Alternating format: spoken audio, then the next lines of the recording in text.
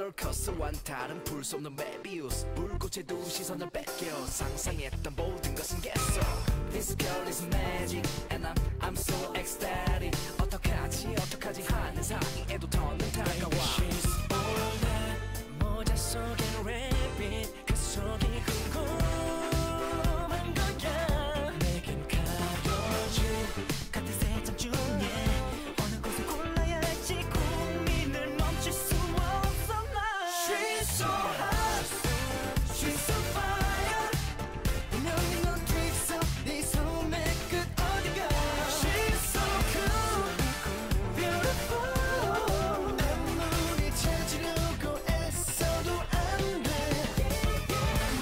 내게 날아올라 two of us 다시 내게 빠져 two of us She's so hot She's so fire 황홀한 magic magic magic magic tricks 완전히 흥분해 girl 거기가 충분해 위드해 너 이 틈에 넌난 가두고 slow motion 자 어서 빠져나가봐 나를 빠져나가봐 절대 쉽지 않은 girl all around the world I'm addicted to your magic magic She's so hot She's so fire 지저분한 tricks 이 가슴 속 어디가 She's so cool beautiful 너만이 이 무대를 더 빛나게 해 내가 내게 안긴 그 순간 깜짝 모두 빠져든 순간 She's so hot She's so fire 너와 나의 magic magic magic girl She's so hot sexy girl like 너의 magician 다들 보고 돌리지 못해 so hot 다 외쳐 She's so cool girl 이제 막 시작했어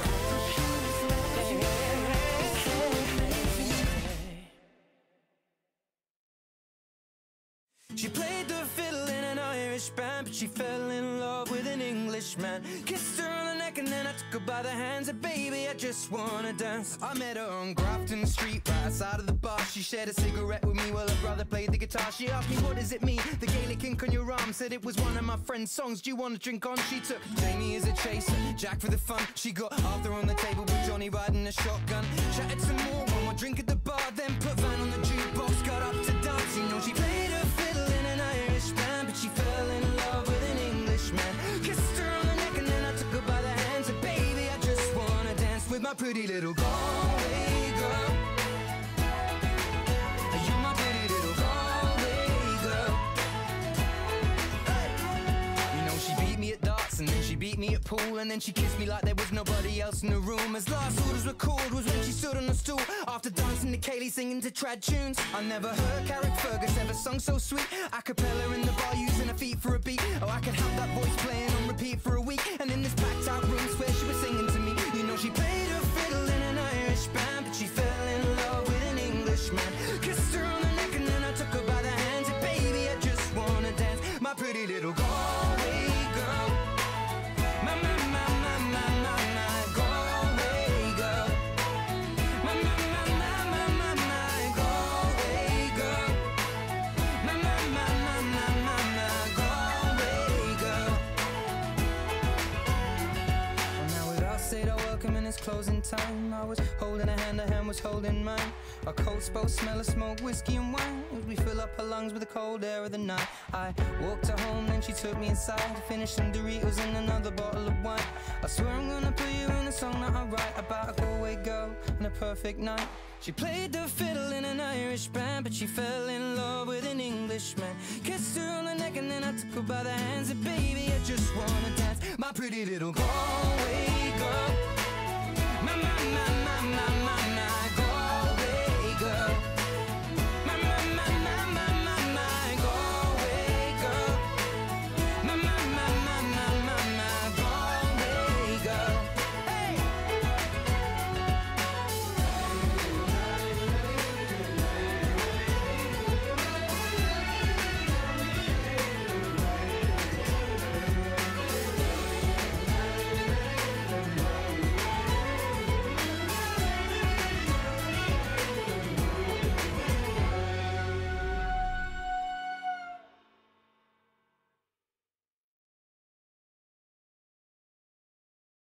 If I was a question, would you be my answer? If I was the mute.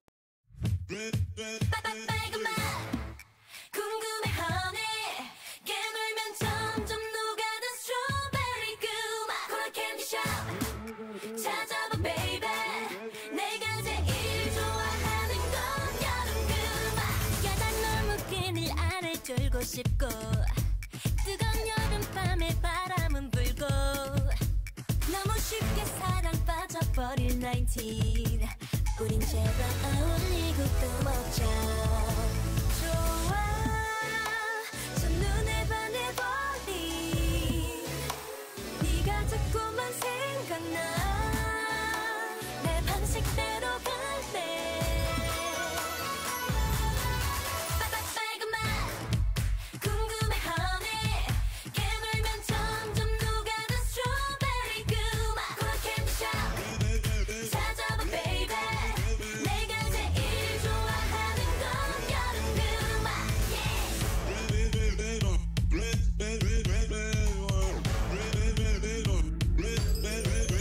일곱 개의 무지개 핀 문을 열어 너의 세상은 짜릿해 멋있어 태양보다 빨간 네 사랑의 색깔 내가 까줄래 내 멋대로 할래 날 봐 넌 뭘 생각하는데 오늘 뭘 할 수 있을까 내 맘대로 상상해 빨간맛 궁금해 honey 깨물면 점점 녹아든 스트로베리 그맛 코라 캔디샵 찾아봐 baby 내가 제일 좋아하는 건 여름 그맛 복숭아 주스 with a sour mix 무 내게 주고픈 칵테일을 brew 그 속에 쨍 고감의 상상 그 이상 기분 up and back but you wanna dance like this 보자 좋아해요 솔직히 긴장이 가면 귀엽지 사랑에 빠져 그냥 우리 rap 말 안 해도 알아주면 안 돼 내 맘은 더 커져가는데 다 흘려버린 아이스크림 같이 이러다 녹을지 몰라 그러니만 해 그러니만 해 너의 색깔로 날 물들여줘 거칠하게 강렬하게 궁금해 honey 점점 녹아든 스트로베리 그맛 찾아봐 baby 내가 제일 좋아하는 건 여름 그맛 내가 제일 좋아하는 건 여름에 너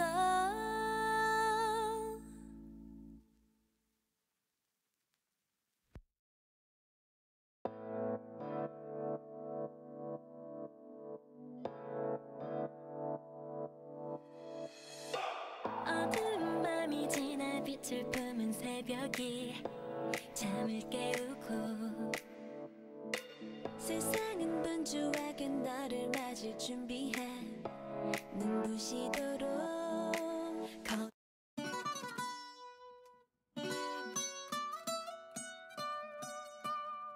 Ay. Fonzie. DY. Oh, oh no, oh no. Oh. Hey. Go. Sí, sabes que ya llevo un rato mirándote. Tengo que bailar contigo hoy. DY. Vi que tu mirada ya estaba llamándome. Muéstrame el camino que yo voy. Oh, tú eres el imán y yo soy el metal. Me voy acercando y voy armando el plan. Solo con pensarlo se acelera el pulso. Oh yeah, ya me está gustando más de lo normal. Todos mis sentidos van pidiendo más. Esto hay que tomarlo sin ningún apuro. Despacito, quiero respirar tu cuello despacito. Deja que te diga cosas al oído, para que te acuerdes si no estás conmigo. Despacito, quiero desnudarte a besos despacito. Firma las paredes de tu laberinto y hacer de tu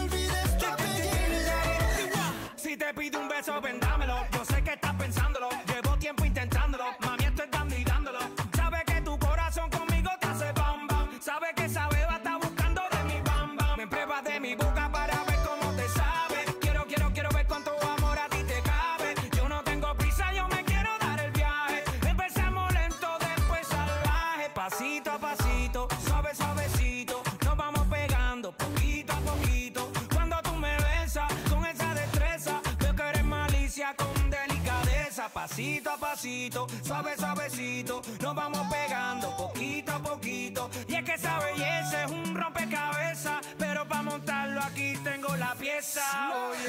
Despacito, quiero respirar tu cuello despacito. Deja que te diga cosas al oído, para que te acuerdes si no estás conmigo.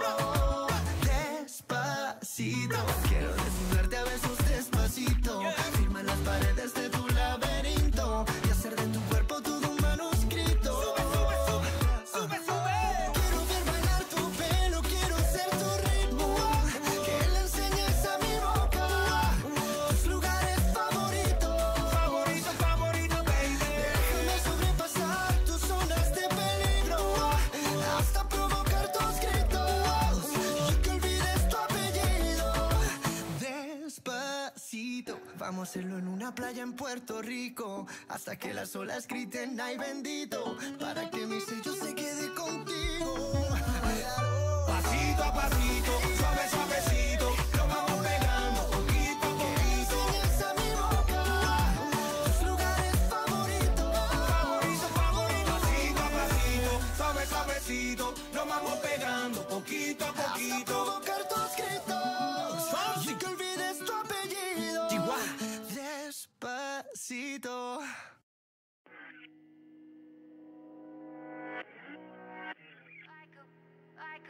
Like a bullet train.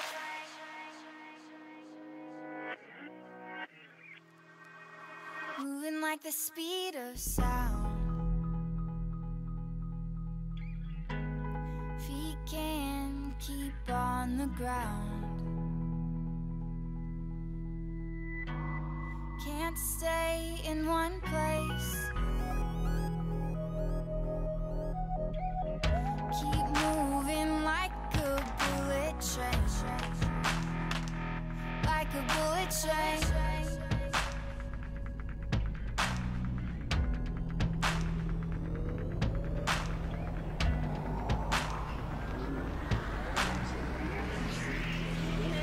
Moving like the speed of sound. We can keep on the ground. Can't stay in one place. Keep moving like a bullet train. Like a bullet train. Like a bullet train. Like a bullet train.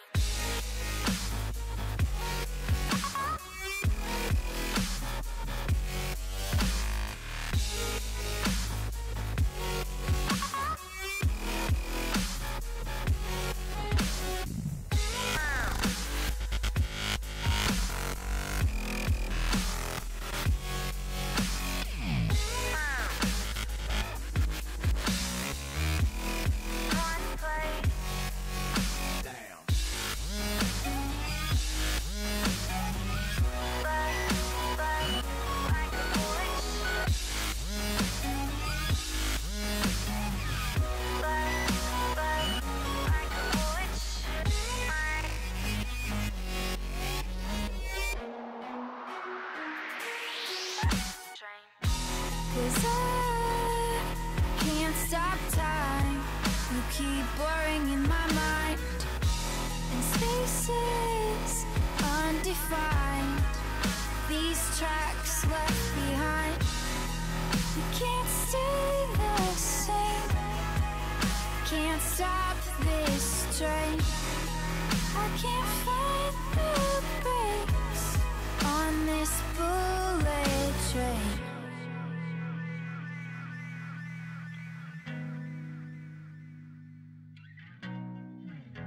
Cause I can't stop.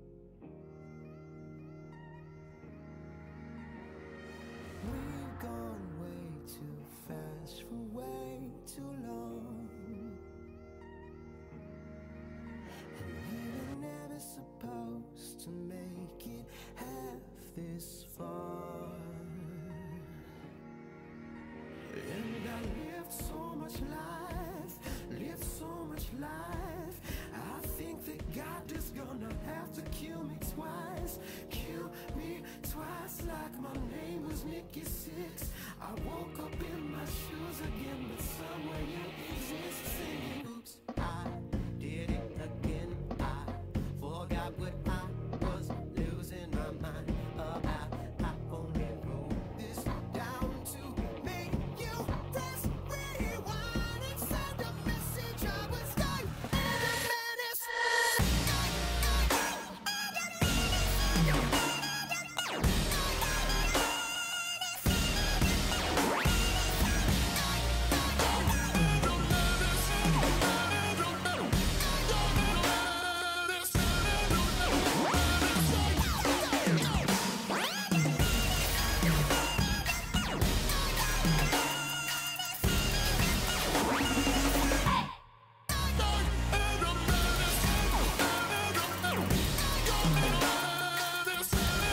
Woke up on the wrong side of reality,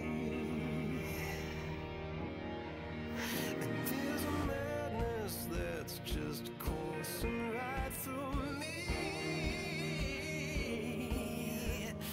And as far as the time, not sure I'm there yet, but I'm certain I've arrived. Yeah. I did it again. I forgot what I was losing my mind about. I only wrote this down to make you press rewind and send a message. I was stuck in a menace.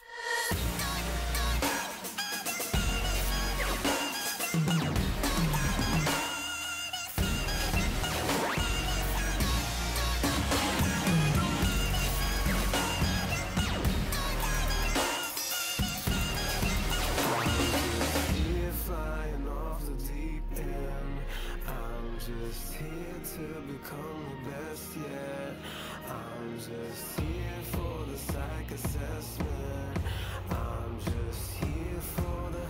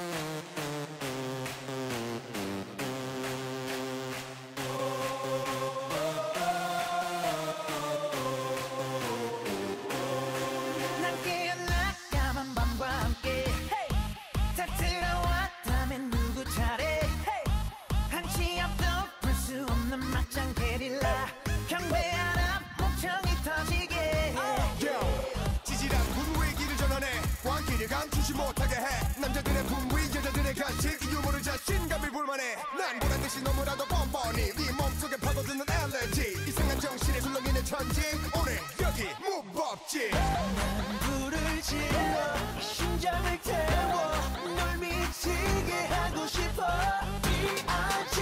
Yeah we been like this 모두 다 같이 손 맞은 것처럼 Bang bang bang Bang bang bang Bang, bang, bang. Bang bang bang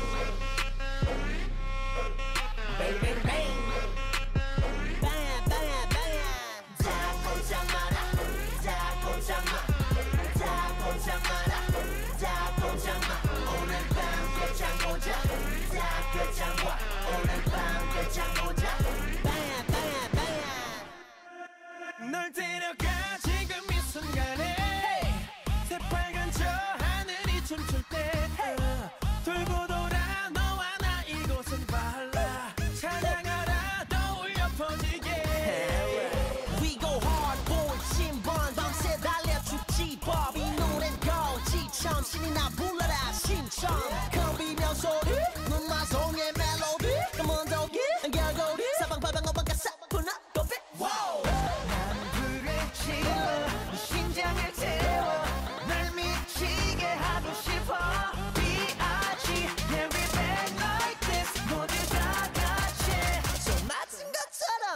bang bang. Bang bang bang. Bam, bam, bam. Bang bang bang. Bang bang bang. Bam, bam, bam. 자 보자마자, 자 보자마, 자 보자마자, 자 보자마. 오늘 밤 끝장 보자, 자 끝장 봐. 오늘 밤 끝장 보자. Bam, bam, bam.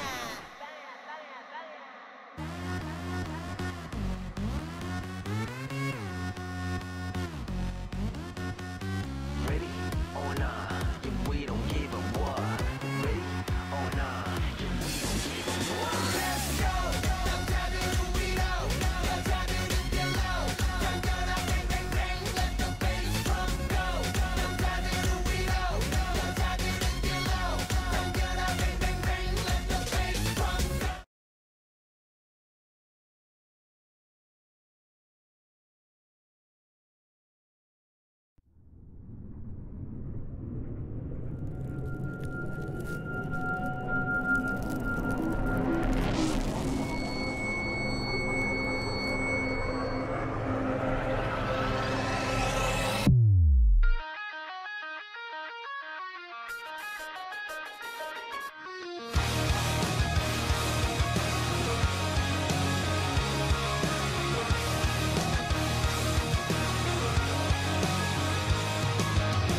Where are the people that accuse me? The ones who beat me down and bruise me. They hide just out of sight, can't face me in the light. They'll return, but I'll be stronger. Gonna want to dream again. Take me where I've never been. I wanna go there. This time I'm not scared. Now I'm unbreakable. It's unmistakable. No one can touch me. Nothing can stop me.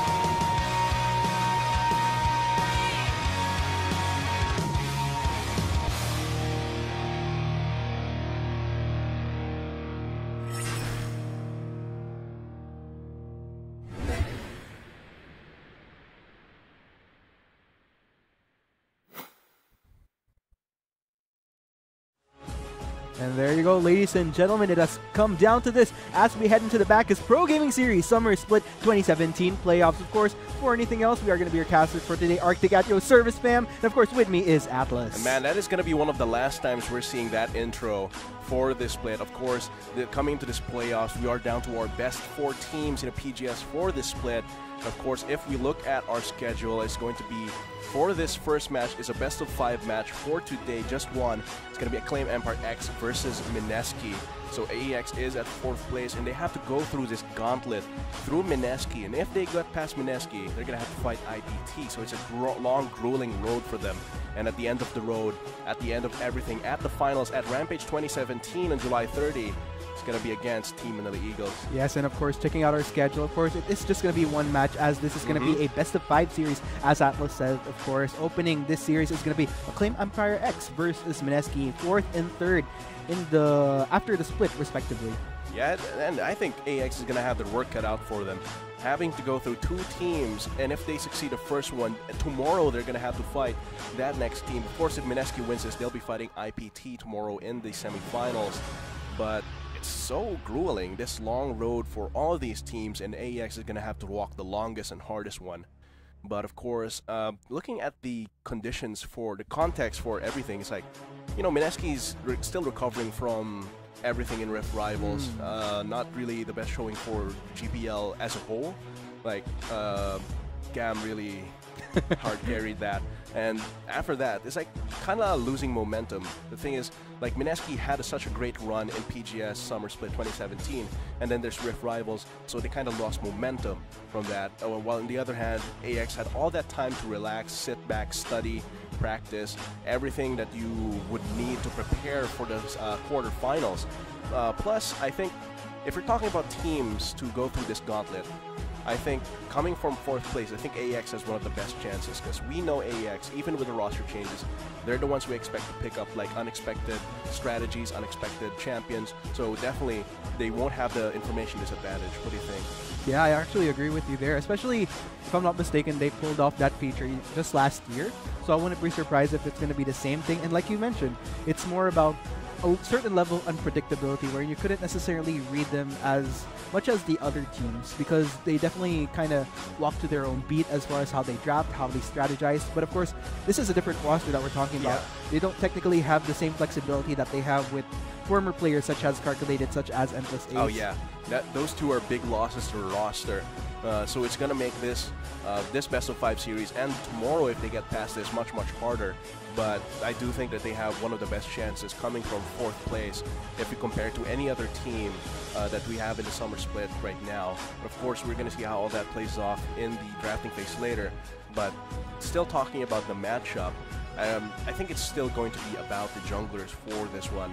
Like if you talk about how James and how Tamsu have been performing, they're both vital to their team's success. So I'm really looking forward to how they play around that jungler. But still, you know, it's difficult. It's very difficult for both of these teams. Actually agree, definitely. Yeah, AEX has to power through this gauntlet, while MSK has to pick themselves up from the fatigue, from the stress of Rift Rivals.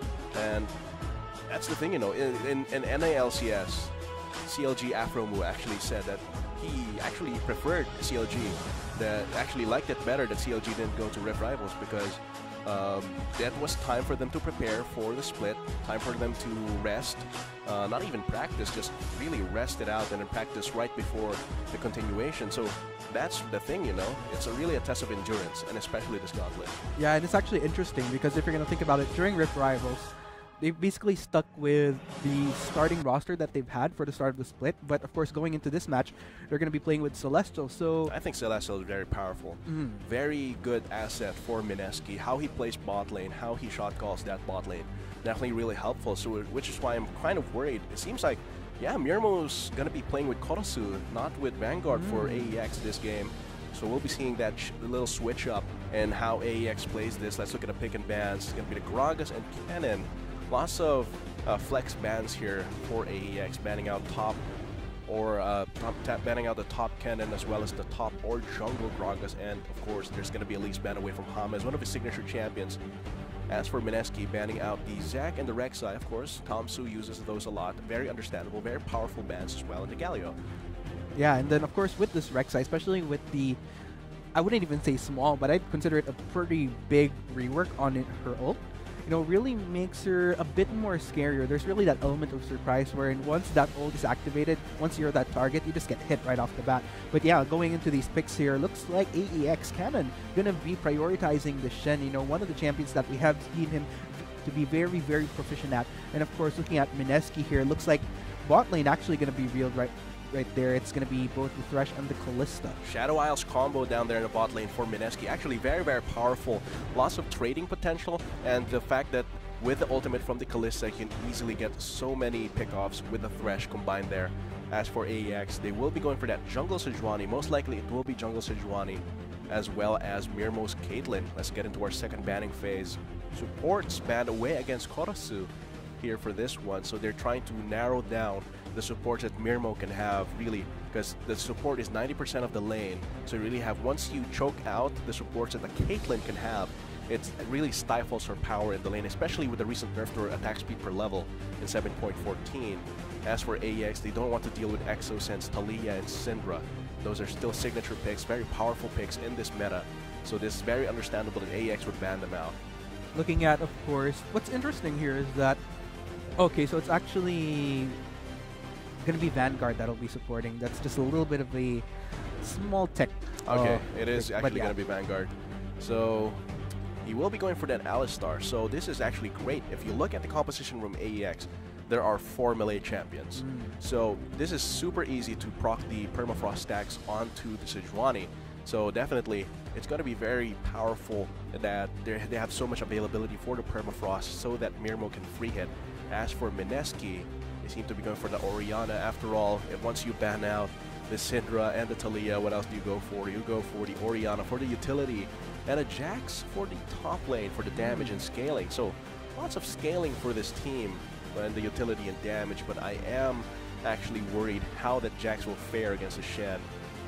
Both of them have ways to avoid auto attacks from each other. And definitely the Jax will outscale the Shen in terms of damage, but the utility from the Stand United, the map control, the map pressure that you can get from it, I'm actually worried for MSK, how that's going to play out for them. Yeah, but of course, with all said and done with both compositions, you know, it's interesting because looking at the draft that MSK has, it's somewhat, this is kind of what I've been wondering, if whether or not, like we mentioned, they've just gone through Rift Rivals. For other teams, it might have been a little bit more of an exhaustion, but at the same time, you know, this was also their window of opportunity to kind of learn in a way from the different teams. So potentially we'll be seeing some of the points that they managed to pick off from Rift Rivals transition into the playoffs for PGS. So we'll just have to see if that's something, because we've actually been checking out some of the footage from Rift Rivals before, as we featured during the previous week. The coach of MSK discussing with the coach of Gigabyte Marine. So, you know, that's a lot of information that you can get. You can pick up from, again, like we've mentioned, Gigabyte Marine is one of the top performing teams. So hopefully with all that knowledge, this will translate to a potential win for MSK. Yeah, they have to make all of that fatigue and stress worth it. If they just got tired from Rift Rivals, there's not really much that they can do for this best of 5. But if they were able to take notes from like Gigabyte Marine's coach as well as Coach Cabbage from Ascension, then that's definitely useful information. But it's the thing that AEX is also quite unpredictable, and how reliable is knowledge against chaos, chaos incarnate as AEX. The thing is, though, it's going to be a very interesting match. Interested to see how much MSK have learned from the Rift Rivals. And I'm also interested to see how much AEX has improved ever since their previous games. The growth that all these teams have gone through, not just these top 4, but the bottom 4 as well, the growth that they've gone through coming into this point, into the playoffs, is definitely impressive. Like, we've seen growth from Jengski, we've seen growth even from Asian Arena, but of course, let's look at our featured matchup for this game. It's going to be, as I talked about, James and Tamsu, both very powerful junglers. GPM, a little bit of James's side, while Tamsu does focus a lot more on farming for this season, actually. A lot different from the Tamsu we saw in the previous season, where he had such high kill participation. For this one, his KP is a little lower, but he's still definitely there when the team needs him. I'm actually, As for James, yeah, high kill participation for the season. I'm actually wondering in which case, because with Tamsu, like if you look at the previous splits, like when I think of junglers in the PGS, I ultimately think of Tamsu, but of course, with the splits past, I felt like with all these teams, a lot of junglers have stepped up. Like we mentioned, of course, James is definitely one of them from MSK. We have Spear from Jengski. Like all these different junglers really performing for their respective teams. So I'm actually wondering if it's really more of all these junglers suddenly popping up, or is it Tamsu himself? Maybe is it the adjustment of having this new roster, or maybe it's also the new meta, like how different junglers are in this. Yes, definitely with this new, with all this meta. So this technically definitely takes a little bit of a toll on how he could play out, because junglers aren't as dominant as they were during last year when we really saw champions such as Graves just really pick up the speed. There are no longer a lot of carry junglers. Even here, Tamsu's Zac is banned on the tank role, but junglers still have a lot of control. While they've lost their hard carry potential, like with the Graves, they definitely gained a lot of tools to actually snowball the rest of their team. The map control and the pressure that they can put out, that's going to be the battle of the junglers here, on how they pressure, how they snowball their teams, how do they play to their team's win conditions. That's definitely the most important part for this matchup, and the entire map will feel this, from top lane to bot lane. Whichever of these junglers performs better in this game, in this best of 5, it's definitely going to be the deciding factor to which team is able to make moves in the mid game, because both of these teams, they like making moves once mid game comes.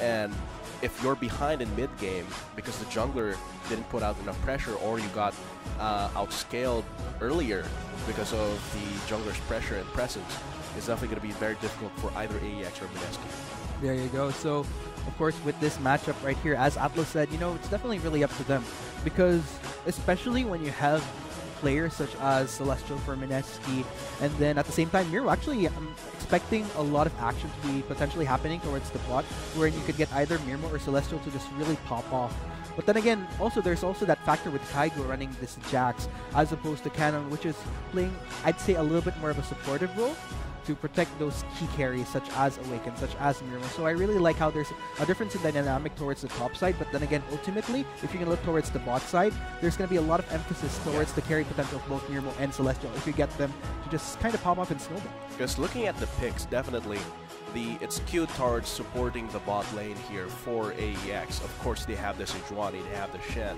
All these tools to keep this the Caitlyn alive are definitely going to be useful. Mirmo will have a lot of really great support system, a lot of shields, a lot of defensiveness on his side. So, of course, all of this will combine into him being a beast in late game if he gets those free hits out. But the danger is the fact that the damage, the scaling from MSK is not to be underestimated as well. They have a Jax. Really, they have a lot of damage threats. On the other hand, for AEX, they have 1 or 2 damage threats only. So that really is a danger that they have. They have the safety of the late game with the Caitlyn, but they have to focus everything. They have to double down on that Caitlyn. If the Caitlyn doesn't pay off, they just lose everything. Not to mention the fact that even in the earlier phases of the game, AEX, with Mineski, what's interesting here is that they have a lot more riding on really getting things going for the Jax, as well as for the Kalista to an extent. So if ever Mineski just really pops off as far as the earlier phases, I'm kind of worried for AEX. Let's say even with the utility to kind of give protection to those carries, because once you get that Jax going, that's going to be very, very scary. And with the ultimate from the Kalista, there's definitely a lot of potential to just go up and force team fights that the Caitlyn doesn't want, that AEX doesn't want. With so much tools to engage and like go in for the ultimate, then throw in that Thresh. He goes for his full combo with a box, with a Flay, stun someone with a death sentence, and he dark passages the Jax in. He gets a free gap close.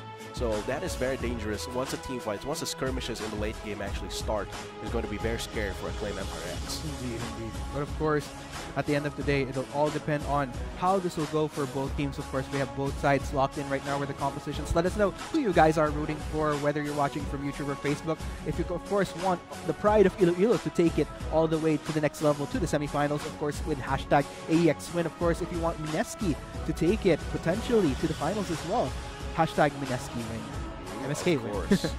MSK win or AEX win. It's definitely going to be a hard matchup, but coming into this, Acclaim Emperor X versus Mineski, AEX has a long road ahead of them, long and hard road ahead of them, and this is just the beginning. So we'll see how all of that plays off. Their first steps in the playoffs of PGS Summer Split 2017. We'll see how it goes at a Rift.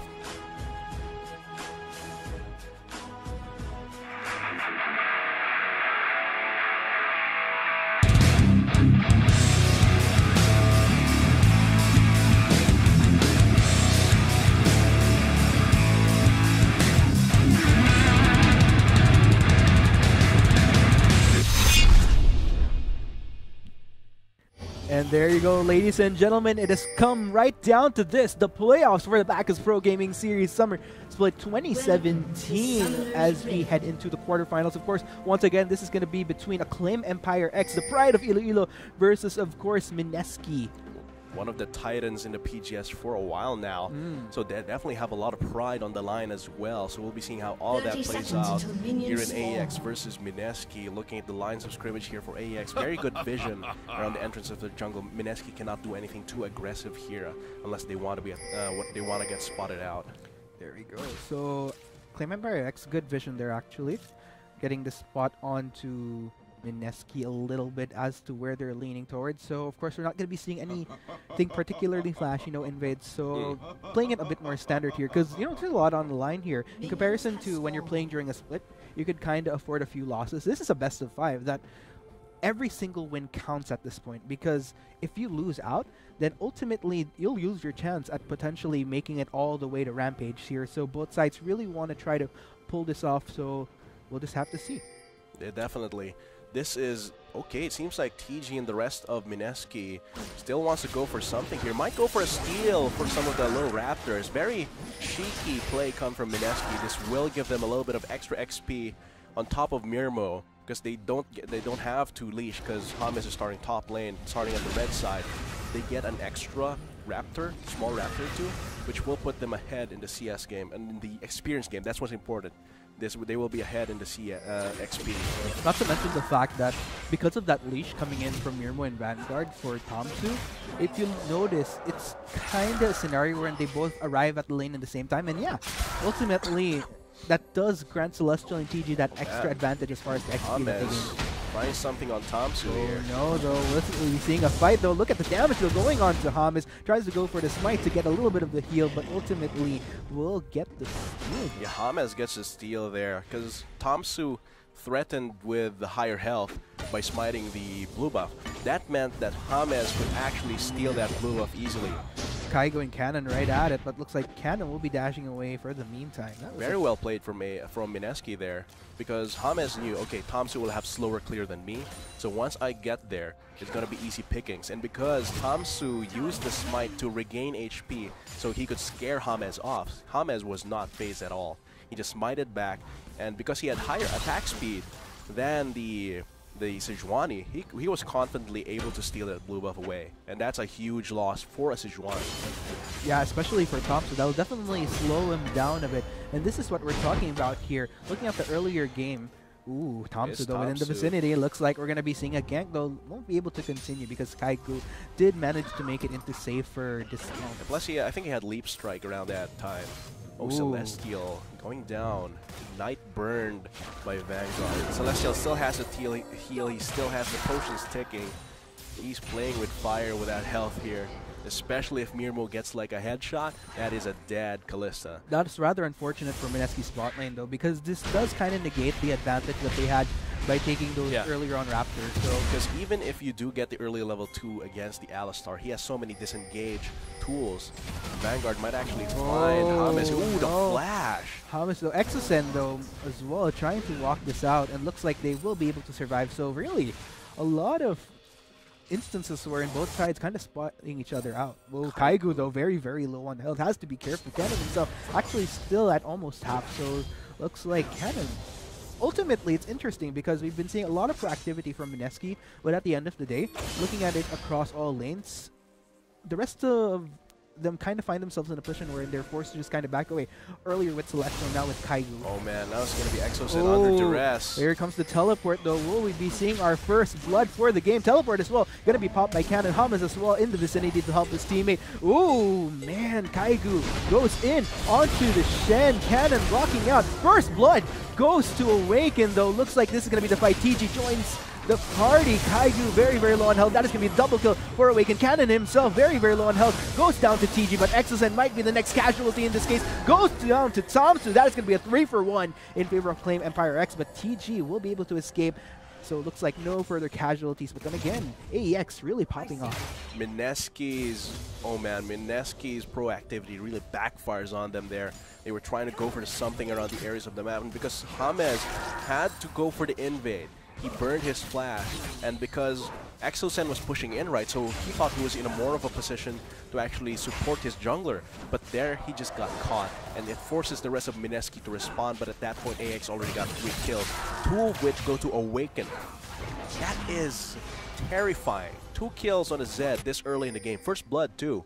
2 kills early on that Zed. It's going to be very, very scary for that ninja. Once Awaken starts roaming around, once he starts assassinating people, once he gets level 6, it's going to be terrifying. The fear will be tasted by Mineski. They will have to be very careful around that mid lane. Serrated Dirk. That is a huge pickup at 6 minutes. And of course, with this, Mineski really has to look out because, again, when you're looking at champions such as the Jack, such as the Kalista, but looks like we'll be having a little bit of initiate coming in from Vanguard though. Celestial goes for the kiting. Vanguard himself might find himself in a very awkward position, taking a lot of those auto attacks coming in from Celestial. Won't be going down just yet. Doesn't get the proc on the Ren regardless. Sonic Wave, if that would have hit, I think Vanguard would have died there, even with Ignite to scare them off. Tomsu's right around the corner for some support, but I think this is just going to be a short push come from Mineski just to shove it away. Hook connecting on to Tomsu though. Goes down, gets the kill though. Going to Hamas, but looks like Mirmo himself. Looks like Mineski trying to go for a little bit of an awkward dive though. They have to get out of dodge here. Outs, but still very well played there by Mineski, getting that kill under turret, not to mention. The dive there, very, very well played. I like how TG was taking the turret aggro for a while they attempted the dive, but that would have been too dangerous. Even having to burn the heal is actually pretty big there. But of course, they do get a kill onto James, which is great considering his death down there up there in mid lane. So after that, this is going to be a little bit of a reset. Tamsu still has more gold than James, but James is not completely out of the fight just yet. Yeah, good little balance there by MSK, you know, kind of to make up for the fact that, again, we've been talking about how Awaken 2-0-1 on this Zed. Not exactly, if you're on MSK's side, not exactly the best scenario for you, especially considering just how scary that Zed might be if Awaken does continue to pick off when you have squishies such as the Callista in a way. So, but overall, you know, I like the proactivity really balancing out by making sure that the bot lane is well taken care of, because in this sense, Exosen might struggle a little bit.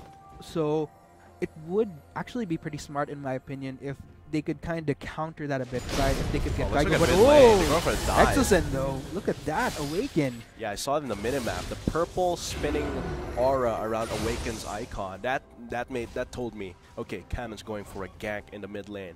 Using the Stand United proactively, going for a kill onto Exosen, another kill onto Awaken.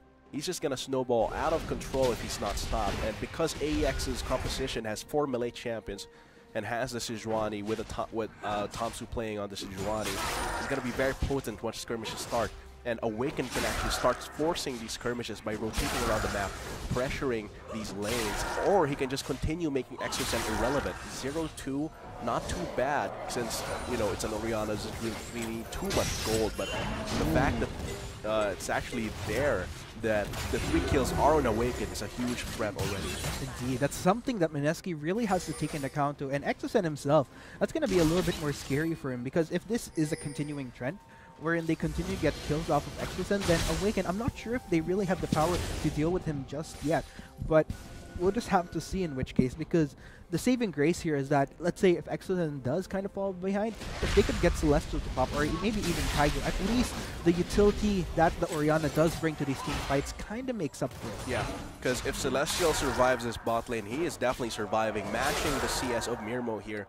And if Kaigo, actually ahead of Cannon, because Cannon has been moving around the map with his ultimate, he can if he just survives this, he has 1 death and 1 assist. That is completely fine.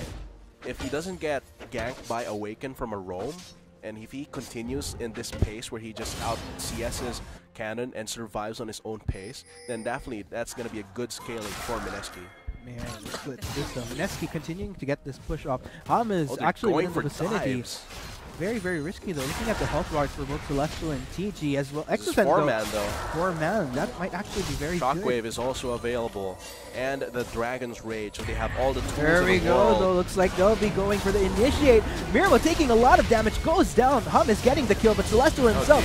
There goes Cannon. There goes Awaken as well. We have a full-on fight here. Tamsu just within the vicinity to respond. Awaken very, very low on health, though. James taking a lot. Double kill going to Cannon. Looks like Kaigo might be the next casualty here. Tries to go onto Awaken, succeeds, but will be going down in exchange. That is going to be a 2 for 3 in favor of Acclaim Empire X. Oh man, what was James thinking going back in there? He should have known with how long that fight was going and how long MSK was posturing for that tower dive. He should have expected that Tamsu and the rest of AEX would be converging on there, and him going in, nah, that was unneeded because he just died without taking anything in return. Kaigo got the shutdown, which is huge. That's around 500 gold to a hyper carry, which is actually huge. But if you consider it, now Cannon is 2-1-5. That is a great KDA. Plus Awaken got another assist on top of that. So this is going to be very scary for MSK, because right now Exosen is just going to continue feeling the pain here. He didn't die that fight, but the fact that his lane opponent is popping off so hard is going to be very difficult for him in the mid lane. And what's kind of worrisome here for MSK is that if you're going to notice, Celestial kind of a little bit behind. Sure is up on CS, but then again, if you guys did notice, he did succumb early on during that clash. Ultimately, one of the priority targets, which is why he died out early. So, kind of missed out on potential assists, which would have helped him propel. Still going for dives. Going for the dive here onto Mirmo, really wanting to shut down Cannon. Goes for the Stand United, though. Looks like James in trouble himself, but actually gets cancelled. Looks like Mirmo going for the auto attacks. Vanguard, good zoning. Wow.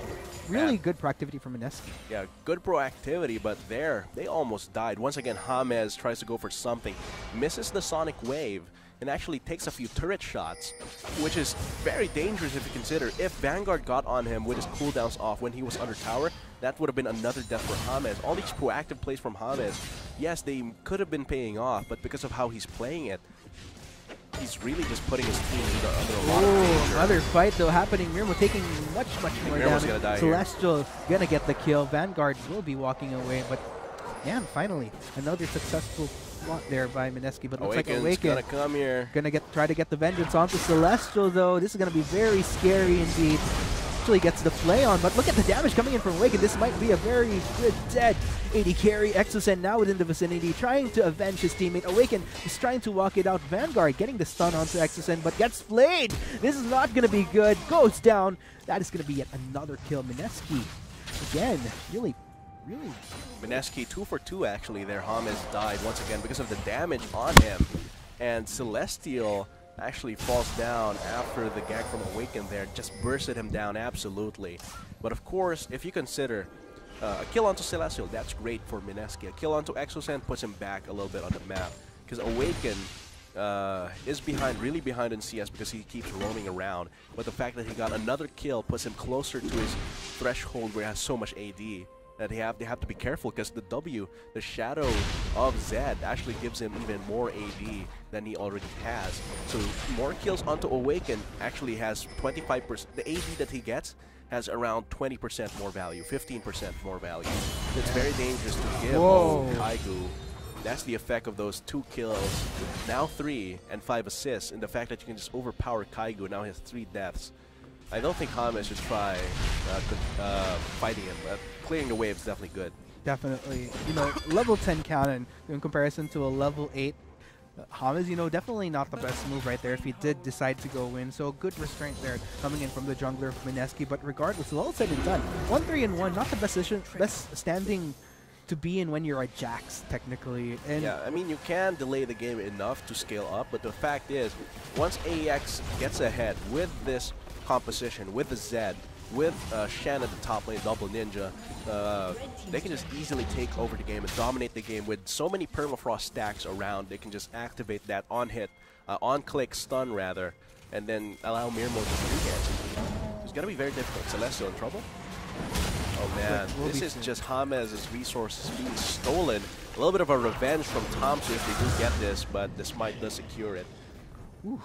They might be in trouble. Mineski's waiting around the corner. Looks like the hook will be connecting on to Tomsu though. Tank though. Yeah, not exactly the best target though. Looks like AEX still very much in a good position. And this is kind of worrisome because if we did notice, Mineski within the first 10-12 minutes was really exerting a lot of their effort to try to shut down Mirmo. But it didn't really result to anything particularly fruitless. Sure, there's 2 deaths onto that Caitlyn, but if you're going to look at the overall picture for AEX, when you have champions such as the Shen, such as Awaken, even on the Zed, really ahead, it kind of negates trying to shut down Mirmo because there's other threats that need to be considered. Plus, it's an assassin, and if you're banking on your hyper carries on Kalista as well, your Kalista is going to be taken out of the fight very, very easily, even with the Thresh there. Even with a Dragon's Rage from James, it's going to be very difficult to defend Celestial. If Awaken continues getting these kills, getting these assists, it's going to be very difficult indeed. So they have to go for something, an objective, a good dive, because the dives that they keep going for bot lane, the fact is AEX has Shen, and they have a lot of mobility as well from Tomsu. Might be going for something onto Awaken. Making a lot of damage. It looks like Awaken will be retaliating. Won't be able to go still down. going Here's for Tomsu though. There goes Prison will be... Might be that right there. Ooh. Wow, good save there by Cannon, just in case that turret did connect onto Awaken. That's going to be another kill onto Awaken. Fearless, even with that little health. He was still able to get the kill onto Exocen with the help of his team. And that's the thing. Cannon has been doing so much, as well as Tomsu, to make sure that their carriers get ahead. Mirmo might be in trouble, however. Look at the damage going on to Celestial. Here comes the teleport play coming in from Cannon, though.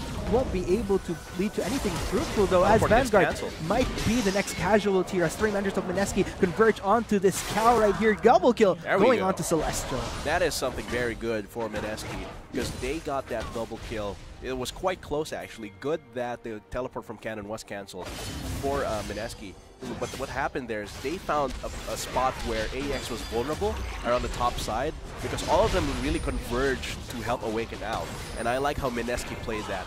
They just made sure, okay, let's get them where they're weakest, but now it might be Mineski under attack. Ooh, we're actually seeing a fight here. Acclaim Empire X really at it. Oh, not and wanting if they Mineski lose at this Rift Herald, it's going to be huge for the next push from AEX. Thomas has to look out for himself, though, a little bit on the lower end of the spectrum in terms of health. It looks like Exosen within the vicinity, just in case things do get nasty. Acclaim Empire X, though, really trying to poise themselves to take this Rift Herald. Oh, he might be in a position to steal it. There we go, though. It's like ultimately we'll be Too going to dangerous, Acclaim Empire X, though, but still. With all said and done, that was Mineski getting the initiate onto Rift Herald. Acclaim Empire X, though, with enough of that sense to kind of dig in, you know, something a little bit fishy here with Mineski taking that Rift Herald. Yeah, they were in a position to actually steal it, and they did.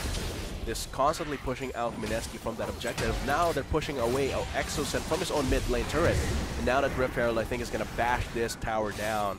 Demolition job straight up from AEX. And yeah, even though Mineski got a really good pick off there on the bot lane of AEX, it was still kind of bad for them because they still lost the Rift Herald, which gave the turret, which I think is equivalent in terms of gold to the 2 kills down there up their top. I like the fact, though, that Mineski really trying to take the extra measures to get Celestial up and going, to kind of make up for the rest of, again, everybody just kind of not exactly in the best position right now with Kaigo on this Jax, the Lee Sin, the Orianna, not at optimal speed just yet. So regardless, hopefully Celestial is that hook in the barrier. Once they could get him going on, and that could potentially be the turnaround for Mineski. But then again, what's 1 star right now for Mineski in this Kalista in comparison to, again, Cannon and Awaken on this Shen and Zed? Again, the Shen really good because he will grant that protection through the Stand United. And he deals a lot of damage as well. He is building that Titanic Hydra and into the Sunfire Cape. So the longer he is in a fight, the more damage he deals. So Mineski is going to have their run for their money here because the fact is Kaigo has not reached the point. Even with the Triforce, he doesn't deal as much damage as Cannon and Awaken and the rest of the AX squad combined. The fact once a team fight starts, AX will snowball out of control once they get a pick off from Awaken onto like Celestial or Exosen. Yeah, 11 and 8 now on our scoreboard. Definitely looking good for Acclaim Empire X so far. But then again, Mineski, again, this is what I'm talking about here. A lot of proactivity with getting Celestial, but looks like won't be able to get the kill onto Cannon. But this is what actually, Blasting Cone in Cannon. That fortunately the hook misses out, but looks like we'll be able to dash out to safety regardless. Awaken, though, going on to Kaigo. A lot of action across the map here. There goes for the ult. Looks Kaigo trying to get the stun, but I don't think that'll stop them from taking him down. Awaken gets the kill. Once another kill for Awaken. Now he's 6-2 and 2. The gold is just racking up on this Zed. It seems like Mineski is trying to go for something in this mid lane, but it seems like Mineski, Hame is actually now in danger. Exosen will be able to respond, though, for the safety just in case.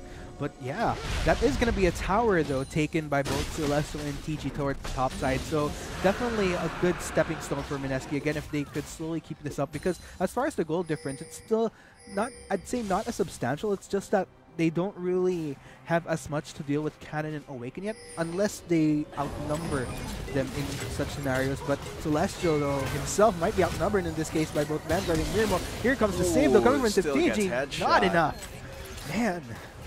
He still got headshot there. That bullet was magical. It just followed him. It arced to actually follow him. I don't think bullets are supposed to work that way, but Mirmo takes another 1 kill. Indeed, and with all of this is what I've been talking about here. Like, if they could get Celestial to slowly pop up, but again, that's not exactly the ideal scenario wherein Celestial himself is the one that gets picked off, in which case, and especially with the kill going to Mirmo, because they've been trying to set Mirmo back, but with that small kill, it kind of allows Mirmo himself to get back on equal footing.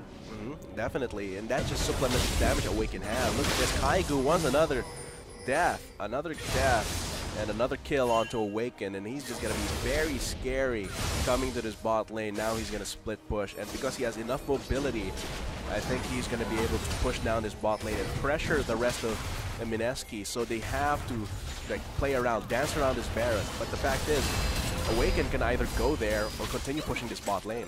Yeah, that was quite the resources taken out to Cannon, but looks like good thing, though, is does stop AEX from taking that Baron regardless.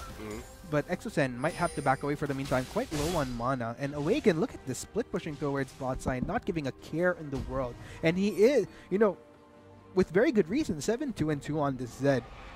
And we have seen just how scary he is, easily going 1v1 against Kaigo, but looks like AEX will go back on this Baron. At this point, Awaken doesn't need the support of Thompson and Cannon to one-shot anyone that tries to stop him. Even Kaigo, who is one of the best chances of Mineski of actually stopping this assassin. He's just way too difficult. Kama is in a position to steal after TG goes for the Dark Passage, but it's going to be a hard one. I think they have to leave the Baron at around 2,500 HP. Kaigu teleports, so that is going to be Cannon with a teleport advantage. They go back to it. Ooh. Oh, cheeky play coming from AEX. Cheeky But here indeed. they go. That's going to be the fight, though. Knockup coming in from the Kalista right there from TG. Here comes the ice. Looks like Mineski really trying to take it down onto AEX. Vanguard himself, very, very low on health. A lot of low members coming in from AEX right here. Oh, being dropped down. 2 members taken down. Triple kill for Exos, and only Mirmo and Awaken, the only surviving members. Make that 4 members of AEX down. Awaken, the only surviving member here. And this will prompt Mineski rather go for this Baron. Wow. Oh, Awaken's going to go for something. He has the Ignite. He has the Flash. He has a lot of AoE damage. Is this going to be Mineski throwing this Baron away? It seems like they get a shutdown onto Awaken, but this does stop the Baron, which I think is worth it. He gets 2 kills on top of that. So being able to stop the Baron is definitely great. I think AEX, they lost that. But they were able to recover, salvage the situation by stopping the Baron and giving Awaken 2 more kills. Indeed. So I think that's worth it for AEX. Definitely, and if with all said and done, regardless, Awaken definitely in a great position there. I like the fact that he just kind of restrained himself. Clearly would not have been able to go for the steal. In fact, if anything, as seen, was able to halt the Baron, not to mention the fact that really capitalizing on the rest of Mineski. Those were a lot of very low health bars across the board for those 4 members that were And even using Ignite that fight. Indeed. So, in the end, I think AEX really misplayed that. They went for a very cheeky Baron. They should have pulled off completely once Kaigo teleported, but instead they go in once again to the Baron, thinking that Mineski was already scared off. But since that Baron put them at so low, that left them open for an engage. And I think they should have just turned. Vanguard might be in trouble, but he is tanky. Very, very tanky. But there's no one to support him around this those area. are 4 members of Mineski converging onto him. Won't be able to survive this at all. Kill eventually going on to Celeste. Mukau, Alistar, Vanguard milked and slaughtered into this mid lane, and I think this gives Mineski the opportunity to go for this mid lane turret, and this might actually get Mineski closer to closing the gap of the gold. And since it was Celestial getting more kills, now Exosen also has a little bit of kills, while the gold is concentrated on Awaken and Cannon. So at this point of the game, because of the gold distribution, if Awaken gets on the target, that target will die. But because Mineski's gold distribution between the carries, between Kaigu, Exosen, and Celestial are pretty much even, I think they have enough power once Awaken runs out of steam in the team fight. That is the caveat for AEX's huge lead onto Awaken. They have to play this very carefully. James might be in a bit of trouble here, but Go tries to go onto Mirmo. Mirmo will be able to survive though, thanks to Stand United coming in from Cannon. Exosen, the Lantern actually getting the save coming in from TG. They're very, very good. But still, 1 member of Mineski's squad down. And that is James. So this is definitely going to be a call for James, rather for Tomsu to go for the Baron. There is no Shockwave. There is still the ultimate from Celestial. Can they try and go for the steal? That's going to be tricky though, It's with the gonna be very teleport down. tricky indeed. For Kaigu though, so this might actually be a take for Flame Empire X. Exosen taking quite the damage. Cannon actually juking it out with 3 members, canceling any attempt to try to take that Baron. Actually goes down to Celestial. That is going to be almost. There's the hook from TG, but still, Baron still going to Acclaim Empire X. Man, they cannot play it like that. I said Mineski was closing the gap in terms of gold, but when they're playing like this, if James gets caught out for no reason at all, then that means AEX is still going to take this game 1. Mineski, they have so much potential to take this game back in their hands. Their carries are starting to scale up. Kaigu is starting to get the tool that he needs, get the damage he needs. Celestial with the Bork and the Rudans is able to deal a lot of AoE damage on the Rand as a finisher.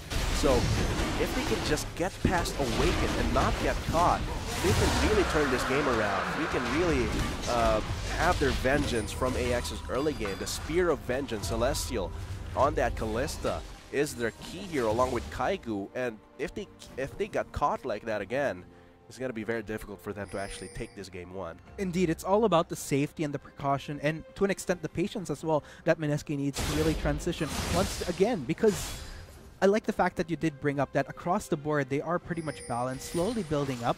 They just need to avoid those pickoffs that allows Acclaim Empire X to still remain relevant in this game. Because if you think about it, once you transition to the later parts of the game, especially let's say if it does come to a point where everybody full up on items, I don't think Awaken will be in a position to really get that easy assassination onto members of MSK anymore. So if they could wait it out that long, then that would be the saving grace for MSK. But the fact that there's a lot of carrots, Awaken shut down. Going to Kaigu is great. Yeah, that is big. Because that means that's a lot of gold onto Kaigu, and Awaken's now out of the map for around half a minute. This allows MSK to go for a power play, possibly in mid lane, if they can catch someone out. It seems like Can is just relaxing, pushing that top lane in. It's definitely, MSK has their backs to the wall, and they have to make a play while Awaken, the richest character on AEX is down, and I think Cannon will be their next victim. Indeed, taking a lot of damage. These are 4 members. Tomsu actually going to try to join the party to save his teammate, though. Vanguard as well. 3 tanky members of Acclaim Empire X, but wow, there goes Mirmo actually within the backline, getting some auto attacks onto Kaigu. This might actually go for the reverse. Kaigu goes down to Tomsu. Looks like things will be reversing for MSK real quick. Exosen joins the party as well. Looks like that is going to be no shockwave just yet, but looks like Mirmo getting the kill onto Hamas as well. Those are 2 members of MSK down. Celestial getting the kill onto Cannon into exchange. Tomsu might be in trouble himself. Will be going down to Celestial. Double kill for Celestial indeed. A little bit of a overcommitment from MSK there. They really walked into that trap, because that was a very tanky cannon, and even with all the support in the world, MSK just fell apart there. But of course, it was in the end a 2 for 2 with Cannon falling down as well as Tomsu. And Celestial was the recipient of 2 of those kills, which put them 7-4-7. And now Mirmo might be in trouble. Exo said, oh, nice Zanyas. There you go. Mirmo will be going down to Celestial, though. Awaken trying to salvage this by going the takedown onto Celestial, but will be able to actually get 2 members of MSK, both the Orianna, both the Kalista, make that 3 with TG down as well. Wow. Oh dear, they overstay their welcome in their own side of the map. And now Awaken is able to catch up, now at 14-4-2 as for his KDA. And that is a very painful Zed. You saw how he was just able to 1v3 that. And that was so scary. And for MSK, and MSK has to always be on their toes. Watch out for Awaken. And when he's dead, watch out for his death timer, because he has a lot of mobility here. And if he's able to catch up and clean up a fight that's been going on for so long, that just leaves them more vulnerable. And if 3 of them are dead because Awaken assassinated them, they can't go for any objectives. Definitely, and the damage output was absolutely insane. If anything, I was actually expecting that Awaken might have gone down after taking like 1 or 2 members. And the fact that he survived, not to mention getting the triple kill on top of that, it's really telling us to how much they still kind of need to respect the damage output because of this lead coming in from Awaken here. Exosen just got casually killed. He wasn't even the real target. He just got spun on with a blaze and then fell down. Indeed. That's the power that Awaken has right now. He can just walk past you. You're not even his real target, and he cuts you down. That's how dangerous this Zed is right now, and they have to be very careful playing around this assassin. And that's the tricky part right there, because technically with the Zonyas on the Orianna was already exhausted earlier because of the threat of being taken down by Mirmo. Lose out on that leaves you much more vulnerable to Zed. And like you mentioned, technically Orianna wasn't even the target in that fight. Awaken was really going hard, trying to take down Celestial in that. Oh, but Thompson and Vanguard might be going for something. And yeah, I agree. And the fact is, you saw how dangerous Mirmo was. Even if he wasn't the most gold value champion here in AEX's team. Oh, this is going to be the 1v1. Kaigu going to try fighting him? Kaigu might actually go for it, though. Looks like he does have the tool. That's going to be the ult coming in from Awaken, though. Who emerges? Oh, looks like Awaken will have to back away, though, because Kaigu is slowly building up. Might not be the best scenario anymore when Awaken he has the him. cloth armor as well as the Warden's mail there. So, and plus the Titanic Hydra, so he has enough tankiness. But now, AEX uses this opportunity to push in mid lane with their AD carry. That is great play coming from AEX. They knew that, okay, we're going to distract top lane Kaigu with Awaken. And let's get this second recruit, which is actually more valuable at this point, meaning that AEX now has more map control. Awaken's hunting grounds is even bigger. And now MSK has to be on their toes even more when warding their own side of the map twice as much. There you go. Looks like Kaigu as well. Going to try to juke it out with Cannon. And this is the tricky part right here. The longer this game goes, the more potent Kaigo becomes on this Jax. Earlier, Kaigo couldn't even deal with Awaken, but because of the fact that he's slowly building up, if this prolongs much more longer, then it's actually Kaigo that Acclaim Empire X might not be able to deal with later on during this game. So again, this is a scenario when I feel as though AEX really needs to seek windows of opportunity to try to close this out, because the more time is exerted, but looks like this might be the kill onto Hamas. So 3 members of Acclaim Empire X converging onto them. Celestial getting the knockup onto the members as well, but looks like things going south real fast for Mineski. That's going to be 2 members of Mineski down, and 3 members trying to run it out here. 5 members of the Acclaim Empire X converging onto them. This is going to be very dangerous indeed. Kaigo tries to get on to Miramos. It looks like Kaigo in exchange will be forced to back away for the meantime, taking a lot of damage. 4 members of Mineski's squad down. Oh dear, they just got engaged on that. I think, I told you, that's the danger. They have so many tools to engage. They have the Alistar combo, combine that with the Stand United into the Shadow Dash, combine that with a Glacial Prison, with all of the CC that Sejuani can come up with.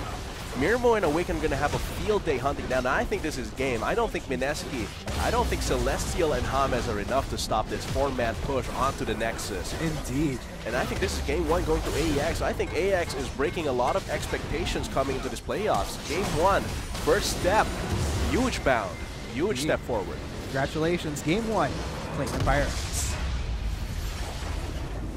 Ooh-wee, man. That was pretty crazy. I mean, yeah. But then again, if you're going to look at it, I feel that there were quite a number of mistakes that were in Mineski. If it was kind of moments wherein either they got picked off, and at the same time, monumentally, it was also a scenario wherein key members of Acclaim Empire X really started to pop off there. And there were a lot of attempts coming in for Mineski. I'll hand them that. I'll give them that. But the problem is, since it didn't really translate into getting kills, if anything, actually put members such as Hamas in awkward positions where let's break that entire game down, because we saw that they were trying to pop off Celestial so much. All those 4-man dives, but can you really go for 4-man dives when there's a Shen and there's a good chance that Tamsu will go for a counter gag? That's just not good play. If that's just putting all of your eggs into one basket. When you have 3, you have 3 baskets to choose from. You have Exos and you have Kaigo, but you're putting everything on Celestial. And even though he dealt so much damage in that game, it wasn't enough, because now Exosen was like left behind to die in the mid lane. Tamsu and Cannon were just constantly going into Exosen, and Hamas was not there to help him out. That was a huge mistake that they made, because it doesn't matter. It doesn't really matter if Exosen gets behind in gold. The problem is if Awaken snowballs, and that's what Hamas was supposed to prevent, and he failed to do that. Kaigo as well. He didn't have any support because the jungler Hamas kept trying to force dives onto bot lane when it was not advantageous. And that's really the story of this game. It kept trying to force Celestial into being the super carry, but they left the rest of their important members behind to die. Indeed.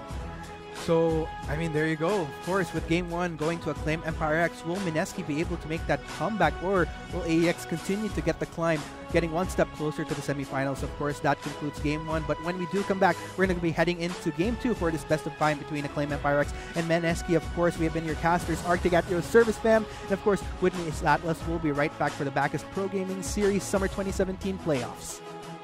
TG joins the party. Kaigo very, very low on health. That is going to be a double kill for Awaken. Cannon himself very, very low on health. Goes down to TG, but Exosen might be the next casualty in this case. Goes down to Tamsu. That is going to be a 3-for-1 in favor of Acclaim Empire. There goes Cannon. There goes Awaken as well. We have a full-on fight here. Tamsu just within the vicinity to respond. Awaken very, very low on health though. Hamas taking a lot. Double kill going to Cannon. Looks like Kaigo might be the next casualty here. Tries to go onto Awaken. Succeeds, but will be going down in exchange. That is going to be a 2-for-3 in favor of Acclaim Empire. Here you go. That's going to be the fight. No knockup coming in from the Kalista right there from TG. Here comes the ice. Looks like Mineski really trying to take it down onto AEX. Vanguard himself very, very low on health. A lot of low members coming in from AEX right here. Oh, being popped down. 2 members taken down. Triple kill for Exosen. Only Mirmo and Awaken, the only surviving members. Make that 4 members of AEX down. Awaken, the only surviving member here. And this will prod Mineski rather. 3 tanky members of Acclaim Empire X. But wow, there goes Miracle actually in the back line, getting some auto attacks onto Kaigu. This might actually go for the reverse. Kaigu goes down to Tomsu. Looks like things will be reversing for Mineski real quick. Exosun joins the party as well. Looks like that is going to be no shockwave just yet, but looks like Miracle getting the kill onto Hummus as well. Those are two members of Mineski down. Celestial getting the kill onto Cannon into exchange. Tomsu might be in trouble himself. Will be going down to Celestial. Double kill for Celestial. So three members of the Flame Emperor X converging onto them. Celestial getting the knockup onto the members as well, but looks like things going south real fast for Mineski. That's going to be two members of Mineski down and three members trying to run it out here. Five members of the Flame Empire X converging onto them. This is going to be very dangerous indeed. Kaigu tries to get on to Miramox. It looks like Kaigu in exchange will be forced to back away for the meantime, taking a lot of damage. Four members of Mineski squad down. Oh dear, they just got engaged on that. I told you, that's the danger. They have so many tools to engage. To stop this four-man push onto the Nexus. Indeed. And I think this is game one going to AEX. I think AEX is breaking a lot of expectations coming to this playoffs. Game one, first step, huge bound, huge step forward. Congratulations, game one, Flame Empire X.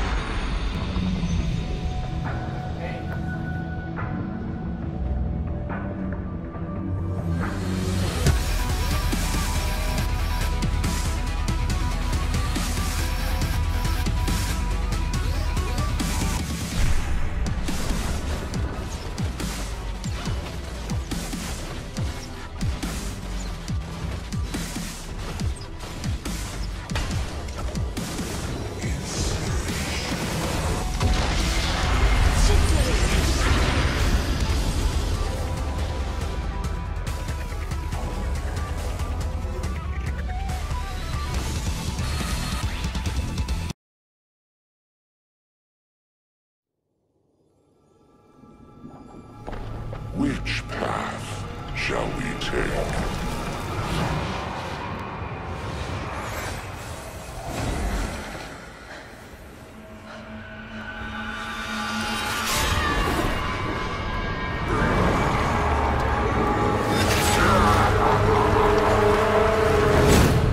I will decide the way. We shall see.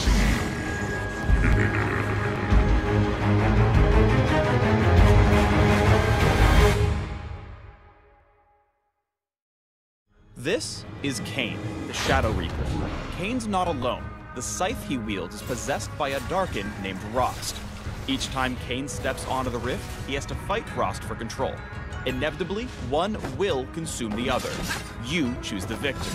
Welcome to the Kain Champion Spotlight.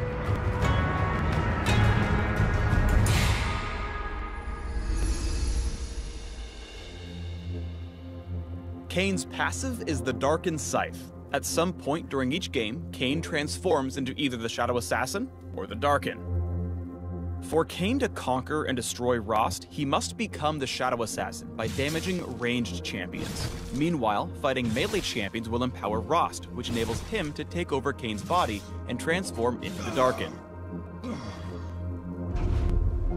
Once either form has won, return to base to attain your final form. This process will amplify most of your active abilities as well as replace the Darkin Scythe passive with an entirely new one based on the form you took.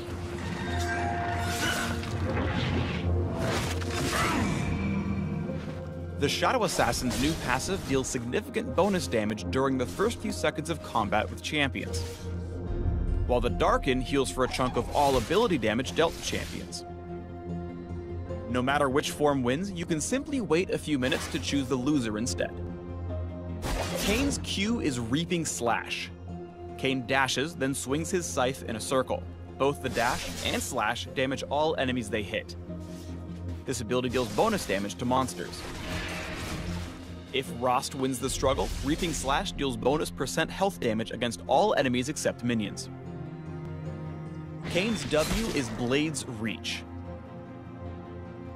Kane rears back and slashes in a line, damaging and slowing all struck enemies. If Kane becomes the Shadow Assassin, the range is increased and a living shadow will strike for him, allowing Kane to move freely after casting. If the Darkin is in control, Blade's Reach will knock up its foes. Kane's E is Shadow Step, which grants a burst of movement speed and the ability to walk through any terrain for a few moments. When he first enters terrain, he'll receive a heal and significantly extend the duration of Shadow Step. However, the extended duration won't be granted if Kane's in combat with enemy champions. As a Shadow Assassin, Kane gains additional movement speed and immunity to slows when activating Shadow Step. I am everywhere. Nearby enemy champions will be alerted of Kane's presence while he's inside the terrain. Because the base duration of Shadow Step is rather short, make sure you're close enough to a wall to actually phase through and extend the duration. When you plan out your ganks as Kane, think about how you can use Shadow Step to invent creative jungle and ganking routes. You have completely unique pathing as Kane, and learning that is extremely important. Even the rift itself isn't big enough to hold back the Shadow Reaper. Kane's ultimate is Umbral Trespass. When activated, Kane leaps inside an enemy champion he's recently damaged. While Kane's ghost riding his whip, he's untargetable and has the option to jump out early. Upon exiting his host, he deals massive damage to the target. In Shadow Assassin form, the cast range is increased and it refreshes the bonus damage from his passive. As a Darkin, Umbral Trespass's base damage is replaced with max health damage, and heals Kane based on his target's max health as well. Basically, use it to chomp on tanks. When you trespass into an enemy, it's like they're a train and you're the world's scariest freight hopper. You go wherever they go, and then you kill the train. Even Zed would be impressed.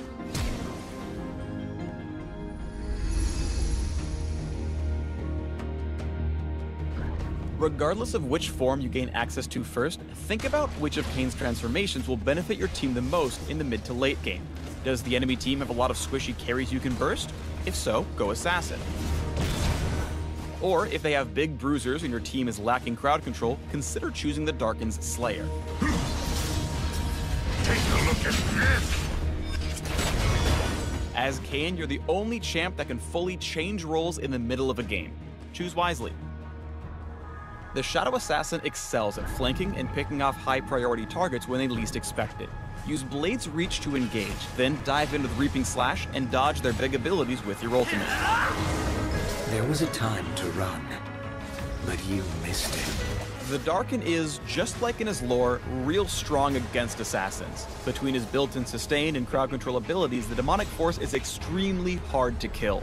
When the situation gets tight, you can heal up with a carefully timed trespass, then knock up your pursuers and slip away into a wall. Armed and ready. Thanks for tuning in to the Kane Champion Spotlight. Click the links below or I'll eat your soul.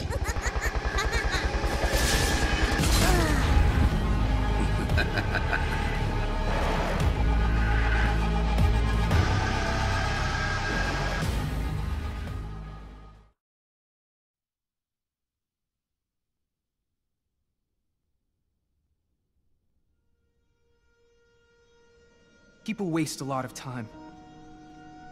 Then they wish for more. They want more hours in their days, more days in their years, more years in their lives. Because if they had all that extra time, they could fix any mistake. I don't need hours or days or years. I only need seconds.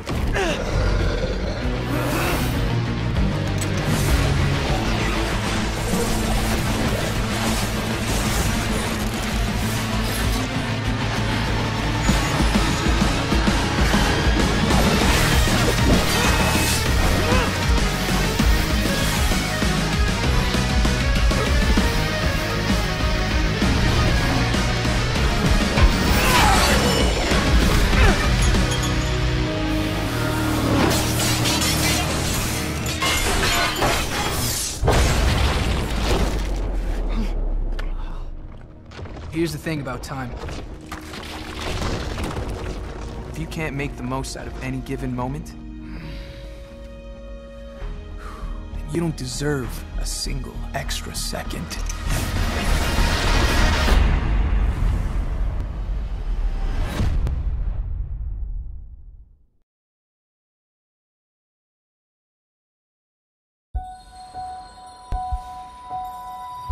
Look within yourself.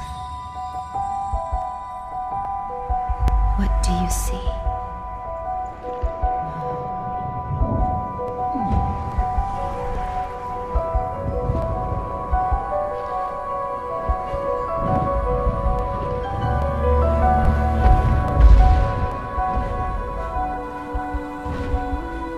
Is your soul a fading light?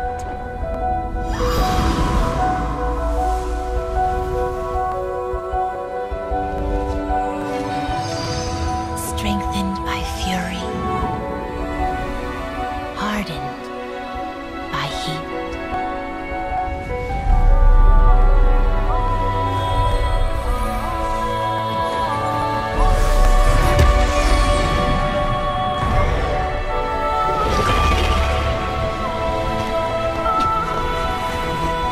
Search deeper now. What do you see?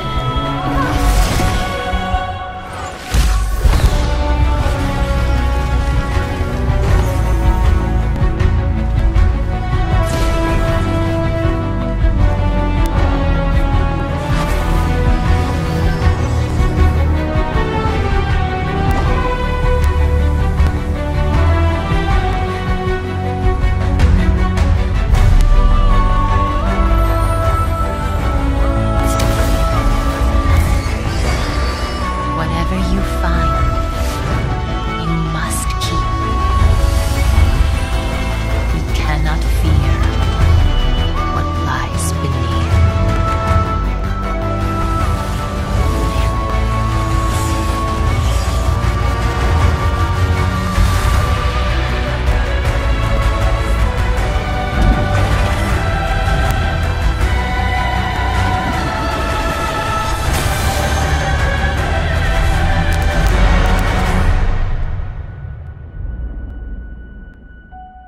Look within yourself. What do you see?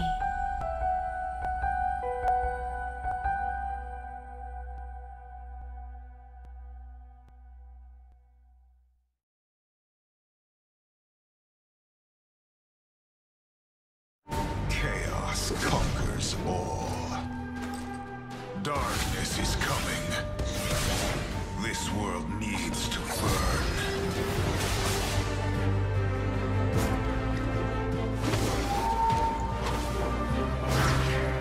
You cannot hide from me.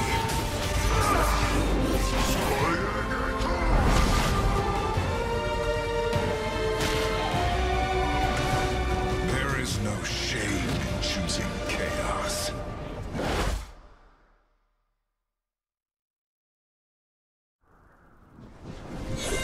Come into the light. I will light the sky with my blade.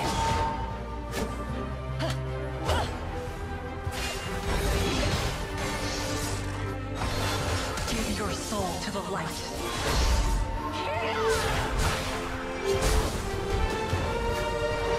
A new light dawns above this world.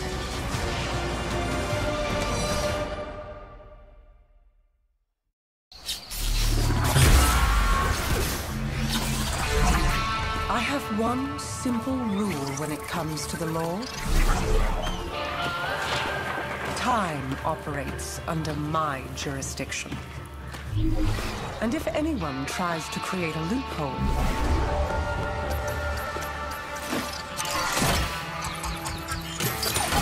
I'll close it.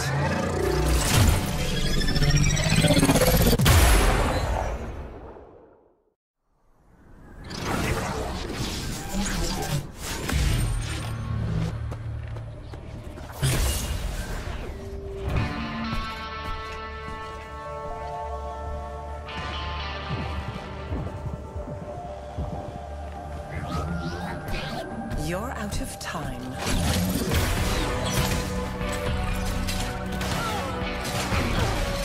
A little proactive preparation.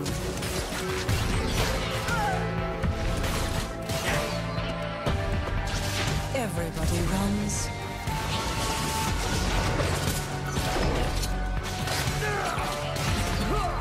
In my sights.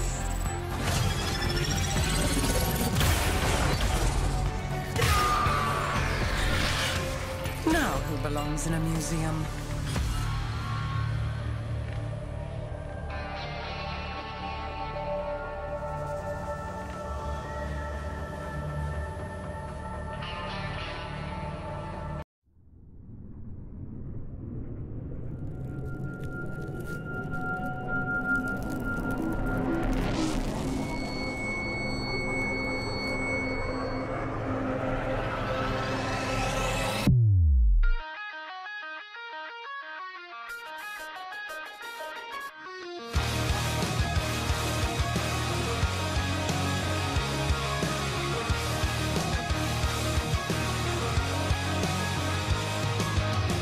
Where are the people that accuse me?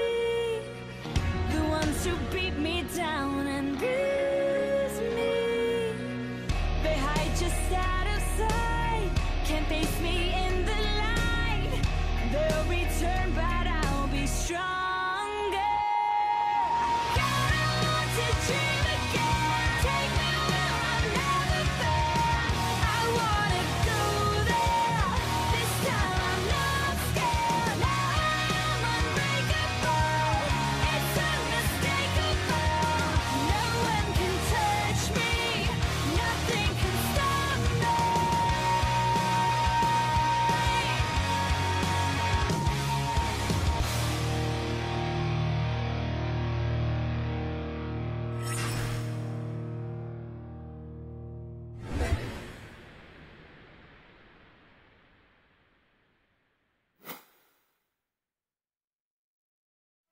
Good afternoon, Summoners, and we welcome you back to the country's most prestigious League of Legends tournament, the PGS Pro Gaming Series 2017 Summer Split. I'm Vulcan, and with me is Arctic. We will be your casters for the very exciting playoffs. After those grueling group stages, we are now on the first day of the playoffs against MSK versus Acclaim Empire X. Yes, indeed. And after a very interesting game one, which does propel Acclaim Empire X to their first victory, one step closer to the semifinals. The question is, will MSK be able to recuperate and reverse things, or will AEX continue their plight towards kind of climbing their way to Rampage? But of course, we'll just have to see. But before that, let's go ahead and check out our schedule just so that we know where we're at right now. Of course, it's going to be only one match for today, as this is a best of 5 series once again between the Pride of Iloilo AEX against the Monolith. I'd say one of the more solid teams that we've seen consistently throughout the PGS MSK. The whole history of PGS MSK will be fighting for their slot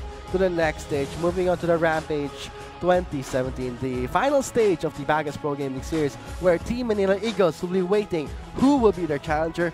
But for that to happen, AEX or MSK will have to fight Imperium Pro Team in the next stage of the playoffs, which is tomorrow. But onto our Summoners who are actually following the PGS Digital Fan Art Contest. Though, quick reminder for you guys, remember that the duration has been extended until July 15. Today is July 14. Tomorrow is the last day of your submission. So of course, if you guys want to join in on that, make sure to just select a player per team. So we have a total of 8 teams in the PGS, and create digital fan art. Again, it can't be the traditional, penciled pen, marker. And then you scan it. Yeah, exactly. That's like the budget digital fan art. Yeah, exactly. Basically, it has to be like complete digital, made through your PCs or tablets or whatever medium, so long as it is digital. But of course, for more information, all you have to do is visit esports.garena.ph/PGS, look for the article, and yeah, get the information right there. Get the information and familiarize yourself with the mechanics. But on to what happened to the first game, which was really, I thought it was a game that MSK had, but looking from all the highlights and the game itself, I think what Atlas said was true. They tried to force Celestial to snowball as hard as they hoped so, but in the end, they sold out. I think in the end, EXO and Gaigo, they actually fell more behind because of these high risk, high reward scenarios where AEX, they still came out on top. And it's unfortunate because had that game prolonged a little bit more, that would have been potentially MSK getting the comeback that they needed. But regardless, it did. Luckily for AEX, they were able to finish it off towards mid-game. So yeah, I mean, overall, really good by AEX right there. But of course, this is MSK we're talking about. I have no doubt in my mind that they'll take all the necessary steps to potentially turn things around for them in Game 2. When it comes to Acclaim Empire X, when they have an opportunity to close the game, it happens. Like, let's see, 4 members down. Suddenly, that they see this window of opportunity that let's push it all down mid, and that's how they secured the first game. As soon as all the members were wiped out, they took the chance. They all went down mid and destroyed the Nexus. Yeah, and again, it's all about really living up to your win conditions in order to win you the game, and that definitely translated very well for Acclaim Empire X. But of course, we're just gonna have to see if that is a continuing trend for them as we head into the pick and ban phase between MSK and Acclaim Empire X for second game. Let's get straight to the drafting with MSK on the blue side against Acclaim Empire X on the red side, whereas MSK will be banning out the cannons Shen. So Johnny and Gallia will be banned in this second game, but for AEX side, they will be banning out the Caitlyn, Elise, and Gragas. Knowing that MSK is on the blue side, they have first pick. Exactly, and what's really interesting here is that if you look at the bans, Zac wasn't actually taken out by AEX. Instead, they actually banned the Gragas, Elise, and the Caitlyn. So MSK did make the proactive move to take out the Galio, but looks like in exchange, AEX will be able to secure the Zac for themselves. Although MSK, leaving it to chance that AEX would ban Zac, I'm pretty sure they might have a game plan in order to work around the Zac. We'll just have to see if they do manage to execute. But looking at the pick so far, Thresh actually given much priority. TG actually, in my opinion, probably one of the better Thresh players in the PGX. Along with Rox from Team Manila Eagle. So it's actually very interesting to see that. Looks like MSK will be sticking to this Thresh pick overall. Kalista and Zac, of course, like we mentioned, Zac going to be locked in for Acclaim Empire X. And this is one of the champions that we have seen Tomsu excel on, even in splits past. Of course, technically this is a reworked Zac though. But regardless, we'll just have to see. Still, Zac still one of the more potent picks that we have seen. Whoa, AEX banning out the Twitch for their second phase. MSK still thinking about it. They do not have access to the Jarvan, whereas Kaiko tends to pick the Jarvan top. So AEX right now, their drafting looks pretty aggressive, looks solid so far, but for MSK's side, they are going to be prioritizing the Rek'Sai and the Taliyah for Exocet. And yeah, I mean, with this Taliyah right here, because we've been talking a lot about how MSK having come off fresh from Revival, so Taliyah was one of those champions that, if, in my opinion, really rose to prominence during that tournament right there. So hopefully this is something that MSK was able to pick off from RR. And again, this is what I've been talking about right here. MSK translating everything that they learned from that tournament onto the PGS playoffs here. But wow, looks like the Kog'Maw actually going to be locked in for Celestial. This is the analogy of Atlas coming into this second game, where as I'm going to quote him right now. So MSK right now, they have a newborn baby. It is called Celestial. And what they're doing right now is to baby Celestial so much that he will snowball and carry the game. This worked previously in the group stages, but for now, going on to the playoffs against AEX, I'm not sure that's going to turn out well, especially against the Braum and the Kalista. Oh, yes, but man, before we dig into that further, look at this. Again, this is what I love about Canon, the innovation that he brings to the table for Acclaim Empire X, bringing back the top Karma once again. You know, he's known for these very interesting picks, such as the Morgana top and the Karma top as well, but in all fairness, he does bring this to play into much efficiency, and it actually works for the team. So again, this is what we've been talking about right here, that variable that Acclaim Empire X brings to the table, wherein, unlike other teams wherein you could expect a little bit more, for AEX it's a little bit different because they could just throw all these curveballs as early as the pick and ban, and again, it's manifesting right here. So right now, we are complete on the drafting phase. So on thoughts for the picks, I'm pretty scared for the Kog'Maw pick, but let's get straight to the player matchup, the statistics against Exocet and Awaken. Man, and that's a pretty hefty difference in terms of the KDA, 3.1 versus a 5.2 in favor of Awaken, as well as GPM, 805 to 885, but still CS per minute definitely lying towards Exocet a bit more. So it's definitely very telling in a way. You know, Awaken again, the sense is kind of awakened, goes for the kills. Well, Exosen, really takes time in the laning phase to get as much CS as he can, which will eventually transition into better things for him towards mid and late. But of course, with the compositions locked in, ladies and gents, there we go. Of course, Mineski and Acclaim Empire X have everything locked in. It's all up to them right now. Root for who you guys want to see make it to the next stage. Of course, is it AEX? Ilo's Pride, hashtag AEX win. Of course, Mineski, one of the prime teams, consistent in the PGS hashtag MSK win. But let's get straight to the riff on to the second game of AEX and Mineski.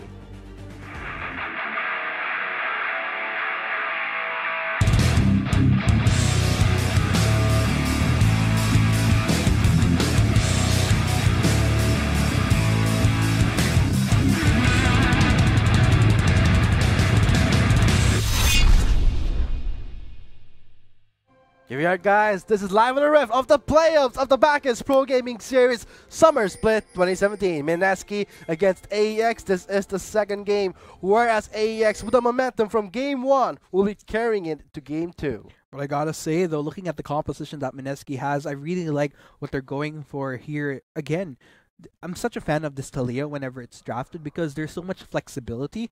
Again, Weaver Swallow itself brings in a lot of utility, whether you want to use it defensively or perhaps offensively. So it all depends on how Mineski will be playing this out, living up to their win conditions here. So we'll just have to see overall. Then again, with Acclaim Empire X, like I mentioned, this Karma, another one of those unique picks that Canon brings to the table, used too much efficiency. Personally, I've actually tried, because aside from the Karma, he plays a really mean top Morgana, and I've tried it myself in rank. Probably not as good as he does, of course, for obvious reasons. I bet you fed. No, I did not feed, for the record. But it's very much, again, it's this level of innovation that I like from Canon, because at first you might think that, hey, that kind of looks weird, but once you kind of see it translate into game, that's where you realize, wow, it's actually working. And it works to the composition that they draft here. So overall, if you're going to look at it, again, with Mirmo on this Callista, it might not seem as much, but then again, he definitely gets a lot of protection away, whether it be coming from the CC control, coming from Tomsu, or again, the utility coming in from the Karma as well, along with Vanguard to boot on this Braum as a traditional support. So we'll just have to see. Again, Mineski definitely has a lot on their plate when dealing with Acclaim Empire X, but this is definitely a much more better draft that I like from Mineski in comparison to Game 1. But we did see that from the bottom side. Murmu with the souls, they did spot out James starting the Raptor, so they know what's up. He is now on the Croc side, so we will be expecting some pressure onto the bot lane. Will we be seeing the same strategy that Mineski did in Game 1? I'm pretty sure we're going to be seeing more of a routine gameplay from them, because first off, it worked for a while.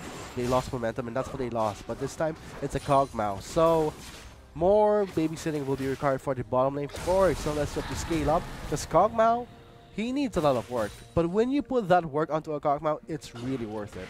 And the tricky part here is that for both AD carries, they actually, again, oh, first blood actually happening. First blood onto the bottom lane side. Murmur will get seconded by Celestial. That would be a 1-for-1 trade, but the first blood has more value. Indeed, but even so, the fact that, if you're going to compare it, a support for a carry, Celestial definitely gets a lot more benefits out of that, in my opinion. And it actually leads me to my point wherein these are two champions, Kog'Maw and Callista, that kind of need to be babysit a lot to a certain extent. Because if not, if you kind of leave them to rot, then that's where things get tricky for them. So let's go ahead and check out what happened here, though. So again, a great initiation coming in from AEX here, but Mirmo, underestimating the fact that Hums was actually within the vicinity, in exchange gets that kill. So there we go. Again, very early action on. We're not even 3 minutes into the game. Not even 3 minutes into the game. First blood is onto Murmo. So from that, he picked up the call. Refilling potion. Doran shield. That is a pretty solid laning phase item. Whereas for Mineski, Celestial, he didn't get much out of that. He did not recall yet. So when it comes to the laning phase so far, Murmo will have an easier time for now, unless Celestial does go back. But CS-wise is more important, and Celestial will be staying. Indeed. Overall, again, it's kind of like what Atlas pointed out. In these games, there's definitely a lot of bearing with these junglers to really perform here. Tom's actually now within the facility to kind of counter the proactivity from Hummus during that first 3 minutes of the game. But still looks like we'll be going for a call instead. For recall, high risk, high reward scenarios will be working for both teams. But looking at the minimap so far, we are seeing James invading the space of Tamsu. Goes to the Krugs. Might be expecting a gank from top lane. Cannon though, with the Karma pop, fending off really well against the Jace. He did start with the MSK was able to draft this Jace, so it looks like Tamsu actually. Ooh, the Hell of the Raptors. Axel gets knocked back. Very low on mana. He does have the flash. Hamas is there. Awaken still sticking up to it. Kaigo's going in. Oh, Cannon though. Acquisition has not enough mana. Awaken gets taken. Oh, actually, Awaken gets the reverse kill after Hamas. Looks like action happening. Oh, the bottom armor was very low. Stun lock onto Celestial. Celestial takes the kill. And Vanguard will be running away. Probably giving a double kill. They're still going for it. The Frostbite will not connect. Vanguard will be taken down. A double kill for Celestial. Yo, so that is going to hurt like there's no tomorrow. Flash out. Coming in from... Because you're scared. Yes. When you're scared, there's that panic button. You need to flash out. Because if Celestial actually died there, that's a bad record. You want to have a clean game. That would have been tricky because of that extension of it, he was taking a little bit of that minion aggro, so that was definitely a necessary flash there from Celestial, because at the end of the day, 3-0 for this Kog'Maw. Great start for him. Hamas though gets knocked there with the Wolves now. Tamsu is very low. Exo's there. Does Tamsu have flash? He does have the flash. He might get away though, but he's just playing around.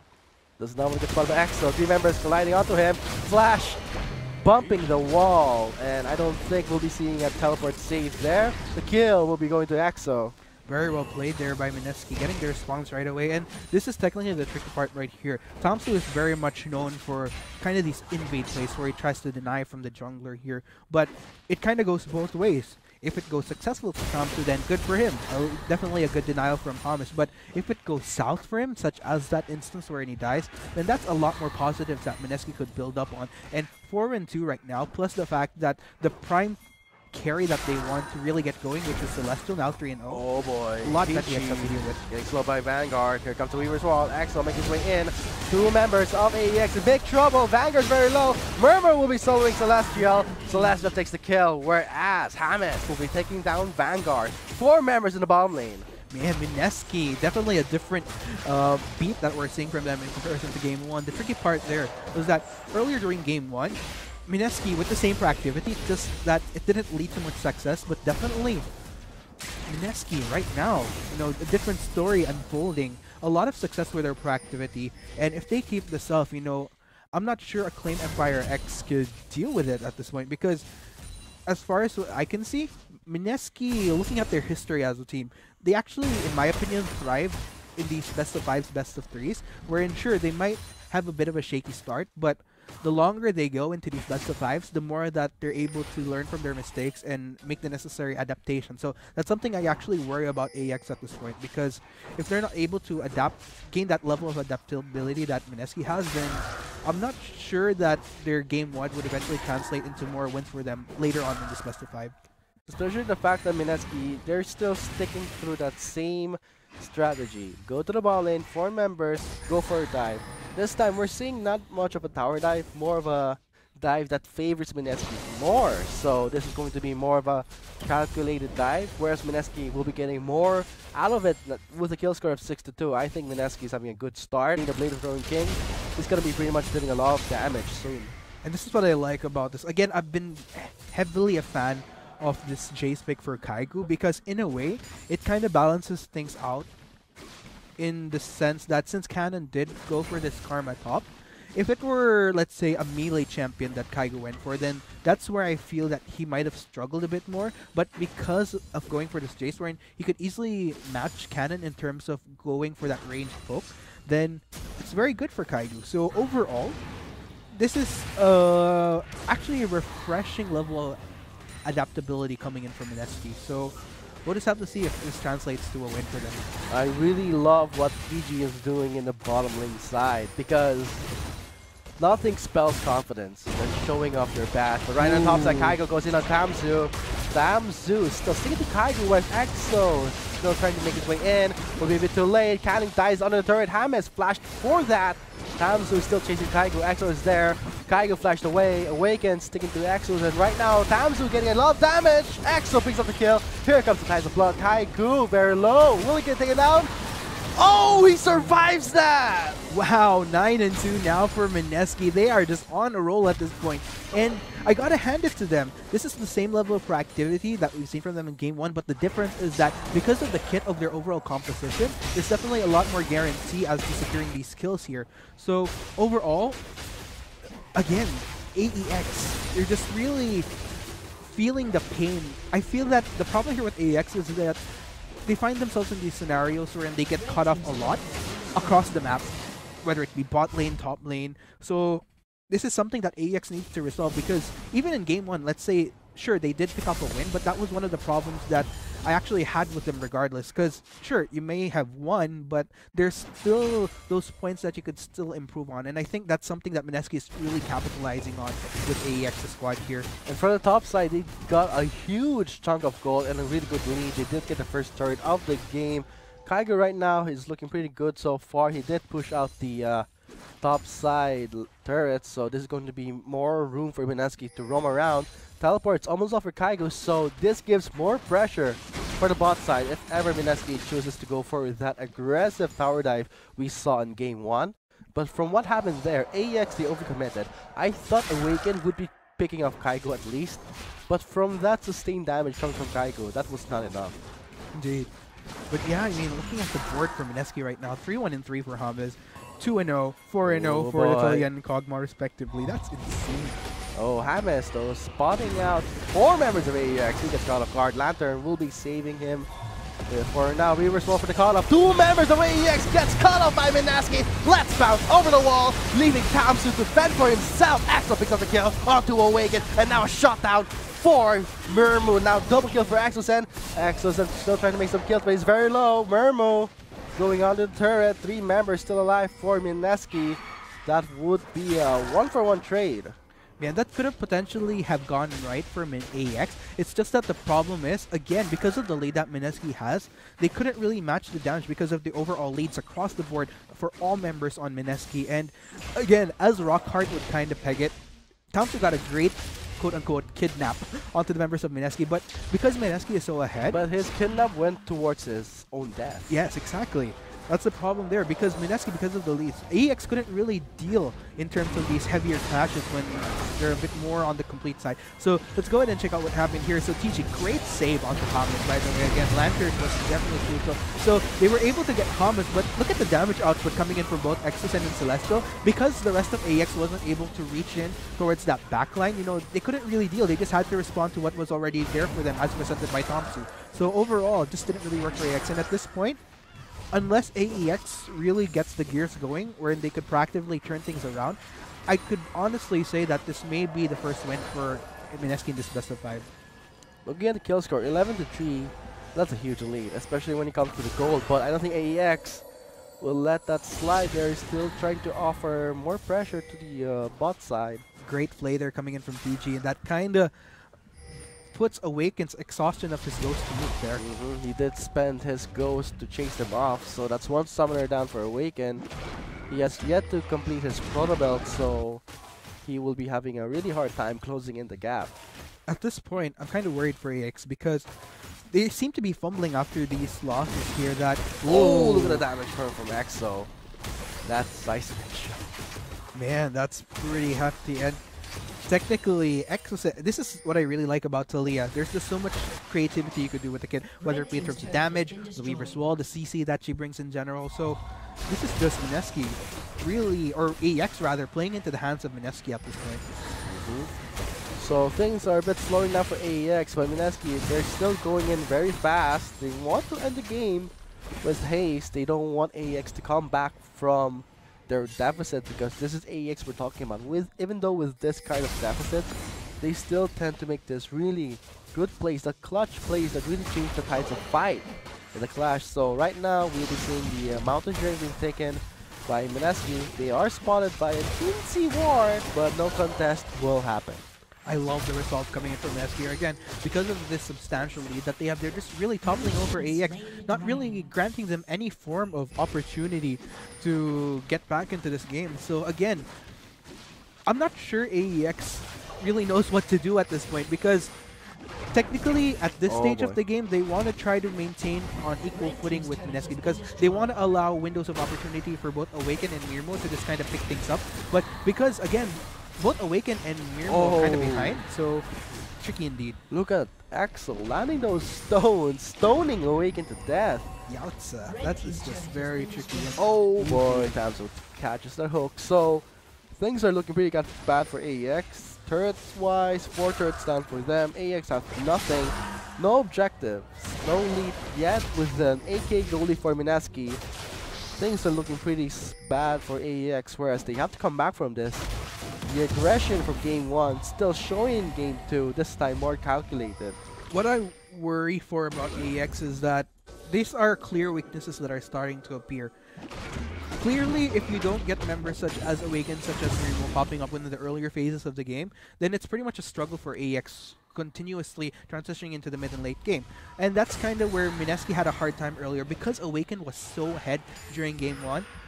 Regardless, they weren't able to deal with that, and it allowed AEX all the more room to just kind of get back. But because none of the key carries are not even on equal ground with Mineski at this point, it's just overall AEX just trying to respond to what they can, and Mineski just continuing the proactivity, continuing their dominance in this game, and it's definitely working very, very well into their favor. Especially the KDA of Celestial and Exo. Identical, same KDA with a perfect game, and the itemization are none of the defensive, so they're going for straight offensive. More damage coming out from the members of Mineski. 2 carries really bringing the pain, whereas AEX, Awaken just finished up his pro belt right now. Whereas we're seeing Mirmo not yet completing the Blade of the Ruined King, so this spells trouble. And right now Cannon, he picked up the Run of the Ages, 2 charges in with a Ninja Tabi. A late scaling item, but I don't think that's a good pickup, judging how the game is going so far. Right now, look at Cannon right on top. He's pushed until his inhibitor turret. That is bad news. Man, and looking at the gold difference, almost leaning towards roughly 5,000 to 6,000, dancing around that number. Doesn't seem like much, but take into consideration of the fact that we're only 16 minutes into this game, that's substantially huge. Let's say, probably if it were 25 to 30 minutes, it would be okay. Here it comes. But this might be a closing statement because the Rift Herald is summoned at this very early turret, so they will be needing the Rift Herald for now. So that inhibitor turret will be definitely taken down. Mineski, they're not waiting it out. Exo trying his best to cut him off guard. Rift Herald for the damage, and Tamsu goes in for the kidnap. Celestial flies it away. Oh no! Oh, still on the Celestial. A stun landed by Tamsu, but no follow-up onto Celestial. He did get stun locked. Tamsu still going in. Vanguard gets taken out by TG, but Awaken will be taking out Celestial. And right now, Mirmo still alive, going out to Exo Zen. 4 members still healthy so far for a 2-1 trade in favor of AEX. Man, AEX, again, this is kind of the clear manifestation of AEX really wanting to converge onto Celestial, take down that heavy threat coming in from Mineski, but still regardless, Kaiku, if I'm not mistaken, Kaiku wasn't even in that fight. Yeah, don't give So up. that was a 4v5. And still, let's say, sure, AEX was able to get 2 kills, but it's scary because Mineski, in a sense, they didn't have all their damage output in that fight. Let's say if it were a full 5v5, that easily would have swayed in favor of Mineski. That just goes to show the power balance for Mineski. And more of an imbalance for AEX because Kaigo was not there. He is pretty much... He didn't contribute anything to that fight because he was still pushing the top side. So this spells bad news. Tamsu getting caught by TG. Flay will be denying the selection of Tamsu. He gets choked down by Celestial. Oh man, Mineski just really milling over members of Acclaimed Empire X here. Oh, when the Zac made through, they picked up the Thresh first, right? Yes. I don't know why AEX picked up the Zac. Knowing that a Thresh was the first pick for Mineski, why go for the Zac where the Thresh can effortlessly deny your whole existence in the game? And here comes the Weaver's Wall. Indeed, that was almost like a predicted move from Mineski, almost daring AEX to take that Zac. Inhibitor is exposed. Slavers are still sticking out to it. Awakens pretty low. He can't go in yet. He does not have the flash and Ghost, but does have his ultimate. Cannon going in, trying to tether down Kaigo. Tamsu going to the side. change his mind. There's a shock blast to maul them down little by little. The inhibitor is going to be taken out slowly, but Mineski's still sticking out to it. Kaigo, oh, and the play from TG denies time to engage. Axel picks up Murmo, and Vanguard's left alone. I think TG and Axel said we'll have a really good time with him, but not a good time for TG. Kaigo, low on mana, can't poke down the 2 members left for AEX with 3 members down. Is this going to be the game though? Whoa, Man. 19 minutes and 41 seconds into the game, 16-5 kill score. I think Minaski are showing us that this is what we're bringing into the playoffs. Man, ladies and gents, with all said and done, what may be one of the fastest games for Summer 2017. Yeah, for the playoffs right now, we're going on the first day. Really fast game, efficiency by Minaski, shutting down AEX before they can even scale up. So, wow, I gotta say, this is a best of 5 series. I think Minaski is showing us that they are not yet out of the game. Definitely not at all. If anything, proving that they're actually quite stronger, learning from the mistakes of Game 1. Let's go ahead and talk about what really went wrong for AEX, in my opinion. Again, it's all about the positioning. As far as how those waves were, or generally how the lanes were pushed in towards bot side, if you notice, if you're going to compare it to Game 1, the difference was that Mirmo and Vanguard, whenever they get ganked by Mineski during Game 1, it's kind of leaning towards their side of the tower. But if you can notice, going into Game 2, it was actually Mirmo and Vanguard quite pushed out a lot. So that actually grants much more efficiency for Hamis whenever he goes for ganks, which is why he was really able to get things going for Celestial and Tichi within the first few minutes of the game. So overall, wow. I gotta say, bot lane for AEX, they just got completely shut down by Minaski's aggression. Look at the KD of Celestial, 525 on a Kog'Maw, and the damage dealt by Exocet is more than enough to show us how the game went. With 19 minutes and 45 seconds ending the game, I gotta say, Minaski, they are still on for they're still running for the final stage of the PGS. Indeed, and I gotta hand it to them. Looking at the damage output, it's almost deceiving in a sense. You kind of think that you want to get onto Celestial, but you're thinking that it's the Kog'Maw that we need to get to. But in fact, looking at the damage output coming from Exocet is actually very telling as to how much of a threat he was himself during that game. So, man, Mineski, again, with this 1-1 right now, clearly it's anybody's game in this best of 5. So what a good game it was for Game 2, ending with a 1-1. Minaski nabs Game 2 away from AEX. So this will be moving on to Game 3. I am Vulcan, and with me was Arctic. We have been your shoutcasters for Game 2 of the PGS Pro Gaming Series Summer Split 2017 Playoffs. We will be back after a short break. AEX gets cut off by Minaski. Let's bounce over the wall, leaving Tamsu to fend for himself. Axel picks up the kill onto Awaken, and now a shutdown for Murmo. Now double kill for Exocet.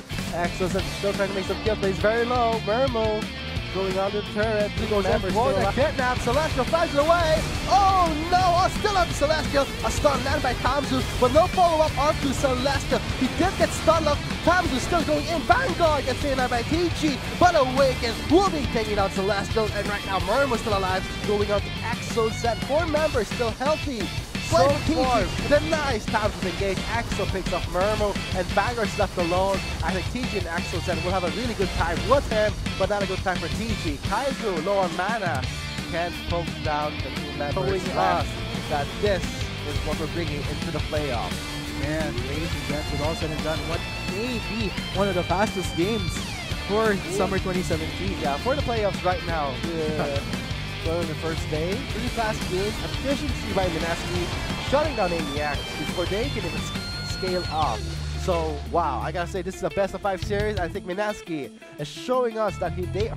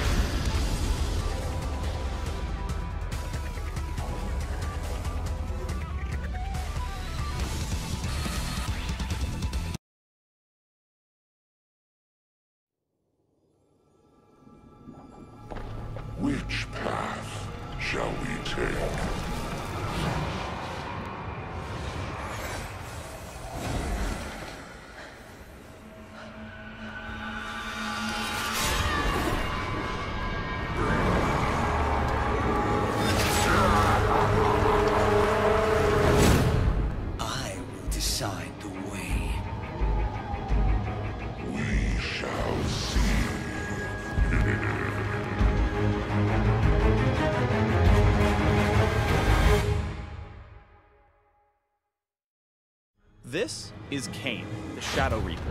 Kain's not alone. The scythe he wields is possessed by a Darkin named Rost. Each time Kain steps onto the rift, he has to fight Rost for control. Inevitably, one will consume the other. You choose the victor. Welcome to the Kain Champion Spotlight.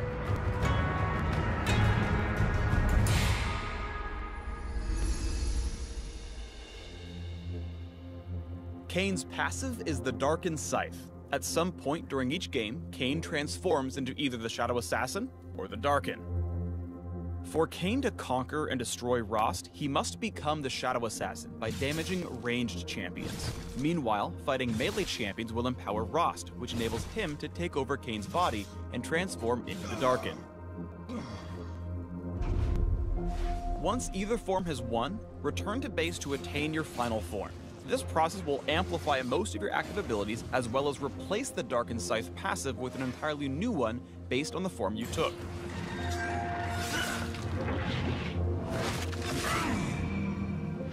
The Shadow Assassin's new passive deals significant bonus damage during the first few seconds of combat with champions, while the Darkin heals for a chunk of all ability damage dealt to champions.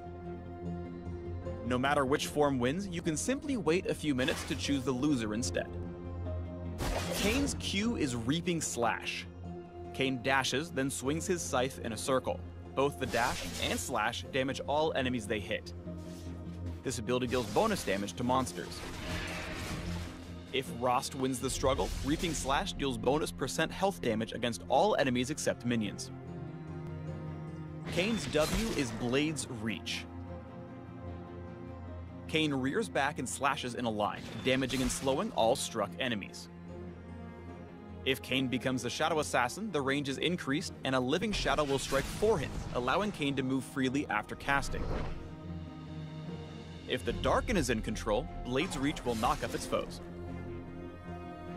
Kain's E is Shadow Step, which grants a burst of movement speed and the ability to walk through any terrain for a few moments. When he first enters terrain, he'll receive a heal and significantly extend the duration of Shadow Step. However, the extended duration won't be granted if Kain's in combat with enemy champions.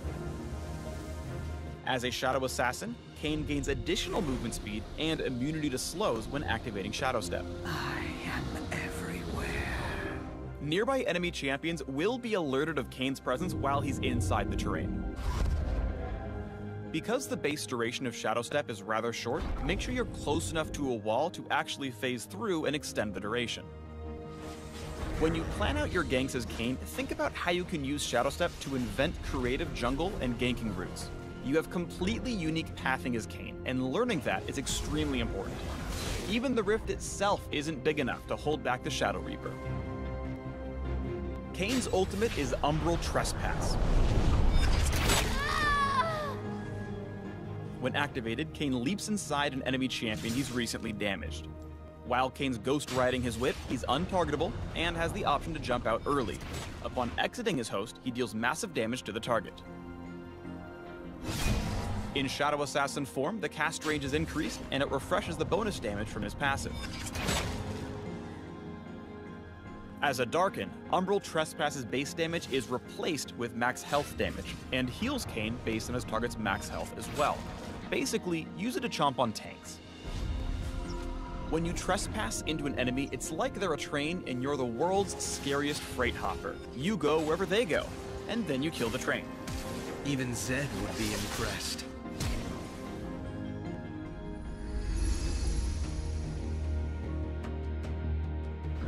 Regardless of which form you gain access to first, think about which of Kain's transformations will benefit your team the most in the mid to late game. Does the enemy team have a lot of squishy carries you can burst? If so, go Assassin. Or if they have big bruisers and your team is lacking crowd control, consider choosing the Darkin's Slayer. Take a look at this! As Kain, you're the only champ that can fully change roles in the middle of a game. Choose wisely.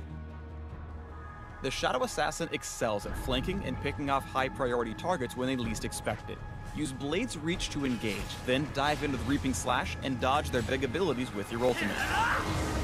There was a time to run, But you missed it. The Darkin is, just like in his lore, real strong against assassins. Between his built-in sustain and crowd control abilities, the demonic force is extremely hard to kill. When the situation gets tight, you can heal up with a carefully timed trespass, then knock up your pursuers and slip away into a wall. Armed and ready. Thanks for tuning in to the Kane Champion Spotlight. Click the links below or I'll eat your soul.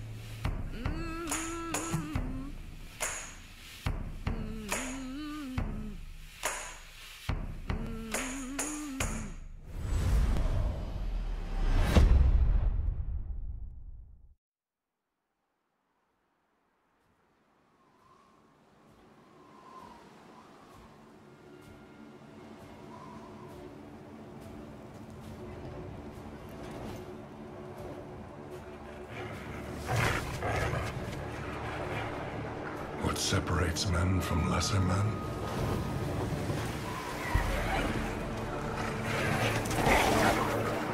Predators from prey?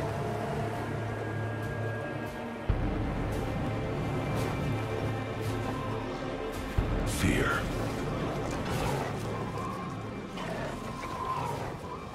Predators smell it.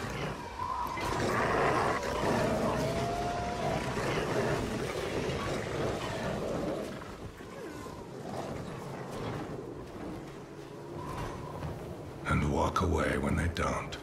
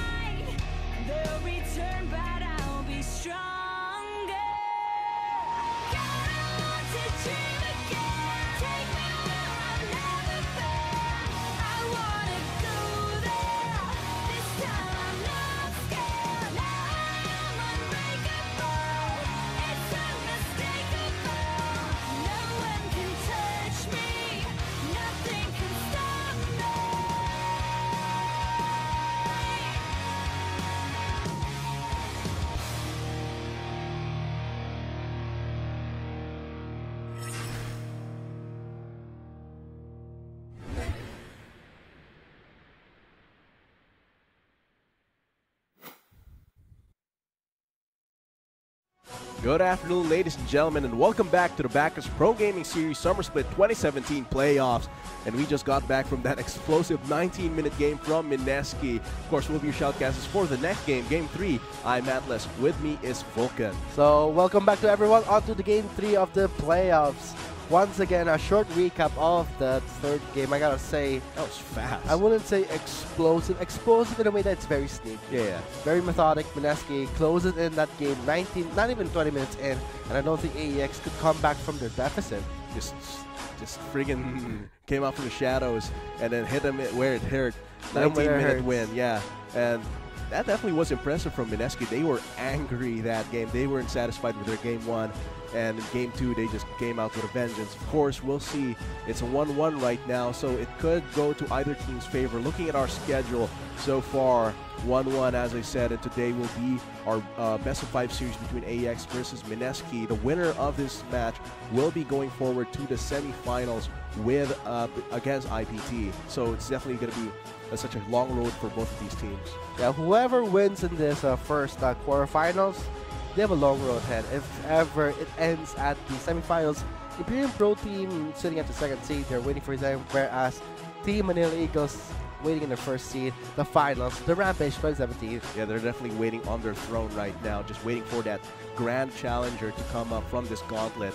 And both of these teams, Mineski and AEX, they definitely have a lot of potential to get out of this. So let's look at our drafting phase. We'll see. Actually, a lot of bans already locked in. Just usual bans here. The Gragas, Thresh, and Elise come from AEX. As for Mineski, the Sejuani, Shen, and the Galio will be locked away. So very reactive bans, but very understandable, very good bans coming from both of these teams. Seems like AEX locking away the Caitlyn from Celestial. Oh, and again, AEX already picked up the Caitlyn and Braum combo, whereas Minaski, they will be sticking towards that Talia, which really worked well in Game 2, and the Tom Kench will be locked in for them, and right now to try and fight the jungle Zac will be the Rek'Sai. And on to the second phase, it would be the Orianna banning out from Minaski. Well, now they're trying to ban out Kaigu. AEX is banning out that Kled first. As for Mineski, Awaken is still their target. Oh. Jay's still locked away from Kaigu, so that's a lot of carry potential taken away from that top laner of Mineski.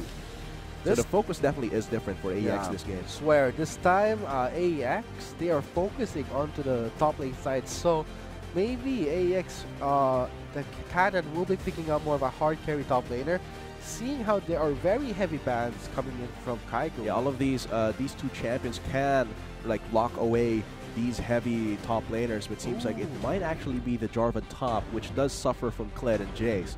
So I think this is a good pickup. Lots of engage potential for this, which will mean that Awaken and Mirmo will have all the time in the world with a CC from their team to just take out their damage. As for Mineski, this is a lot of mobility and roam potential. Imagine, there is the Abyssal Voyage coming from TG, the Void Rush's range, as well as the general utility and mobility of the tunnels from that Rek'Sai used by by James, and Exosense Talia being able to use that Weaver's Wall, as well as being able to surf alongside walls herself. That's a lot of roam potential. If you add to that the mobility of the Camille, once she goes for a teleport play, just being able to stun lock with the hookshot. That's a lot of tools So much for Mineski. coming from Minaski, whereas AEX, they are going for balanced power all throughout. The Cassidy in the mid lane, whereas a Cannon will be on a Jarvan top. So this is going to be a very balanced drafting for both teams, but Minaski does have the advantage when it comes to CC.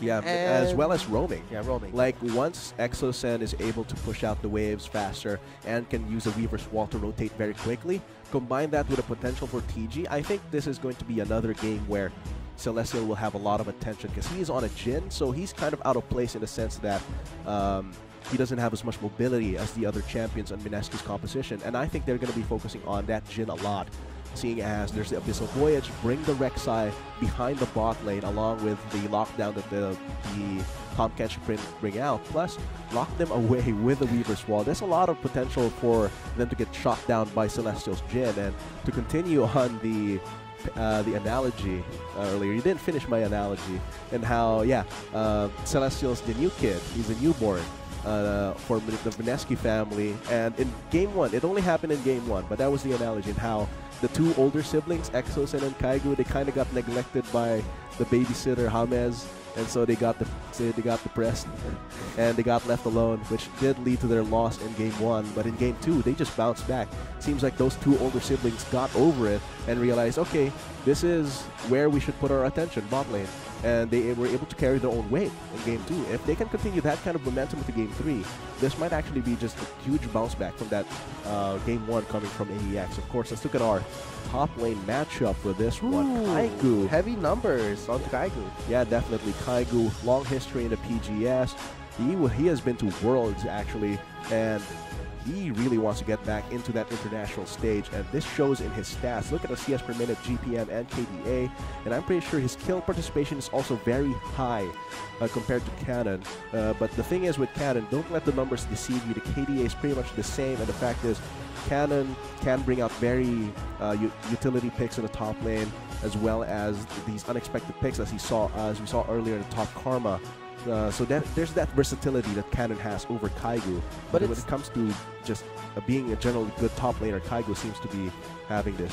But when it comes to getting goal, which is the main focus of the laning phase, gotta hand it to Kaigu. He is going to be a lot. I mean, highest CS per minute, highest CS overall, and I think Cannon, if he can't match the CS that Kaigu is getting from his own lane, this spells strong for Cannon, especially he's on a Jarvan, but being on the Camille, which scales really late into the late game, not anymore. These items. Yeah, not anymore. But he does have 1k GPM, and I think this is like one of the few times I've seen a player with over 1,000 gold per minute, like especially on the top laner who gets a lot of attention from the jungler. So very impressive coming from Kaigu. These stats really show that Mineski is still a very powerful team as a whole with very powerful star players. especially the newer addition, Celestial. He did try and fill in the shoes where Zencho did leave from. He's doing a pretty good job, but when it comes to Kaigo and Exocet, yeah, I gotta say, the star players of Minaski, but leave it to AEX, Awaken, really feeling in the shoes in the mid laner for the Iloilo Progress. Cannon in the top lane, this time more conventional. It would be the Jarvan, not anymore the more. There's a lot of lockdown. A lot of lockdown potential. Lots of disruption as well from Tomsu. So it's a very good balanced composition. So we see all the portraits of our players here. You can actually use that as reference for the PGS fan art contest. The last day of submissions will be tomorrow, July 15, and basically you can get more information from that from esports.garena.ph/PGS. The mechanics basically are there's 8 teams in the PGS this split. You choose one player from each team and then make fan art of that. Of course, these are 10 players right now.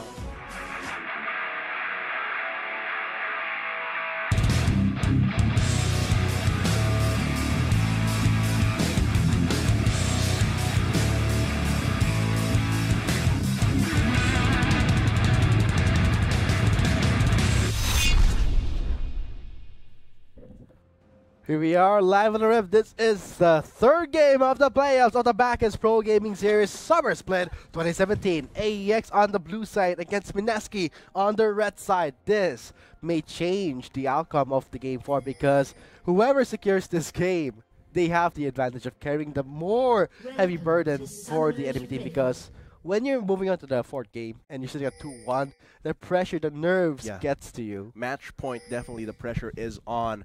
This will tip the balance of this match, of this best of 5. So whoever wins this definitely has a lot more safety than the other team. This is the first to 3. First to 3 wins this entire match. So they have to be really giving it their all. Especially for Minaski, they do have the momentum from the second game. The first game was really more of a mishap. They are coming back strong from it. But for AEX, the second game was really Minaski's game because they really pressured AEX so hard that they couldn't use Tamsu's Zac properly because he wanted to snowball the mid lane. But this is going to be more of a comeback for both teams. Let's see, AEX will be fighting for the 2-1 or Minaski will be carrying the momentum. I really like Minaski's composition right now. The fact is, this is a very roam heavy. I discussed this earlier in drafting. Very roam heavy. And I think that's how Minaski can win a lot of their games. Use Exosense pressure across the map. Same with James. Seems like Minaski might be going for something like this. Okay, it's just going for the Raptors once again. Early level 2 for Celestial and TG for this one. So this is stealing 2 mini Raptors from the side of AEX. Not only does this take away a little bit of XP from Tomsu when he goes for full clear, it also means that Celestial and PG will be ahead in the experience game down there in bot lane.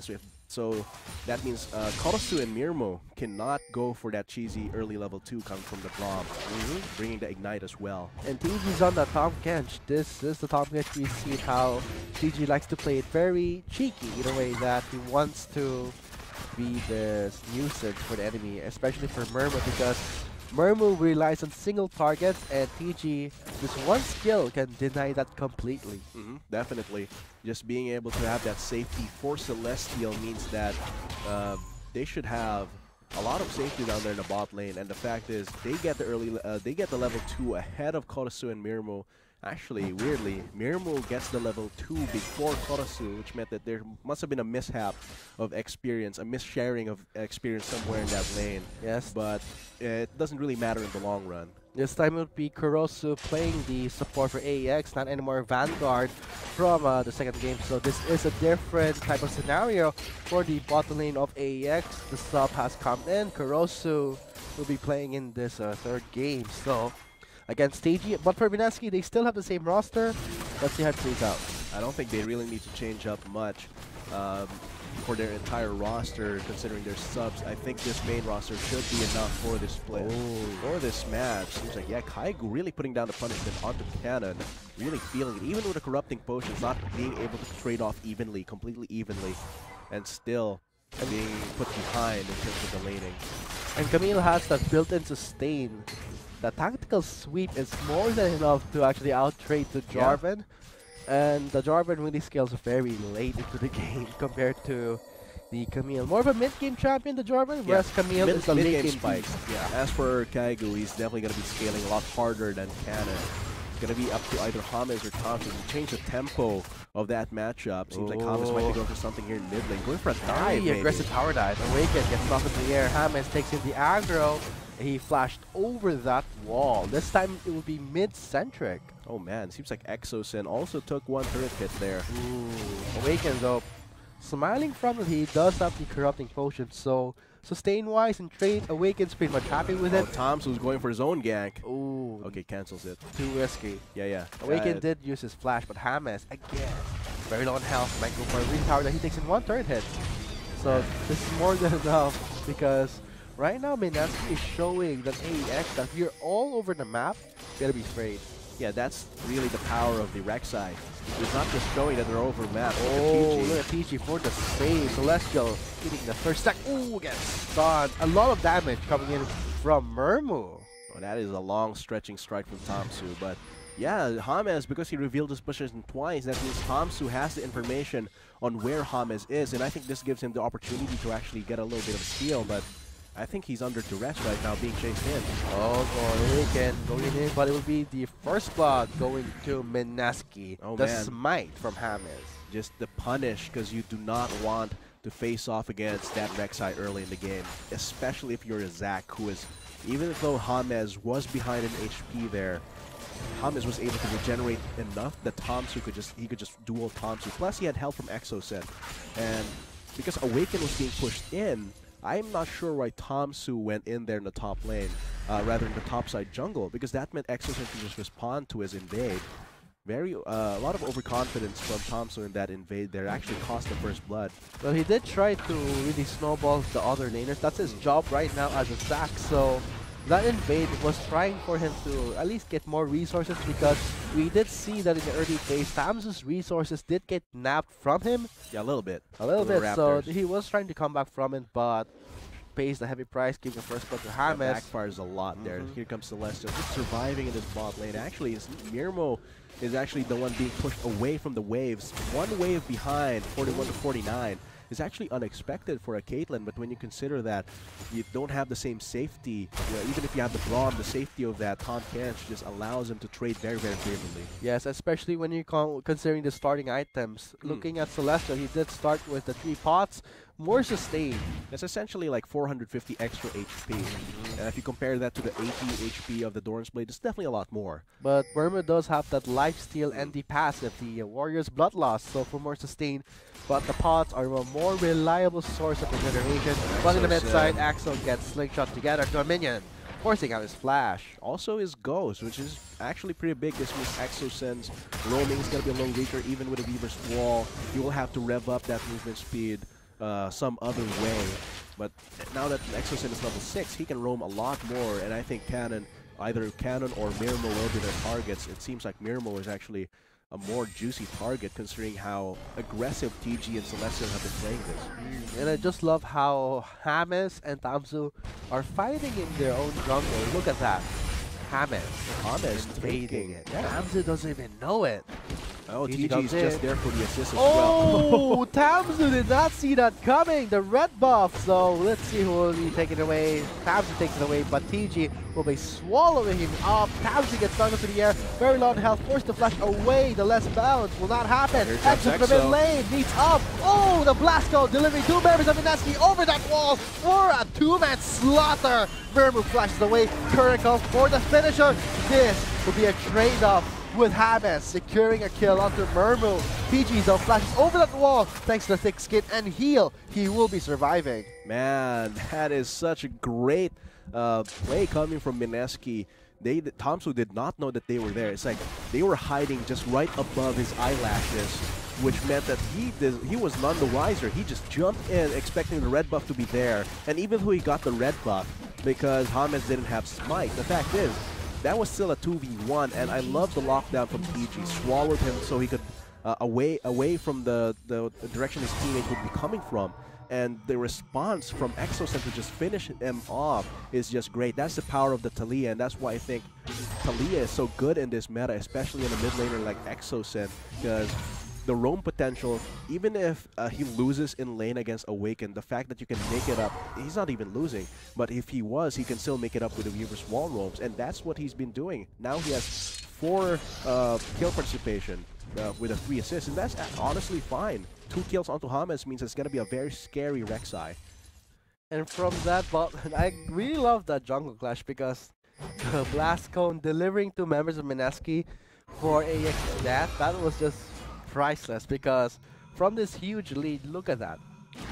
0-4, that's more than enough for any team member to actually scale up and already win their own lane. Right now from that clash, we're seeing a lane swap coming from MSK. Celestial. They did get first turret. Yes. That is such a huge gold boost. 3,200 gold lead at 10 minutes.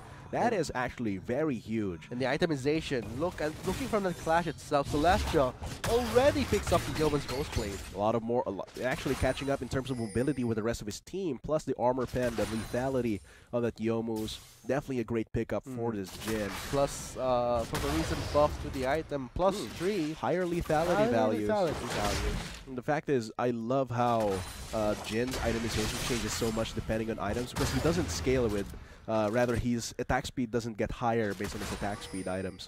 So it's very item reliant in a way that if the items get reworked, we'll be seeing how much. But here comes Abby's Void for a flag, delivering James and knocking off Caroso into the air. TG picks him up.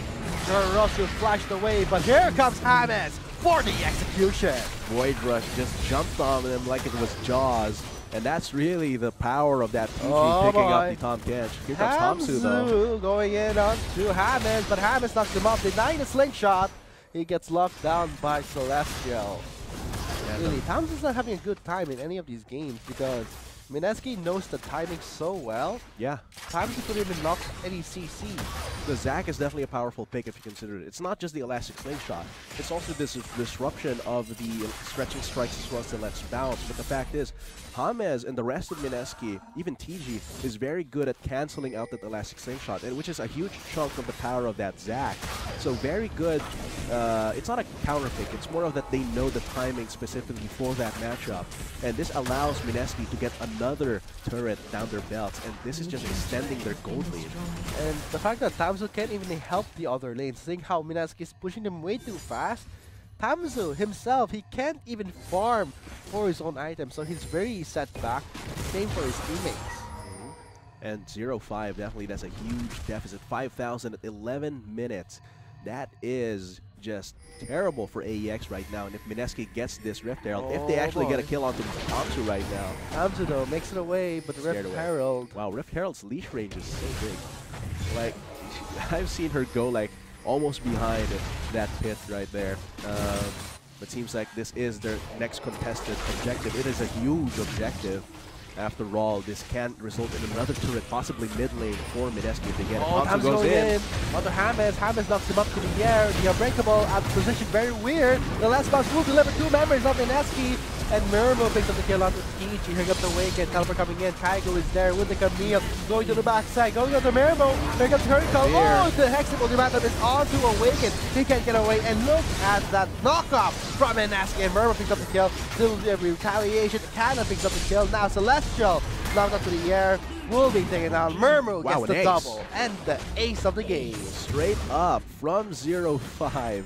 You go to 5-6. That is great from AEX. This closes the gold gap to less than 3,000. There were so many knockups that there was a knockup from Tamsu, knockup from Tamsu, Cannon, James. It was the battle of the CC. And now this is going to be a Rift Herald possibly going to AEX. Okay, it is definitely going to AEX. There's no chance of a contest from MSK. But the fact is, yeah, let's break that down. Because they did not expect Tamsu to go there. They did not have vision over that area, which meant that this was an easy elastic slingshot. And James got kidnapped. Even with the Void Rush, this does leave them open to get executed. And now this is a 2v4 right now, because Kaigo has not joined the fight just yet. This is just Kaigo taking all of the damage and Exosen with no mana, meaning that this is just going to be a cleanup from AEX. Pretty close though. Awaken was going to die from the seismic shock. Definitely. No mana. No mana, as well as they were jumped on. And, oh man, told you. Contest! What? Oh, AEX will still be taking away the Rift Herald, but at the price of Cannon taken down by James. TG flashed away. with Habas in his belly. Gets 1 kill for in the Rift Herald, but I think it's more worth it for AEX. If they can use it to get an objective of their own, this opens up the map a little bit more for Acclaim Empire X. But now, MSK not missing a beat, going for mid lane turret already. They don't need Rift Herald to go for a good turret kill. The Abyssal Voyage is such a surprise too. I mean, I was not expecting MSK to try and contest that, but that's the power of the mobility that this entire composition has, and this gets them another turret. This means that the gold lead is still around 4,000, 3.5. So this is still good for MSK. They just have to avoid misplaying, because right now, all of their gold is on James. So if James goes down first, that's a lot of their gold down the drain. And now Mirmo, with this 3 kills, is able to get back into the game. Is actually ahead of Celestial right now in terms of the gold. But I think this Mountain Drake, it's not actually combat stats. So if it comes to it, a fight, AEX, if Mirmo survives, he will be very dangerous. But as for MSK, they have to be careful that James is able to survive long enough to get that 5 kills, 2 assist value for his team. Well, when it comes to James being that key player with all that gold, gotta hand it to him, he does initiate when it counts. He does not offer the huge amount of CC, especially the execution damage coming from his ultimate is more than enough for AEX to really try and position themselves far away from James, because let's say he did not pick up the well, his Tiamat was very late. Normally when we see a Rek'Sai very much in the lead, they get the Tiamat already before the Cinderhawk. Before the Cinderhawk, but James, he picked more offensive, knowing that he would be the main damage, the main diver, the main initiator. So this is going to be very clever itemization coming from James. Definitely, and the fact that he can also counter-engage Tomsu's Elastic Slingshot. But if MSK doesn't want that incident near the Herald Pit to happen again, they have to ward more deeply. James, James. PG's very near the turret. PG gets knocked into the air. Thick skin for the proc. Verbo still sticking out to PG. Exo with a Reaver's Wall locks them off. Cuts them off actually with 2 members, but that will be an ultimate down for MSK. Definitely, and yeah, as I've been saying, they need deeper vision, because Tomsu can take advantage of MSK not having deep vision. This is how AEX used the Zac to their advantage in last year's Rampage Finals. And the fact that IPP wasn't warding deep enough, that meant that AEX could just use Tomsu's long-range initiation to jump on them from beyond their vision, which meant that MSK, rather IPP that time, could not react fast enough. No, now MSK needs to do that. They need to put down deep vision so that Tomsu cannot take advantage of them. When you place deep vision though, you have to be careful that James won't be the one to catch you when you're warding, because when it comes to deep vision, it's actually a counterplay for Tomsu's mobility, but at this stage of the game where AEX have no control of their lanes, no turrets yet, it's very risky to do that, because seeing how the minimap is, it's pretty pitch dark for AEX, no wars invested yet. Yeah, and MSK needs to continue aggressively warding. If they can't, then Tomsu will just continue jumping on them, and of course Tomsu as well. With the roam potential that MSK's composition has, vision is also paramount for this matchup. Seems like Awaken, they have double teleport, so he can go for that split push. Well, we did see the clash from AEX. They did make a really good comeback from that ace. Tomsu really was this disruptor, so they're banking on him to be that disruptor again this time with the Rift Herald summon in the mid lane. We're seeing members of MSK responding to it, except for Kaigo, he does have the teleport. And I think this is going to be a very low turret, but this actually leaves the Rift Herald open because there's no creep wave for AEX, and now MSK keeps their turret alive. But once AEX gets that, going in for a dive. Oh, Celestial flashed away. Weaver's Wall coming in for the cut-off for a defensive Weaver's Wall. Just to scare them away. That's going to be Exosen building a wall and letting AEX pay for it, because that means Kaigu is still pushing down there in the bot lane, so that's a little bit of pressure down in the bot lane for MSK. Still, that was a very close call for that mid lane turret. If AEX gets that turret, that will be their first turret, which is actually important because it opens up the map, which allows Tomsu to make even more aggressive plays. And Tomsu did a really good job burning the flash of Celestial, so he doesn't have any sorts of mobility so far, except for TG. So when it comes to cutting off members, MSK used that Weaver's Wall very efficiently because of its defensive use. And this, you can really use the Weaver's Wall defensively a lot more effectively in this match, because Look at this composition. They have the Braum, but more importantly, they have the Zac. Oh, and two-man the flag from the Carbon. Abyssal Voyage. Two-man lockup. Hamza goes in for the lockup onto Hamas. He's very low. Celestial just free to hit with Murmo exhausted. TG goes on to Murmo. Murmo's lurk stack. Oh, TG eats him up. And with Murmo down, members of AEX does not have enough damage. But here comes Awaken. Kaigo from the back line goes in onto Awaken. But Awaken did get the double kill. Axel still there. But I think Hirosu will be kissing the floor with a shutdown. And with 4 members of AEX down, Cannon is the only one alive. Pretty sloppy fight from both sides. In the end, though, Mineski takes away the victory. This gives him mid lane priority, the ability to go and push this mid lane. And because Kaigu has a Triforce, they can actually push this very, very quickly with a Sheen Cross from that item. Now look at that, another objective onto Mineski's side, leaving their own mid lane turret still alive with a sliver of health. And I think this gives them the opportunity. Mountain Drake up in a minute. So if Mineski gets 2 Mountain Drakes, this is huge for them. Let's look at that. The aggressiveness, the rotations come from PG and James, allow them to just go straight in. And even though Celestial is being blocked a lot, and Mirmo, though, falls down, he gets gobbled up. Exosen gets a kill. But this is where it gets messy for Mineski. Because even though they are ahead in terms of this team fight, they allow Awaken to get a few kills here because of how messy the terrain is and how messy the positioning is for both mid laner and top laner. But in the end, they get that 4 kills. They are able to push in the mid lane, which is very worth it, putting them ahead 7,000 or 6.5k ahead of AEX, which is huge at 20 minutes rather. 20 minutes in the Barriers life, so more pressure for AEX because they are coming back, but slowly and steadily. Awaken did pick up the shit and the Arm Seeker's Guard. The Seeker's Arm were definitely a good tool for this Kassadin. But looking at the push coming from all sides, yes, they have the double teleport, right? This is a very good composition to have double teleport. But Mineski also technically has double teleport with a Weaver's Wall. And now I think the next big fight will be centered around either this mid lane turret or the Mountain Drake. Because once one falls and the team fight happens, the victor of that team fight will be getting a huge boon in the Mountain Drake.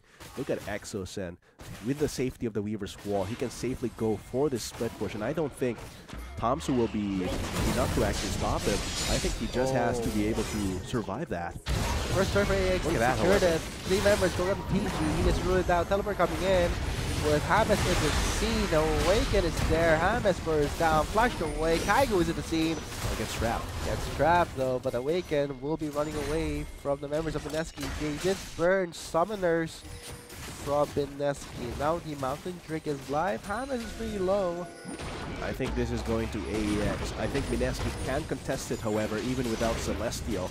Let's see though, Cannon's waiting over that wall. They have no vision over here. Cannon goes in. Cannon is about to access that. Access flashes away. Teleport. Here it is. Tamzu going on to PG, whereas Awaken still sticking into Axosen. Very low on health. Awaken will be backing away. Oh, he does get ruled out. Current call is available. Let's see, Celestial wait for the right time. Cannon gets stun locked from PG. Here comes the current call. Goes on the Cannon. Second shot on the Cannon, and the 4th bullet will miss. That was actually a good clash. It was more of a disengage tool. Yeah, it's definitely just once Celestial came back from the dead, that was a signal for AEX to actually back off. Oh, but this time the Mountain Drake will be going to the left. Because they took too long to actually rotate to the Mountain Drake after beating down Celestial, which gave Celestial enough time to revive, to respawn. And then that means the rest of his team, while fighting the 4v5, very efficiently and effectively, I might say, because of the fact of the safety, their own sustain, their own range, being able to kite it out. I think that was a win for Mineski, definitely. They get the Mountain Drake, even though they lost 1 kill there from Celestial. They're still way ahead in terms of the objectives. 2 Mountain Drakes, gonna be 4 turrets. Yeah, more turrets. And when they do Baron, inevitably in this game, it will be much faster. And safer. Yeah, looking at the gold, definitely ahead across the board except for James. But James has been doing his job. Look at his itemization. Look at that Knight's Vow.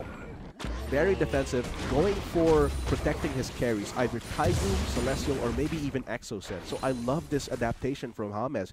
He's transitioning into a more bodyguarding role. He might dive in, but he's always within range enough for Celestial, either for his carry, for his ward, to actually recover health.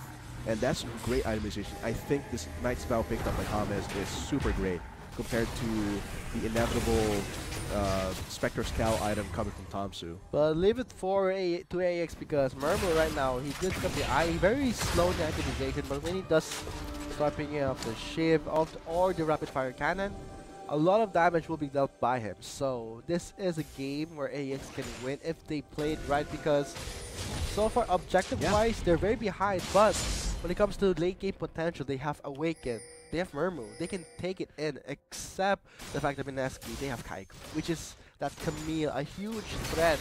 But if Who are they doing Baron right now? Wow. I don't think AX, I think they will have to check, however, but this might mean Mineski. Okay, there was a ward there, so they definitely knew. The fact is, the thing you have to talk about for AEX's gold is that their kill distribution is very nice. Like, they have 4 kills onto Awaken, 3 kills onto Mirmo, that's great. As for Mineski, they have 3 kills onto Exosen, and 5 kills on James, which is good. But they're not on the super carries like Camille and the Jin. So the longer this game goes, AEX's carries can actually continue their lead. But as for Mineski, they have to play around their jungler, who is going for a bodyguard role having 5 kills. So 5 kills onto the bodyguard role, is that efficiency? Definitely not, because looking at his itemization, it's more on tanking damage and healing for Celestial. On the other hand, Celestial does have a lot of items. He actually matches the items that Mirmo has. Oh, Static Shiv. Static Shiv now locked in for Mirmo. This might be the key item that Mirmo will be coming back from the... Yeah, a little bit of extra burst, a little bit of wave clear as well. If you look at it, his team doesn't have a lot of safe wave clear. So that Static Shield will definitely be a boon for his team once Mineski comes knocking on their turret's doors. I go though, ignoring Cannon goes straight for the turret. Yeah, at this point, definitely. Cannon, even though he goes for his burst poke combo onto Kaigo. He's very late itemization. Yeah. Titanic Hydra and now going for the Gargoyle Stone Plate. No Black Cleaver yet. Which means that, yeah, Kaigo can just play around and dance around that Jarvan. And since Jarvan doesn't have damage at all after his initial combo, Kaigo can just go for the tactical sweep to regenerate health and continue pushing, and that allowed him to get that second tier turret in the bot lane. After all the pressure that he pulled there, at the Exosen actually pulled there in the bot lane earlier in this game, which is manifesting to a huge gold lead for Mineski right now, 7,000, and the objective gain as well, 5 turrets to 1. Mineski has just been playing AEX like a fiddle, and if they get this, they are getting this a little bit slowly. There comes River's Wall for the cut-up. Exoset buying more time. Cannon goes in. Over that wall, goes to the flash in. Oh, the Baron still goes to Mineski, but at what cost? TG is very low. Celestial is forced to flash away. Awaken is just chasing him down. The blast gun will save Celestial's life. TG is very low. Murmo picks him off. Man, that was a great Weaver's Wall, and look at bot lane, that was a 4v5, and even though TG sacrificed his life, that was definitely worth it. They get an inhibitor, they get Baron. This is just good tidings for Mineski right now. Oh boy, Exo, one more hit. Oh, that'll be a stun onto Exo. Thomas. Time is forward, he disengage. He does flash onto Murmo for the knockup.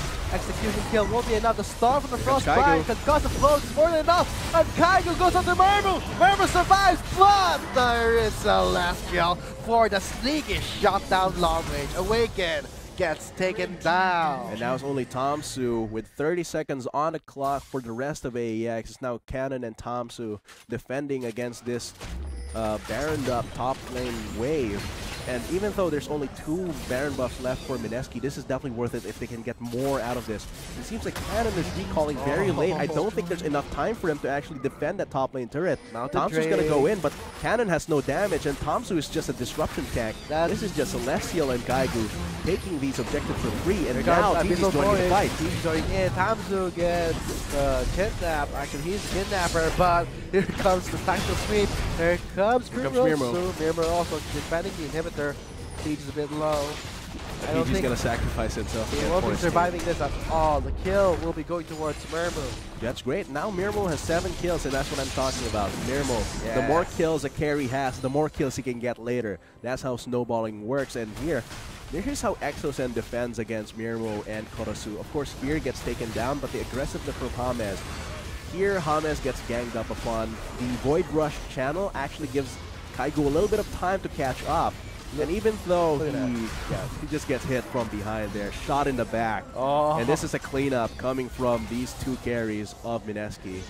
Definitely messy, but in the end it worked out for Mineski. And now they're still at around 9K ahead. Actually, no, they are 11,000 ahead of Mineski right now, which is a huge lead. And another Mountain Drake is live. Oh boy. 30% true damage to objectives. That is terrifying. That is harrowing for AEX, and I don't think Tamsu can afford to let Mineski take this. But this is just way too hard right now. Let's see though.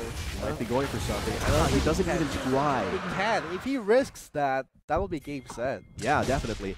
But right now, with 11K over AEX in their pockets, Mineski definitely poised to take away the game. Just one team fight against this entire team with 3 Mountain Drakes and 2 Baron buffs left is going to be very potent. And I think they're splitting their attention across all these lanes to just choke out AEX. Interestingly enough, Murmo picks up the Phantom Dancer instead of the rapid fire cannon we've seen on him. So this is adaptability comes from Murmo because he knows that members will be going on to him, especially Kaiku. He needs that damage reduction. Yeah, that little bit of damage reduction can save him. And with a Warlord's Bloodlust, it could keep him alive. He doesn't even have the Blood Burster, so he needs to build defensive. This is the last time for AEX. Oh man, Kaigu is just... Reverse wall coming in. Oh, cross of Ferozu. Now the turret is creeping again. Damage! 3 Mountain Drakes is more than enough. Ferozu can't even back off. Gets killed off by accident. The turret call is there, but I think Mineski, they're still going for the objectives. And looking at that trap from Murmo, more than enough. The last stand is for... Not 3 inhibitors down for AEX. That might be the last nail. Make it count. Let's see. They have to make a play here, otherwise the minions, the super minions will just lock them out. Cannon goes down to Celestial with the Cataclysm. Celestial gets taken out. Tamsu goes in on the Axel. Misses the selection. Murmo is singled out by Kaigu, and Kaigu takes him down. And with the carry with the most amount taken out from AEX, this is going to be slaughter. And Wigan tries to back away. Tamsu gets left behind. And now Kaigu, ignoring Cannon, goes straight for the turrets. And I think this is game set for Mineski. Yeah, these are just 2 tanks trying to defend. I don't think it's enough to try and kill Tamsu. Kurosu gets Exocen, but I don't think they can take out Gaigu. And with 3 inhibitors down, the Nexus is exposed. Yeah, and here comes DG. Just in time for the family picture in this Nexus. Game 3 going to Mineski. Very well played. 2-1 score for Mineski. And now they're at match point. Now AEX has their backs to the wall. After a good start, it seems like Mineski was able to bounce back from that smackdown, Game 1 smackdown that AEX gave them. And now they have their backs to the wall. And I love how Mineski played that methodically. A little bit of a few sloppy fights here and there, but all of them actually played out in their favor. And this is because of their composition. I love their composition. Just being able to have a lot of mobility. And mobility means survivability, chase potential, as well as pressure. So all of that combined, and flanking. So that all of those combined allows them to actually take away this game. And AEX could just not keep up with that amount of pressure that Mineski was pulling. And looking at the endgame stats, look at the KD of Kaigu, very clean so far, and has the most gold in the game. Look at his itemization as well. Just a Triforce and the Titanic Hydra. Those are his only damage items. Gargoyle's play. Yeah, that was also great. As well as a Bramble Vest to make Mirmo's job even harder. Yes. So all of that just combined, Mirmo did so well there and being able to get a few kills here and there, even reaching 7 or 8 kills. But in the end, the mobility, the ability to flank, to catch up to a fight, even if you kill 1 or 2 members of Mineski, and if the fight goes long enough, and they're tanky enough to last that long, they can just use, Abyssal Voyage, Weaver's Wall to get back in the fight, and then clean up.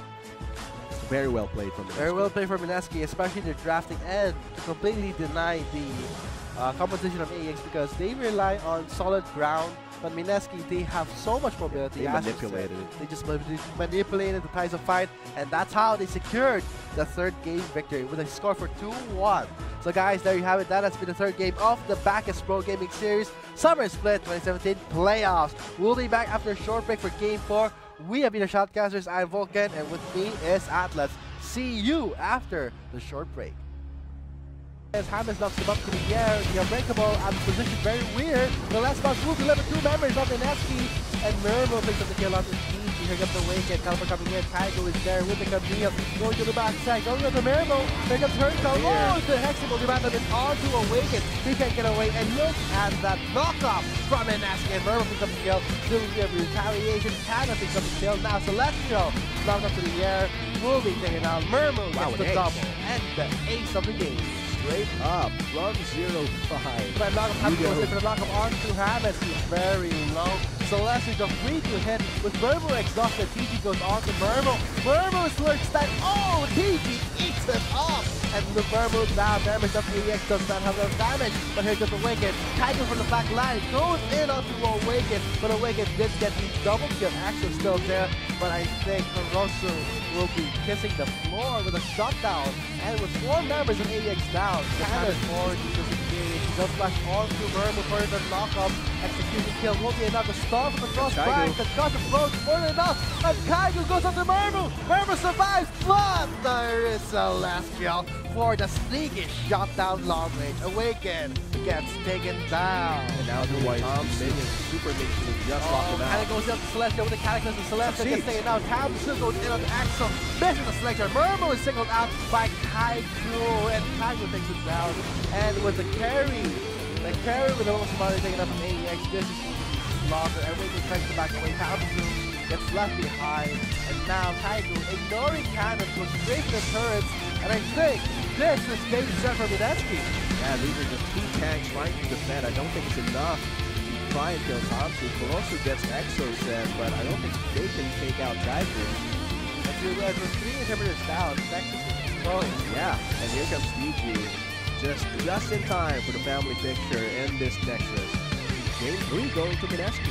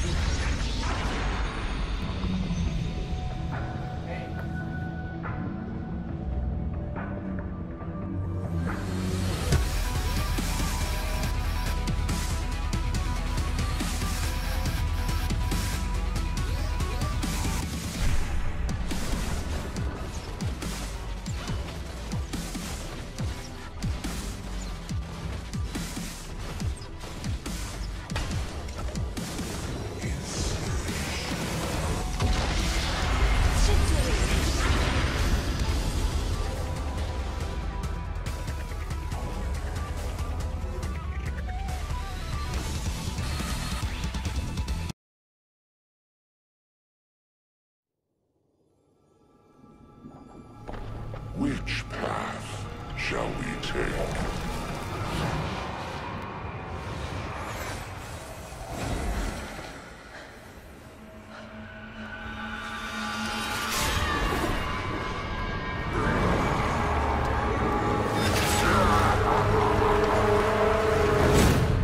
I will decide the way. We shall see.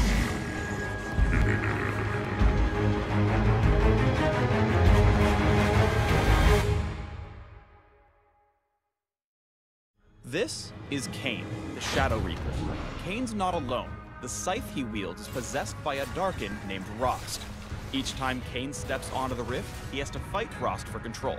Inevitably, one will consume the other. You choose the victor. Welcome to the Kain Champion Spotlight.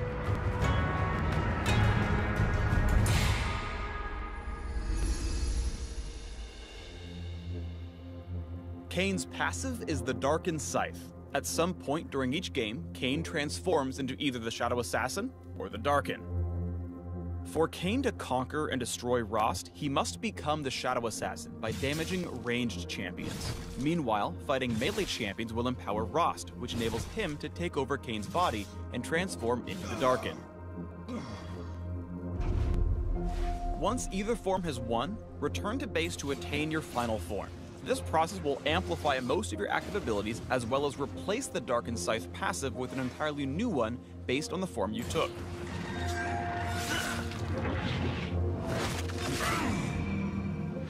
The Shadow Assassin's new passive deals significant bonus damage during the first few seconds of combat with champions, while the Darken heals for a chunk of all ability damage dealt to champions. No matter which form wins, you can simply wait a few minutes to choose the loser instead. Kane's Q is Reaping Slash. Kane dashes, then swings his scythe in a circle. Both the dash and slash damage all enemies they hit. This ability deals bonus damage to monsters. If Rost wins the struggle, Reaping Slash deals bonus % health damage against all enemies except minions. Kane's W is Blade's Reach. Kane rears back and slashes in a line, damaging and slowing all struck enemies. If Kane becomes the Shadow Assassin, the range is increased and a living shadow will strike for him, allowing Kane to move freely after casting. If the Darken is in control, Blade's Reach will knock up its foes. Kane's E is Shadow Step, which grants a burst of movement speed and the ability to walk through any terrain for a few moments. When he first enters terrain, he'll receive a heal and significantly extend the duration of Shadow Step. However, the extended duration won't be granted if Kane's in combat with enemy champions. As a Shadow Assassin, Kane gains additional movement speed and immunity to slows when activating Shadow Step. I am everywhere. Nearby enemy champions will be alerted of Kane's presence while he's inside the terrain. Because the base duration of Shadow Step is rather short, make sure you're close enough to a wall to actually phase through and extend the duration. When you plan out your ganks as Kane, think about how you can use Shadow Step to invent creative jungle and ganking routes. You have completely unique pathing as Kane, and learning that is extremely important. Even the rift itself isn't big enough to hold back the Shadow Reaper. Kane's ultimate is Umbral Trespass. When activated, Kane leaps inside an enemy champion he's recently damaged. While Kane's ghost riding his whip, he's untargetable and has the option to jump out early. Upon exiting his host, he deals massive damage to the target. In Shadow Assassin form, the cast range is increased and it refreshes the bonus damage from his passive. As a Darken, Umbral Trespass's base damage is replaced with max health damage, and heals Kane based on his target's max health as well. Basically, use it to chomp on tanks. When you trespass into an enemy, it's like they're a train and you're the world's scariest freight hopper. You go wherever they go, and then you kill the train. Even Zed would be impressed.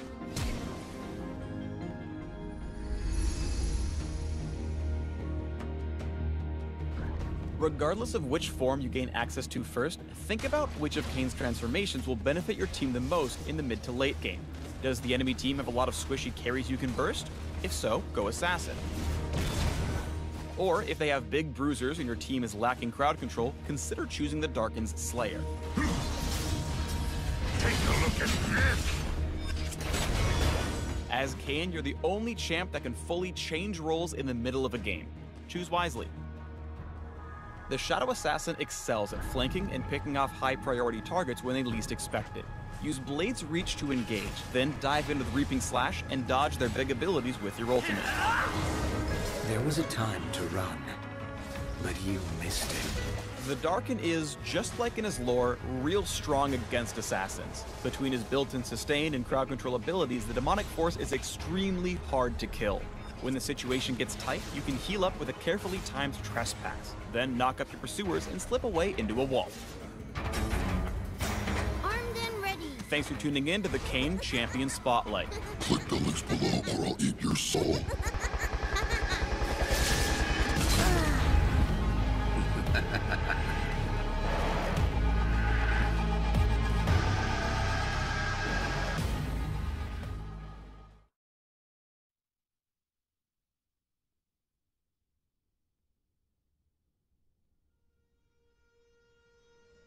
People waste a lot of time. Then they wish for more. Want more hours in their days, more days in their years, more years in their lives. Because if they had all that extra time, they could fix any mistake. I don't need hours or days or years. I only need seconds.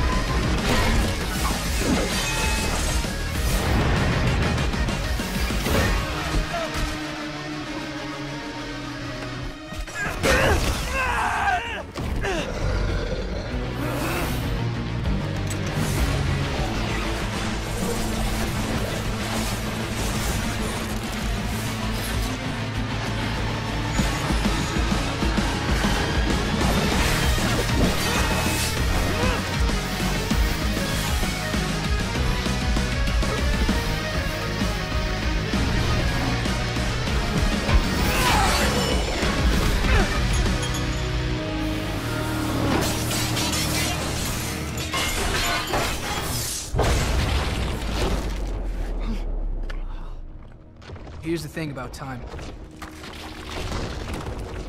If you can't make the most out of any given moment, then you don't deserve a single extra second.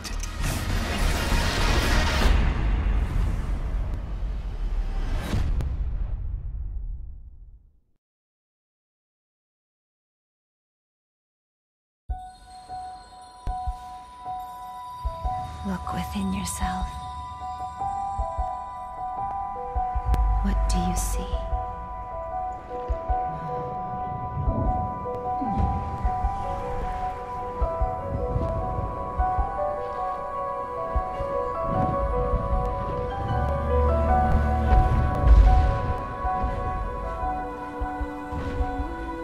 Is your soul a fading light?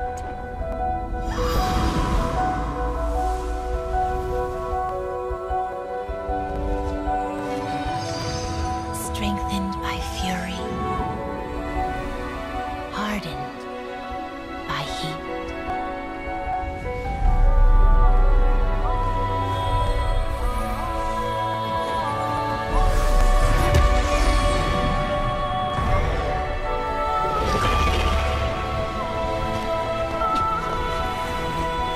Search deeper now. What do you see?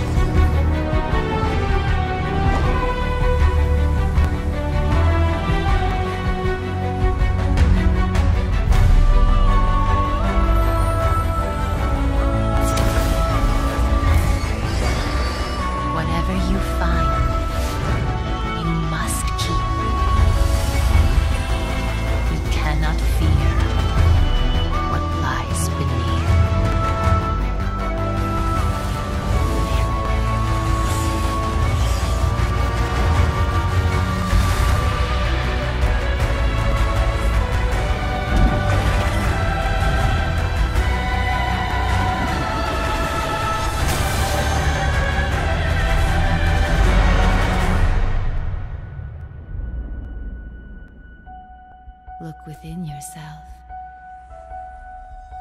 What do you see?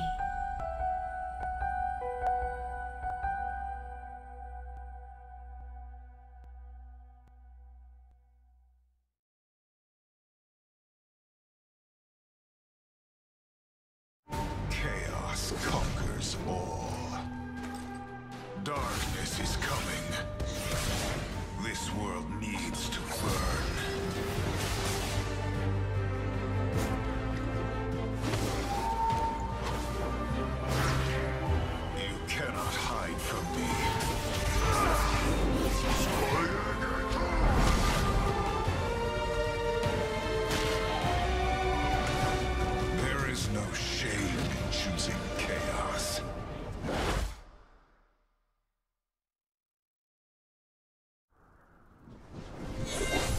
Come into the light. I will light the sky with my blade.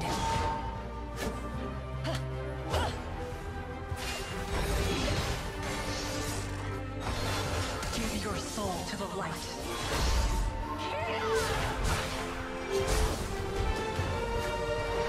A new light dawns above this world.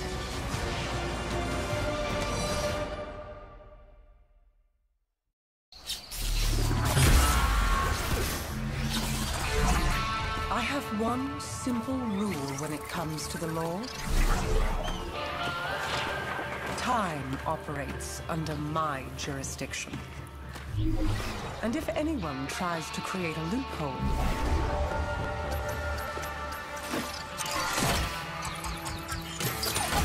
I'll close it.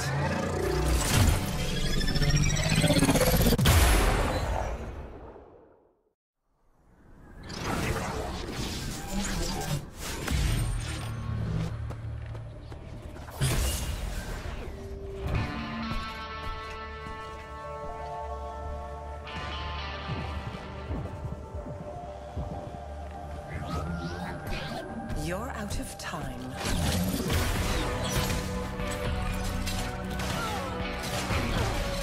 A little proactive preparation.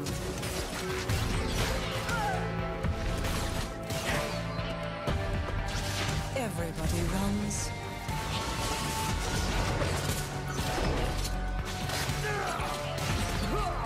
In my sights.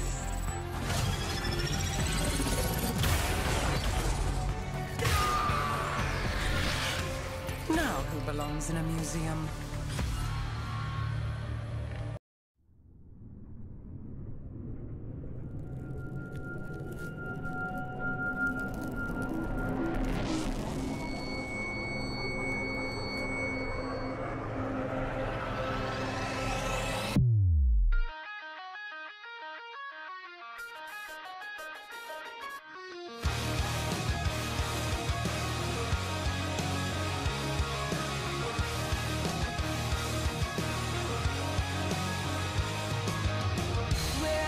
People that accuse me, the ones who beat me down and bruise me, they hide just out of sight, can't face me in the light.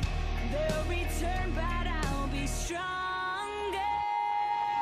God, I want to dream again. Take me where I've never been. I wanna go there. This time I'm not scared. I'm unbreakable. It's unmistakable. No one can touch me. Nothing can stop me.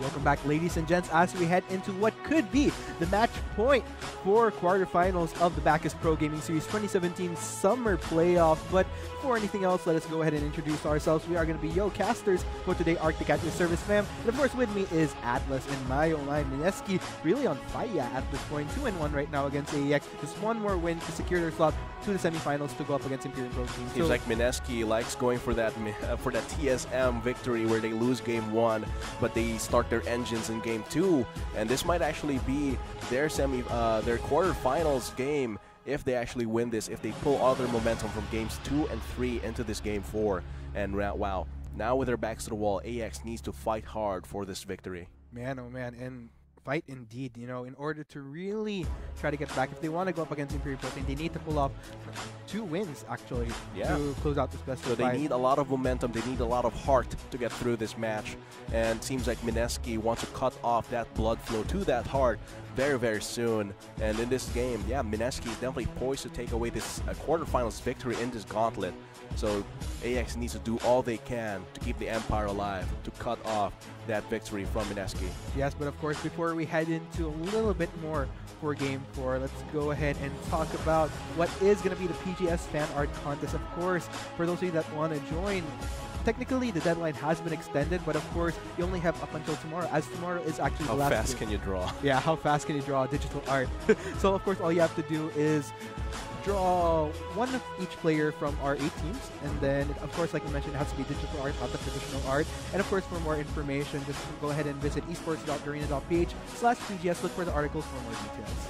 And conveniently, you also have the portraits, the pictures of all our players there for reference. But coming back into this Game 4, I did not expect it to get this far, actually. I was expecting it to either go 3-0 in either, it would be 3-0 on either AEX or Mineski. But it seems like the fire has been ignited in both of these teams, and it seems like Mineski wants to go for that win with 3 games. Indeed, of course, looking at the bans right here, let's go ahead and do this quick run through. Bans coming in from Mineski side, it's going to be Sejuani, Shen, and Galio. No surprise right there. You know, Shen, not a surprise because this has been a prime pick in my opinion for Canon. Because by denying that Shen, you really deny a lot of that protection in a way and that global presence that Canon brings to the table. And of course, a quick ban rundown for AEX, Kragus, Talia, and Ace. But of course, yeah, going on. Talia, definitely a good ban against Exos, and it was such a huge champion that impacted the game a lot in the previous game in that victory. And Exos not having one of those tools for their mobility, definitely going to be a pain in the butt for Mineski. But now it seems like they're going for the similar composition. They still have the Rek'Sai, they still have the Tahm Kench, so they still have that setup for the very mobile roaming composition with a slightly less mobile AD carry, but can deal a lot of damage once they have the setup going. As for AEX, they're still going for that Thresh Kalista, having a lot of faith onto their bot lane with Vanguard and Mirmo. Mirmo will be playing for this one instead of Korosu. As for the jungler, it might be the Kha'Zix. I have not seen a Kha'Zix in quite a while. Yeah, I think it seems that will be the lock-in along with the mid lane Orianna. As for the second ban phase, we did talk about the Talia. We also are talking about the Jarvan and Zac, also banned away from AEX. Very good bans from Tomsu. And now he does not have the freedom for that comfort pick of that secret weapon. As for Mineski, still, I love this. Basically, the package for Corki is just like Weaver's Wall, but without the wall. It's just a lot of damage, a knockback, as well as the mobility potential. I think that's the most important thing about that. Being able to gank from long range with that Corki is definitely important. My oh my, though, here we have yet another innovative pick coming in from Canon. It's going to be the Rammus top, actually. This does make sense because if I'm not mistaken, Rammus has received a little bit of tender loving care as of the recent patch. Plus, the items really complement him well. Oh yeah, the changes to Randuin's Omen as well as the new Bramble Vest into the new Thorn Mail. Definitely a great pickup, especially against the Kled, who relies a lot on auto attack damage to really win the lane. And with the Rammus really blocking away lots of his damage and giving him back the pain, is definitely a good pickup. And it's also very mobile as well. Can match the roams that the charge coming from Kled can bring in.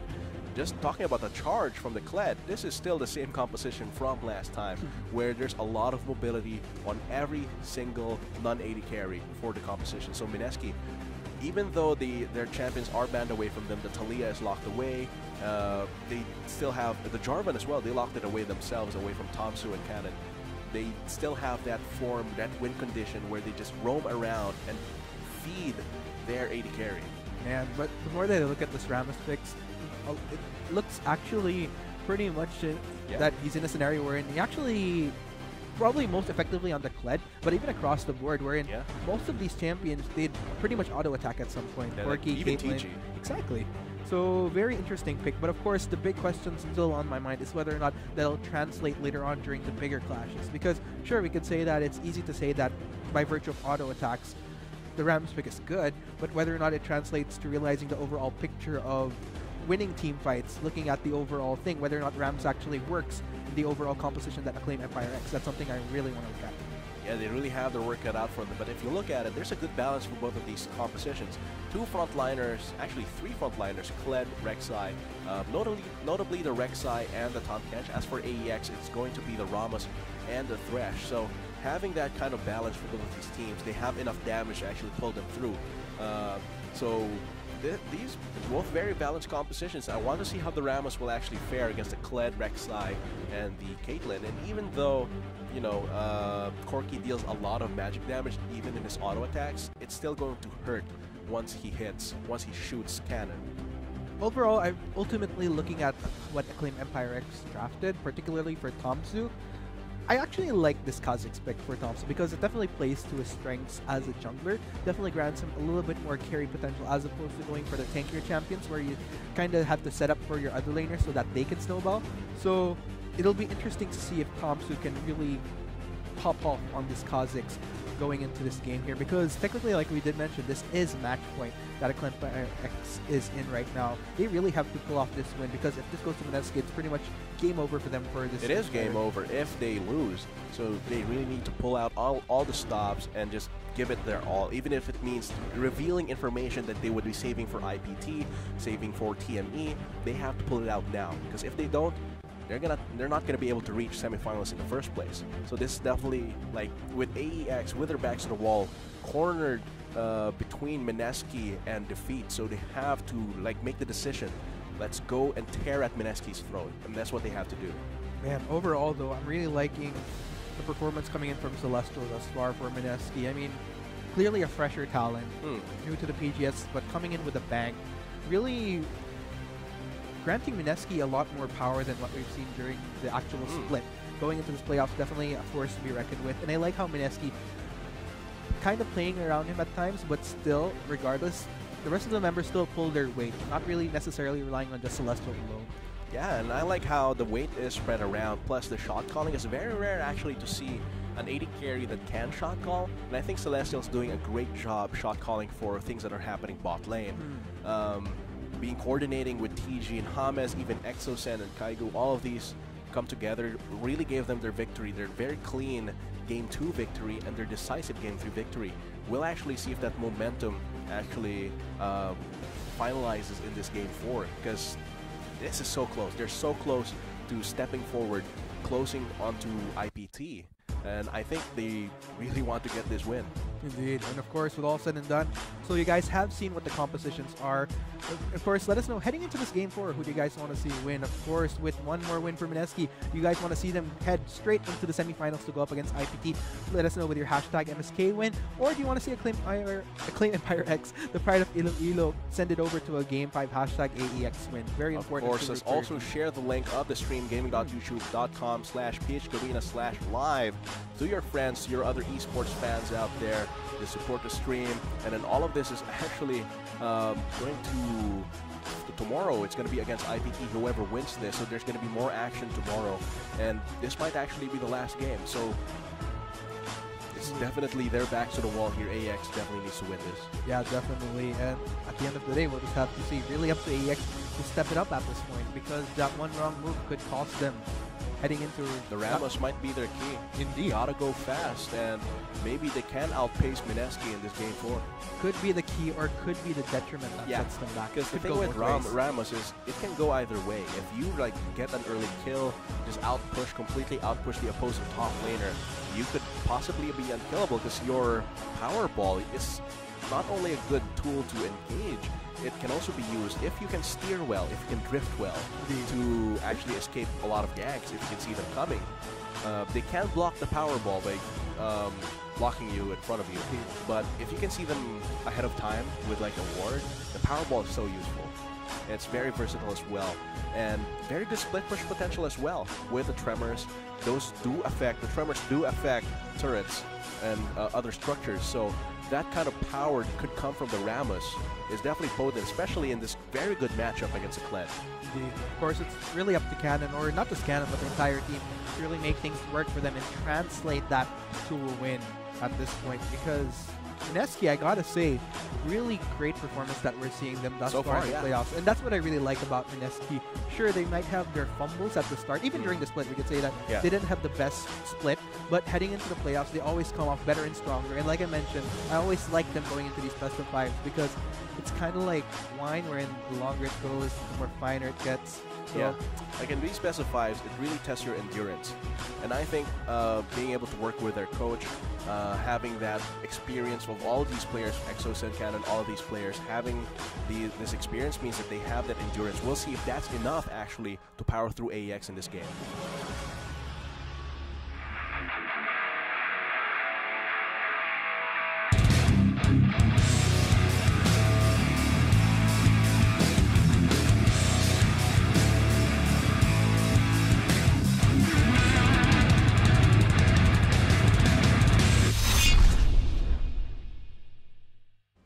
there you have it, folks. Looks like all of this will be unraveling on Summoner's Rift as we head into Game 4 for the Bacchus Pro Gaming Series. What is currently the quarterfinals for the 2017 summer season. Of course, this is going to be between Mineski versus Acclaim Empire X. Here we go into the action. And there we go. Looks like we'll just have to see, you know, both sides. Looks like Mineski will be grouping up together. Of course, That's 5. So they're going for something here. Either it's just a little bit of an invade to establish vision around AEX's jungle, or they might be going for a really cheesy kill here. It is possible. It's very risky, however, to go for it. Yeah, looks like Acclaim Empire X also grouped up together. If this were a scenario wherein, let's say AEX went for their standard laning, let's say maybe support, AD carry, head towards bot right away, then that might have been a little bit more scary. But looks like Mineski won't be able to pick off anybody, but still a good attempt. Yeah, they should be able to establish some vision to see where Tamsu is starting, and I think this actually signals to them that Tamsu is starting around the red side, around the Brambleback. Because Kha'Zix doesn't have the best clear for the Raptors, so definitely a red buff start. That's a lot of information, actually, for James and the rest of Mineski to play around. That means, okay, at around minute 4, he will be around bot side. That is a possibility. Indeed, but along with that, Mineski, having passed by that small brush in the river, actually granted AEX their own form of information, seeing 4 members of Mineski pass by them. Oh, man, that's unfortunate. Because the phosphorus bomb actually did not hit the Raptors. And look at this though. Right? Man, stealing 2 is actually pretty big. And I think very good adaptation from Mineski. A preemptive leash coming from PGS Celestial to actually help out James and get the red buff. They do get the red buff. And I think James will just go and clear his Raptors clean up. And I think Mirmove and Vanguard, they got those, the usual 2 Raptors, mini Raptors. I think that's becoming standard in pro play. Oh, look at this though. A little bit of a trade-off here between Kaigu and Cannon. But yeah, I mean, with the W coming in from the round, it's definitely manifested. There's definitely that reflection of damage. As well as the minion wave being there. He was way behind, and I think he has the confidence to go through that because Cannon cannot fight back in terms of damage, but very dangerous decision for him to actually go in there. Yeah, overall, look at this though. Both sides really just kind of juking out damage being traded across the board for most of the lanes here, except for bot lane. But yeah, a little bit of trade-off happening for mid and top lane respectively here. So we'll just have to see. Again, both sides, particularly for Mineski, it's just one more win that they need. Yeah, it's so close that they can practically taste it, and I like how they're still using the same kind of playstyle from last time where they rely on the mobility and the roam potential of their laners and their jungler to actually dominate the game. We'll see if that's the case for this one. Indeed, there we go. So ultimately, looking at everything across the board, looks like Awaken having a better time in terms of the CS numbers here. 10 to 17. One wave missed out on by Exosen, but then again, the wave is almost being pushed by Awaken, so this will grant Exosen that opportunity. It will equalize a little bit. Exactly. But the fact is, Celestial still very safe in this bot lane because of TG's presence on that Tahm Kench. And I'm pretty sure that Tahm Kench will be very impactful later. Look at that. Cannon not receiving any damage at all from Kaigu. Very good counterplay. Oh, this might be the fight though. James getting the knockup onto Awaken. Exosen goes in very low mana though. Looks like first blood will actually go to Awaken. Looks like Tamsu might get the cleanup onto Exosen as well. Exosen in quite a bit of trouble. Just one more hit. Shot. Tamsu though a little bit in too deep. Oh no. A summoner has disconnected. Oh, okay. So what phase? That is going to be a kill onto Exosen. The revenge kill coming from Exosen there after James got taken down. Definitely taking a turret hit like that is not good. You do not want to take a turret shot. Not indeed. At these low levels, especially if you're not naturally tanky. Rek'Sai is not naturally tanky at all. She needs to itemize towards that. We'll set the bar though, equal 1-1, but definitely, regardless, that does give Awaken a better chance here because Exosen, that time wherein she did survive, but regardless, he did need to escape. So it looks like Awaken actually going to get ganked once again. Very, very tricky, but Exosen and James in exchange will need to back away. Respect that a bit, but still Awaken very, very low in health. We'll have to respect that. With the red buff regeneration, he could theoretically survive longer against Exosen, who no longer has any potions, only has the Doran shield. But I think that's pushing his luck. I think he should recall a little bit now. Definitely. Regardless, still, if we're looking at it, at the end of the spectrum, Exosen a little bit back on CS because of that. I mean, it didn't necessarily result to a kill. Oh, that's aggressive. Getting the free, the TG will be getting the Devour onto Celestial to save his AD carry, prevent any more damage. But Exosen actually goes in onto Awaken though. Just one more shot within the there. vicinity, but along with James though. Looks like Hamsu won't be pursuing a smart move there, but looks like more of a fight is happening here towards bot lane. Celestial getting the Devour once again. That's going to be the play to potentially get the AD carry of Mineski. Celestial very, very low. Ignite popped onto him. Won't be able to take him down just yet, but looks like Mirmo actually going to flash in to try to get the kill. He'll have to be very careful though. Has full stacks of the Tom Kench passive, but he'll be backing away for the meantime. Wow, he's still going for it. He flashed for that. I think it's a setup for James. James, though, might be able to get Mirmo in this case. Teleport being popped in from Kaigu as an extra precaution. No need, though, as that'll be yet another kill for the Mineski squad. Seems like Kaigu doesn't have access to his teleport, but he will still have it before Cannon gets his. And look at that itemization. Mercurial Treads just to reduce the taunt, as well as the damage from the defensive ball curl, as well as the power ball, and once they reach level 6, the tremors. So a little bit of a atomization, forcing Kaigu to build Merc Treads, however, is so bad for a Kled. And that really puts a hamper on his damage. Look at that Bramble Vest built by Cannon, taking advantage of the new items. So good onto this Rammus, really doubling down on his thing, you know, on his shtick, being able to reflect damage back to you. I'm actually wondering how this will eventually play out, because looking at the laning phase, Rammus definitely is an excellent pick going up against Kled.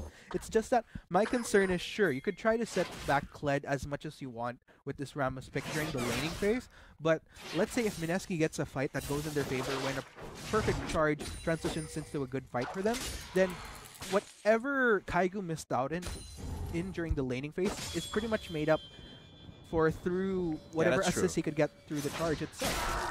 Whatever value they can get from a good charge engage, however, will have to depend on how the rest of Mineski plays, and if Kaigu has his teleport available at that time, or his charge. So it really is up to Mineski to set it up so that the rest of them can just completely overpower the Rammus later in the game. But at this point, it's so hard. Look at that damage. The Bramble Bag and the defensive ball curl is putting a hamper, and Kaigu cannot put any damage back. He doesn't have the Black Cleaver to really cut down on those defenses. He has to build a Merc Tread so he doesn't get killed by himself. That's actually an excellent point that you brought up there, and that technically slows down Kaigu a bit, because when you think of this Kled here, you'd optimally want to go for the Black Cleaver transitioning into potentially the Titanic Hydra. Ooh, James. But looks like we'll be seeing a fight here. Vanguard actually going in on to James. Exosen actually, along with PG Celestial, will be joining the party, getting the kill onto Vanguard though. And 4-man just to steal the blue as well with a kill onto Exosen. 2 kills onto Exosen, that's definitely great for them. A blue buff as well will transition them very well. They might actually go for a dive here. They have 4 members at high health. Mirmo has to run away. A little bit of a pause. So let's consider the state of the game right now. 2 kills onto Exosen, definitely good. Indeed. And having those 2 kills means that he will snowball like Awakened did in the first game. Overall, yeah, Mineski definitely had a great start. And let's say if that tower dive eventually manifests into yet another kill for Mineski, this might be another scenario wherein they just build up on all the momentum in the world. Yeah, and as I said, this kind of roaming composition, and they are doing a very good job at roaming. They are diving, they are invading the jungle, because they have all the tools in the world to respond to any threats. So this composition, I believe, has to snowball their leads. And once they start doing that, the momentum will just be multiplied, and they can just crash onto AEX and destroy them. But they have to be careful, as I said. There's a lot of potential with a Shockwave, with a defensive ball curl, with a Frenzy Taunt from Rammus. All of these tools AEX has to actually stop that full-on power death ball that the mobile composition that Mineski has. Yeah. So it's very difficult right now to see who will win, because even though Mineski has a good start, it can be turned back on them with a good counter engage with a Shockwave as well as the Powerball. Indeed.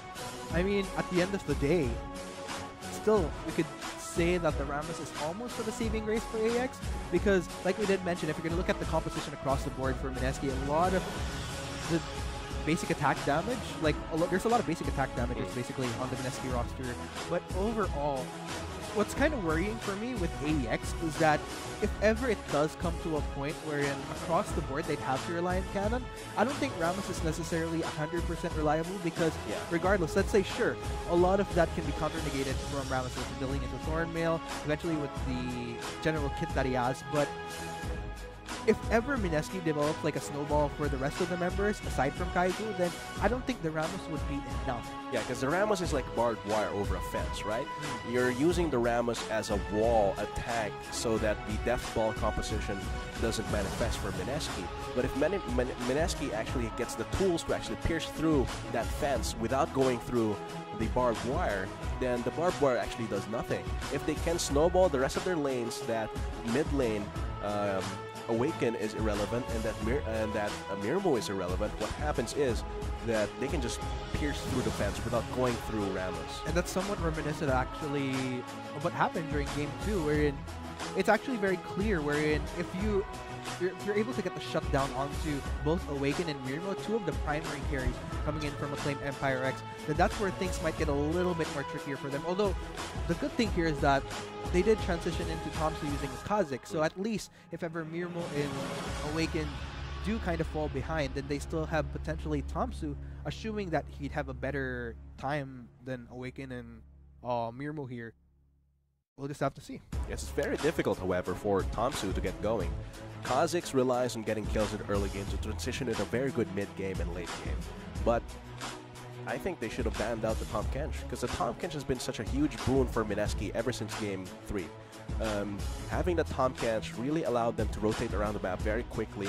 Having that two-man teleport at long range definitely gives them a lot of tools to rotate around the map to outplay and outsmart AEX. And I think if they had sacrificed one of their best, even the Elise, I think, could have been a tool, something that they could sacrifice that ban, the Elise ban, and then put in the Tahm Kench ban against TG. I think that would have been so great for Game 3 and in this Game 4 I for agree with you. AEX. And if you're going to look at it, this Tahm Kench has definitely been manifesting for the bot lane. Look at how much Celestial has dodged death because of that Devour. And I don't know, this might actually be quite tricky for AEX considering that Tahm Kench, because it definitely grants a lot of protection. Let's say, not even just for Celestial, but let's say if ever AEX decides to converge on other key members that could be taken off the map, then just one Devour. I want to note out something that also happened in Game 3, and that James was going for a steal onto Rift Herald. He didn't get the steal, but he was able to get out because TG swallowed him up and then flashed out of the pit. Otherwise, that would have been losing Rift Herald and 300 gold. So very good pickup. I really love the Tahm Kench pickup for TG here, and I think they've been using it so effectively. Usually we only see a very good Tahm Kench from like Moraita Boy in the group stages, but here it seems like they've adapted that because of Celestial being put in the roster.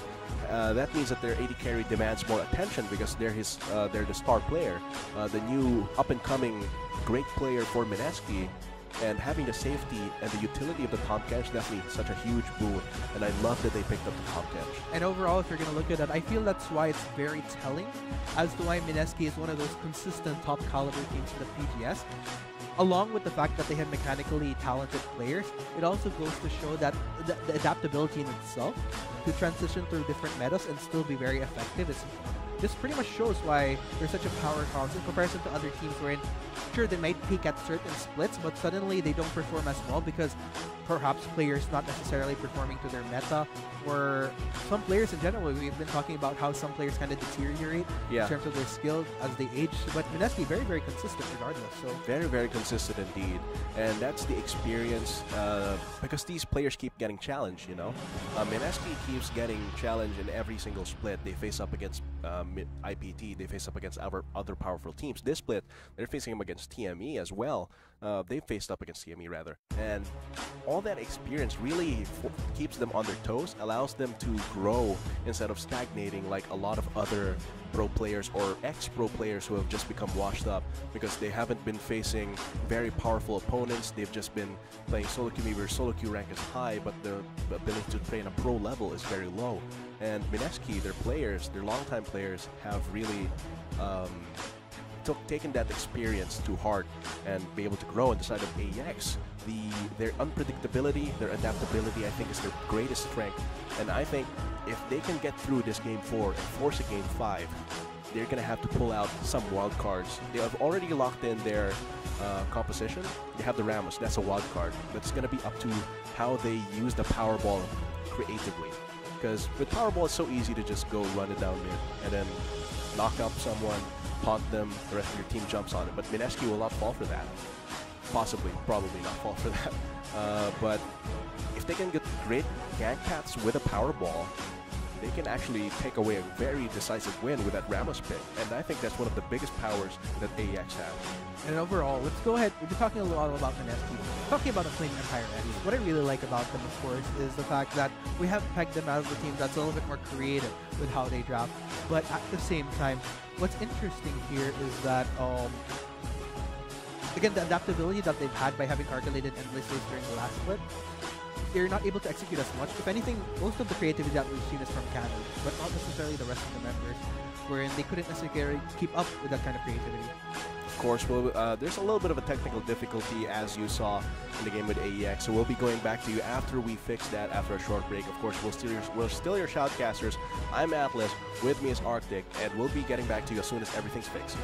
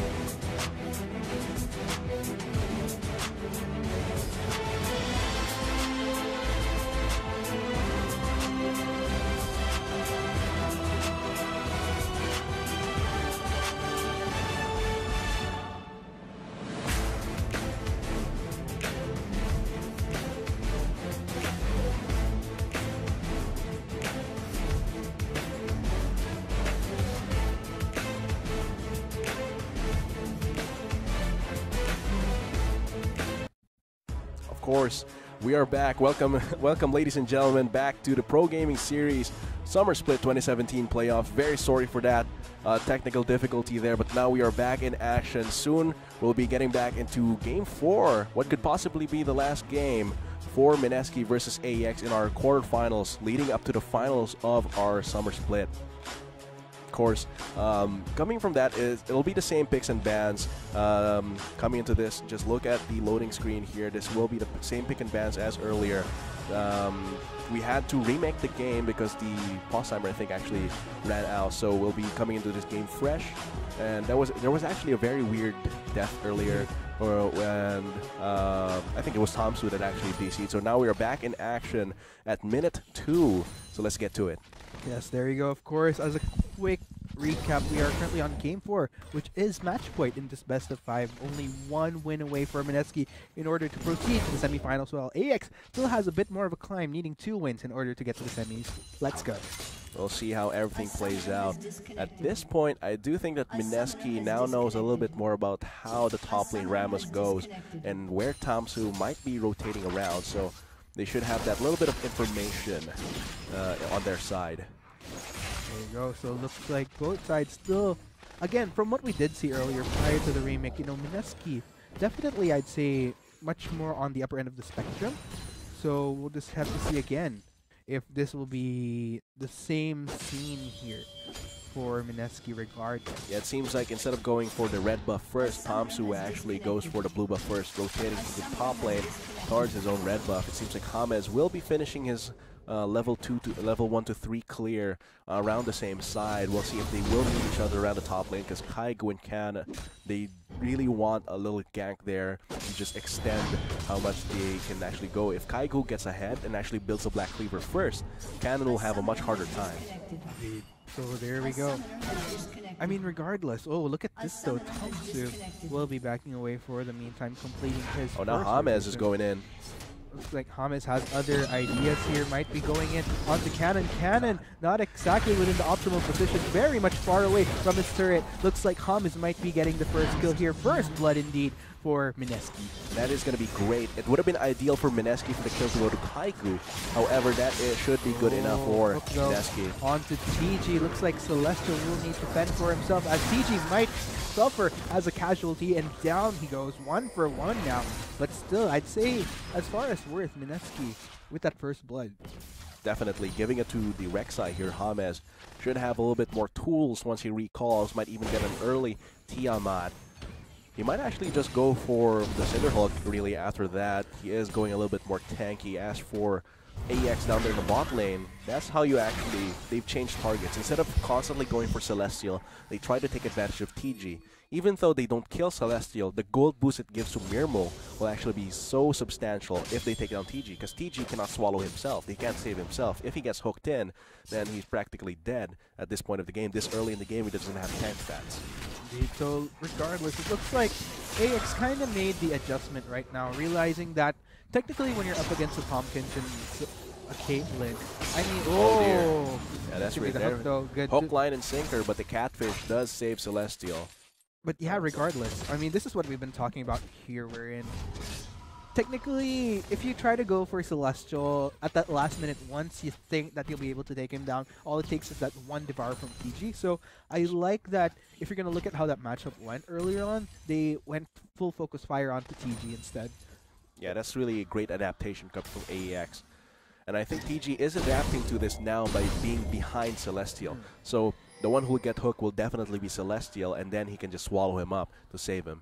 Tomsu gonna go for his signature aggression onto the jungle side of MSK. Whether or not that'll be fruitful, though, that's something that I'm not sure. Yeah, because James doesn't really have resources down their bot side, so there's not much sense unless he's setting up for a gank or setting down deep vision. But at this point, it just seems like he's going for a roam here in mid lane. But Exosen has pushed his own turret, so there's not much room to actually go for a gank onto Exosen. Yeah, quite a little bit of a missed out opportunity there coming in from the AEX squad. Exerting, I mean, that was a pretty good number of seconds exerted, waiting for a potential gank maybe, or a transition into getting a pickup onto James. But as we have seen, not only does James have a clear out on the resources towards bot side. He's also technically leaning towards top side, looking for opportunities himself. So didn't really result to anything for AEX, but still very much early in the game. Yeah, he wants to disable Cannon, because even if you disable Mirmo, disable Awaken, if Cannon just constantly disrupts Celestia, that might be flashing something. onto the play. Tomsu actually goes in. That's going to be the Just Devour coming in swallows from him up. TG. Will be getting slowed down, but regardless, looks like they will be surviving yet another day this bot lane. Look at that. In any other, with any other support. Awaken Okay, though let's go getting for knocked mid out. lane. That is going to be the shockwave, but James has to be very careful. Will be going down though. 1 for 1 in the mid. 1 for 1 indeed. The kill still goes to James. More fights TG, happening more fights. here. TG might be in trouble himself. Forced to proc the extra 6 skin there, but Mirmo might actually be in trouble himself though. Celestial tries to get the kill. Mirmo continues to try to run away. Vanguard still at bay though. Celestial continuing the chase. Misses out on the pilt over Peacemaker. I think he's dead.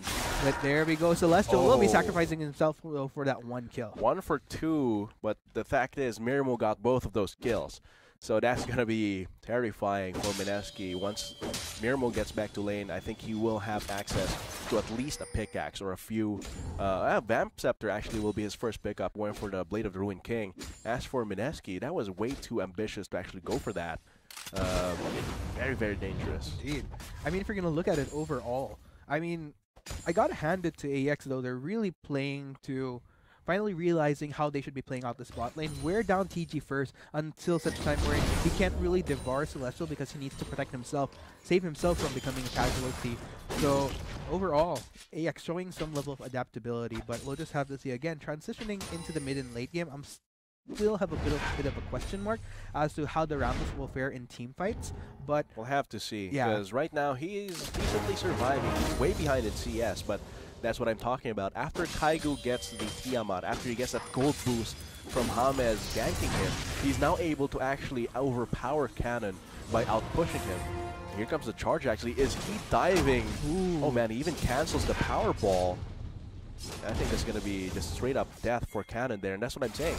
Because they shut down Cannon with that 1 death, that means Kaigu can now constantly outpush him. He does have the Tiamat now, so that means Cannon will never outpush this Kled. And now they're going for stealing resources away from Tomsu.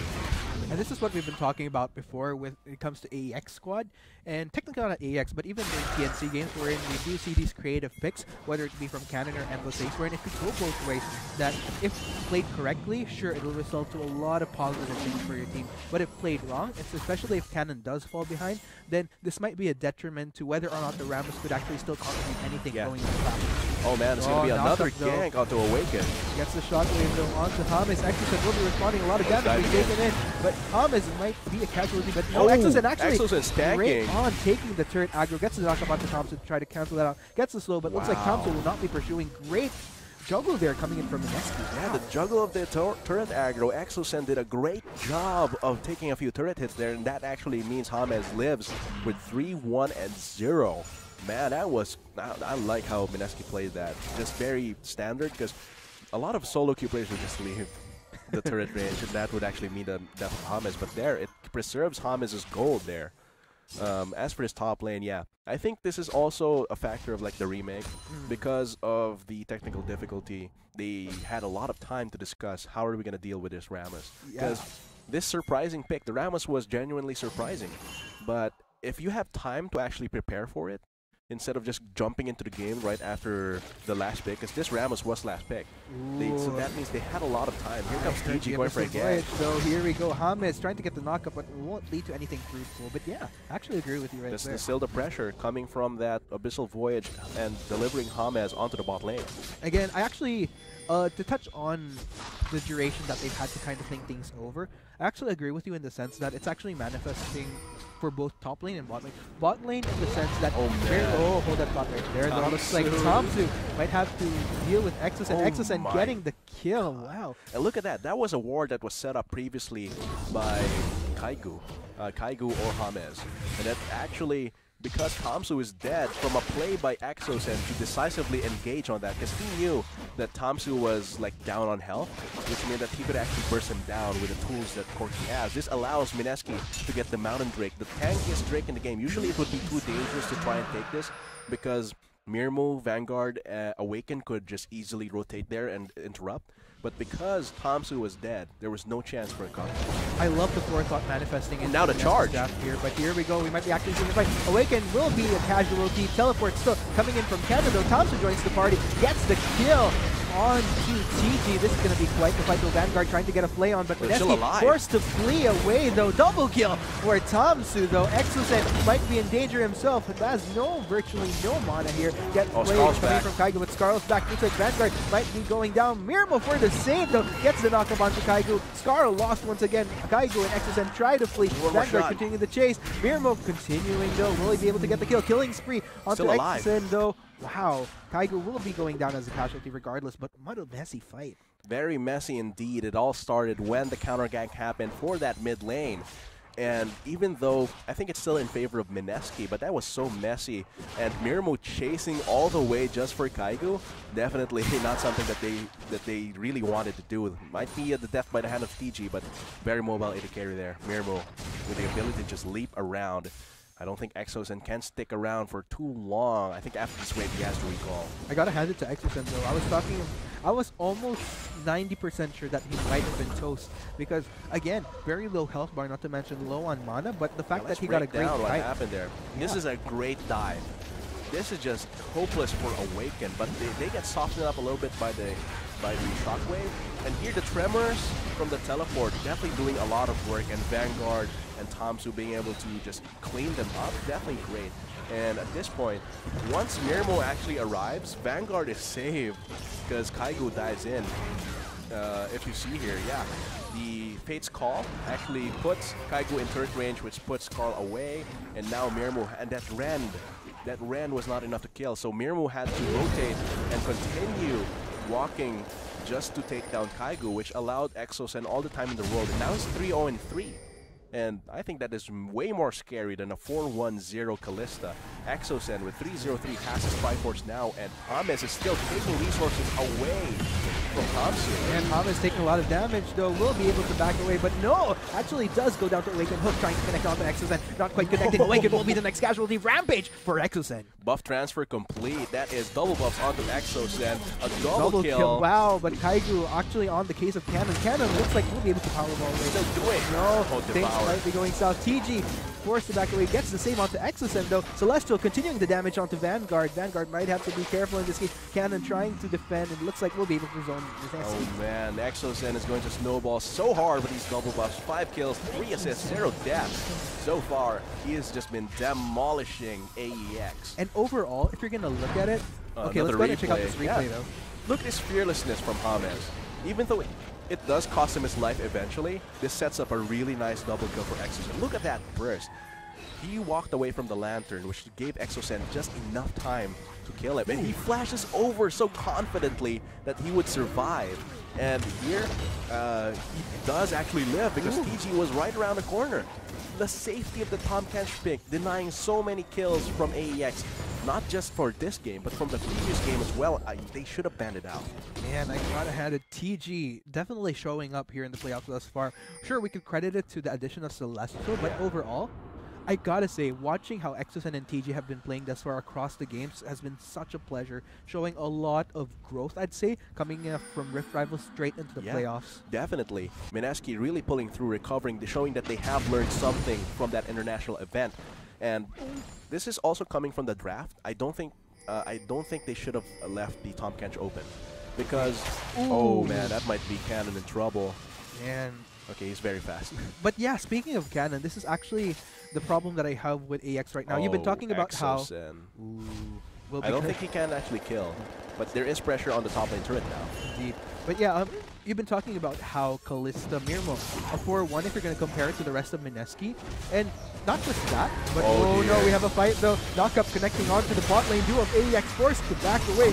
Gets the kill, the beauty of the Rek'Sai clearly manifesting. TG getting the save though onto Exocet, preventing the shockwave from connecting. A lot of damage coming in from the Mineski squad. Cannon, the next casualty. That is going to be 4 members of AEX down. Overall, Mineski really slaying the competition. And now getting turrets across the board. 3 turrets, all outer turrets now down for AEX. Mineski just eats them up. And I love that. The shockwave got dodge actually by TG. He just swallowed his teammate up, which actually saved him from the shockwave. I like that. And coming from Mineski, they're just showing the power of this kind of composition. And I do not think that they should have left the Tom Kench up, because Indeed. it's been denying so many kills that AEX could have used to come back into this game. Of course, they are really overcommitting to a lot, but I don't think they should have banned Elise, because if you ban Elise, Mineski's gonna pick up the Rek'Sai, right? And it really performs the same way Elise does. Early game pressure, very fast clear. So, and execution potential as well. So there's a good alternative. The alternative is as good as the ban out. So the Elise ban out rather, isn't as good. But if you ban out the Tom Kench's utility is unique. You cannot get the Abyssal Voyage and the Devour from any other support. So that's something that they should have considered. They got demolished because of the rotation potential come from Mineski. Not only that, but this is the biggest worry that I had with AEX right here. Cannon now 0-4-1 on this Rammus. Does have the Thornmail along with the Ninja Tabi. But sure, we could technically peg him as a great meat shield. But what He has no health. He has no exactly. health. Without the health, not to mention the fact that members of Mineski could easily just converge on the squishies while completely ignoring Cannon. Because at this point, Mineski is so fed that they can ignore the tankiness of Cannon. And even if he was tanky, just leave him to Exocen. Exocen deals 80% magic damage. So what happens here? No health with so much armor, but you're taking more magic damage than physical. So Exocen is just free to go there. And now look at this. 2 Mountain Drakes for Mineski. Mountain Drakes are just their thing today. And combine this with a Triforce on Exocen and the sieging potential of Caitlyn, that is scary. I think AEX is really going to have their backs to their wall here. Indeed. They have to fight back. But it's so hard seeing as all of them except Mirmo are so behind. This risk that AEX took overall, I gotta commend them though. Sometimes you do need to take these risks, be a little bit more creative with these compositions. But then again, there is that risk that doesn't manifest though. But here we go, we might be seeing a fight though. AEX, Exocen in the backline dealing a lot of damage onto Vanguard. That is going to be the takeaway though. Awaken getting the kill onto Hamas. Looks like things are going well for AEX. Thus far, charge coming in from Kaigu. Nerves onto Vanguard, might be going down, but Kaigu in exchange, that is going to be a lot of members from Mineski down, only Kaigu and Exocen remaining. Legendary still for Exocen though. Cannon continues the chase. Will be getting the blasting cone though. Kaigu not quite done just yet. Convert this onto Awaken. Changes onto Mirmo. This is be very scary. Loses out on Scarl. Cannon though gets the taunt. And Exocen though actually within range to still get the response. A lot of damage. Goes straight onto Awaken. This may be indeed the cleanup right here. Cannon force the Powerball away. Looks like we'll be able to survive yet another day, but wow. Almost hitting that, but does leave him free. He has a little bit of a wave forming in this bot lane. He can quickly take out this bot lane secondary turret. It's already half health, plus he has 2 Mountain Drakes and Triforce. And the Rapid Fire Cannon as well, so this is going to fall down very, very quickly. Man, at the end of the day, I'd still have to peg that as a victory onto Mineski because just the fact in itself that AEX was in the position to really collapse. Yeah. So let's go ahead and see what happens. Look at this, the patience. Hamas pulls a lot of damage coming from AEX, and the split second where you're invulnerable and untargetable while you're in Void Rush leaves so much time for Kaigu to catch up with the teleport, and so much time for Exocen to do the blue buff while kiting away Tamsu. And after this, yes, Exocen does have to run away, and Kaigu has to 1v2 this for a while. He does die, but in the end, cleanup crew definitely worth it. Or not even a crew, cleanup man, the janitor here for Mineski takes him out cleanly, and he gets a turret on top of that, so it's definitely worth it for Mineski. That is a huge win, and this is just a grand snowball. Already another fight, and they are doing Baron as we speak. Oh man, this is absolutely beautiful. 10k gold lead at 20 minutes. Man, I think DG can just tank this entire team. Cannon actually getting the flashes though. This might be the Baron fight. A lot of members of Mineski though. They get the steal, not to mention from the Rammus. Kaigu though getting a lot, but still those are 3 members of Mineski down. Kaigu forced to back away. Will TG be able to save him though? That is the question. They continue to back away though, still very much far away from safety though. Oh man, TG gonna be soaking up a bit of the damage though. Goes in. Gets Scarl back. Mirmo though trying to get the kite on. Awaken will be the next casualty though. Mirmo himself might be in trouble here. Devar to save Kaigu, but oh man, gets the kill. Wow. He delivers Kaigu in front of in front of Mirmo, rather. And just takes him out. That is great. And they survive even after losing the Baron. Of course, let's see the moment where Exosen tries to go for something. TG actually, he just Valkyries over there. I want to see the point where they actually get the steal. But again, that was almost a throw from Mineski. Mineski Baron throw. But they were still able to win the team fight by a landslide, even after they lost the actual team fight. Oh, they smited early.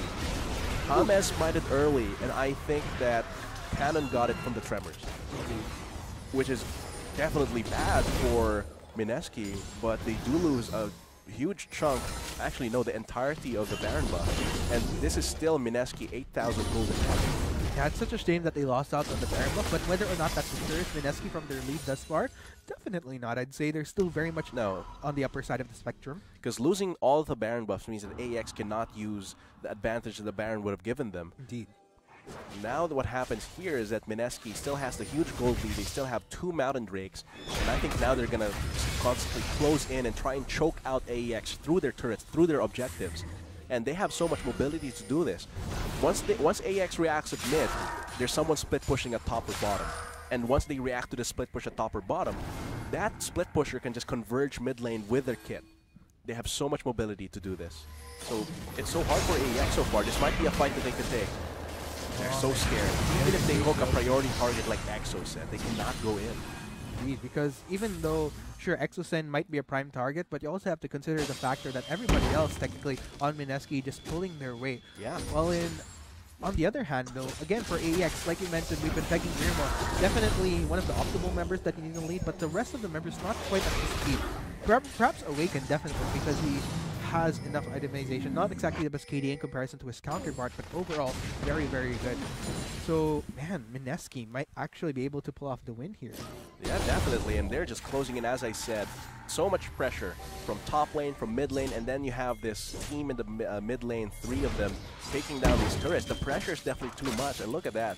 At this point, Kaigo can just fearlessly dive onto Cannon. Of course, he does lose out on a lot of health, but now we can see Cannon does not like block out any form of damage, because Kaigo now has a lot of damage, has a lot of levels over Cannon, has 1 level over Cannon, has Black Cleaver. So this means he can just overpower Cannon. And now look at his rotation. Immediately, once they take down mid lane, second tier, they go for top lane. I gotta hand it to the pace of this game here. Like we've been mentioning, in between the break, before this remake, they've had enough time to discuss.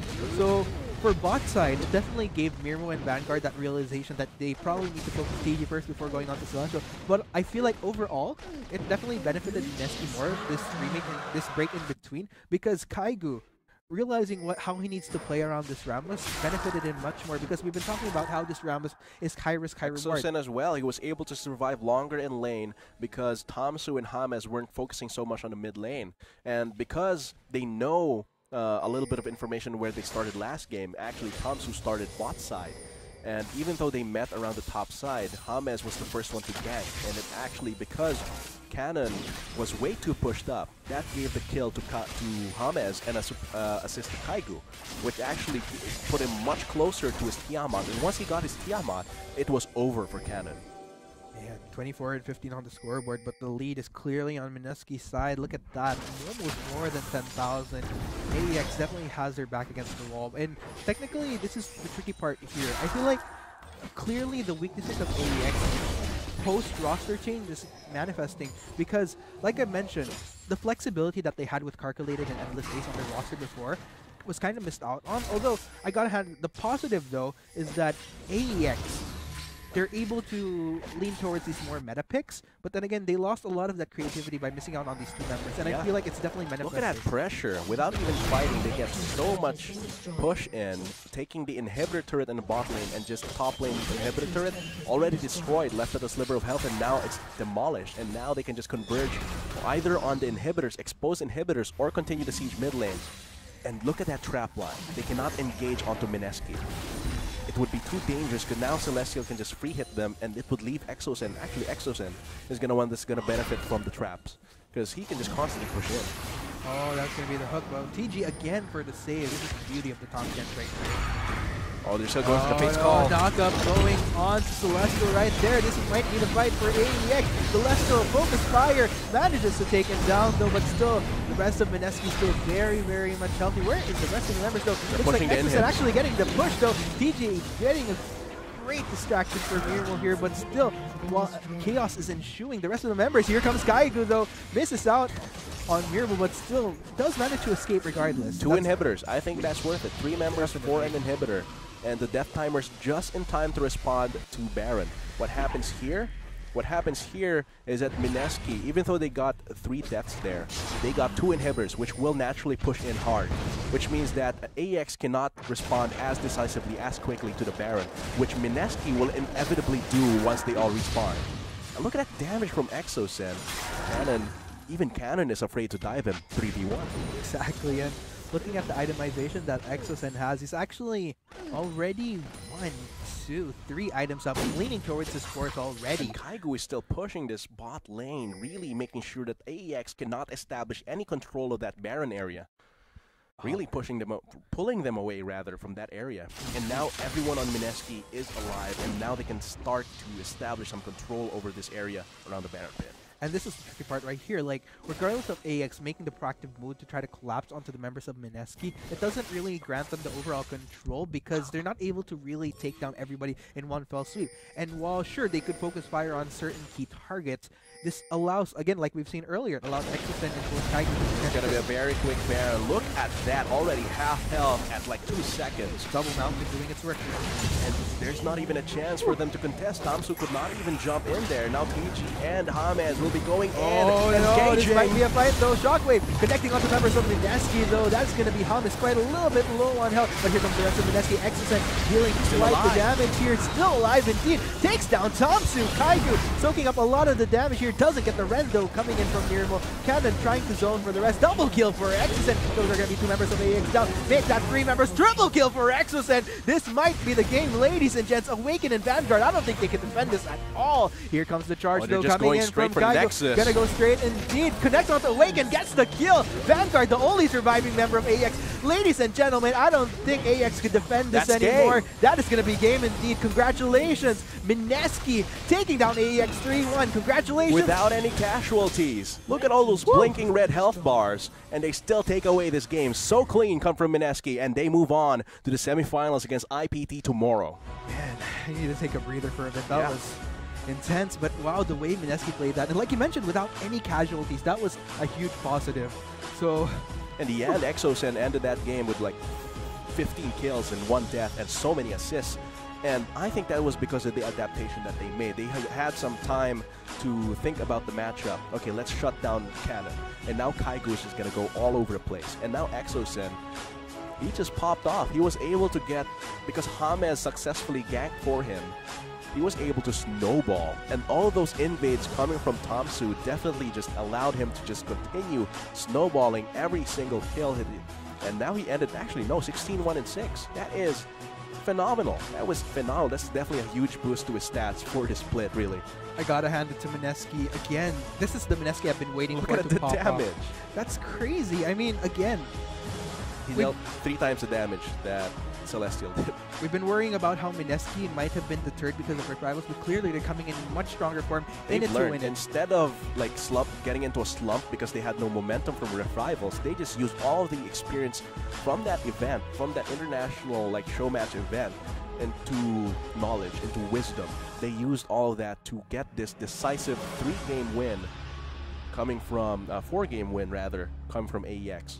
Man, I'm still getting chills after that game right Me too. there. I mean, very well played by Mineski indeed. Clearly they're in it to win it. If anything, they want vengeance for what happened during Rift Rivals. Clearly wanting to be a contender.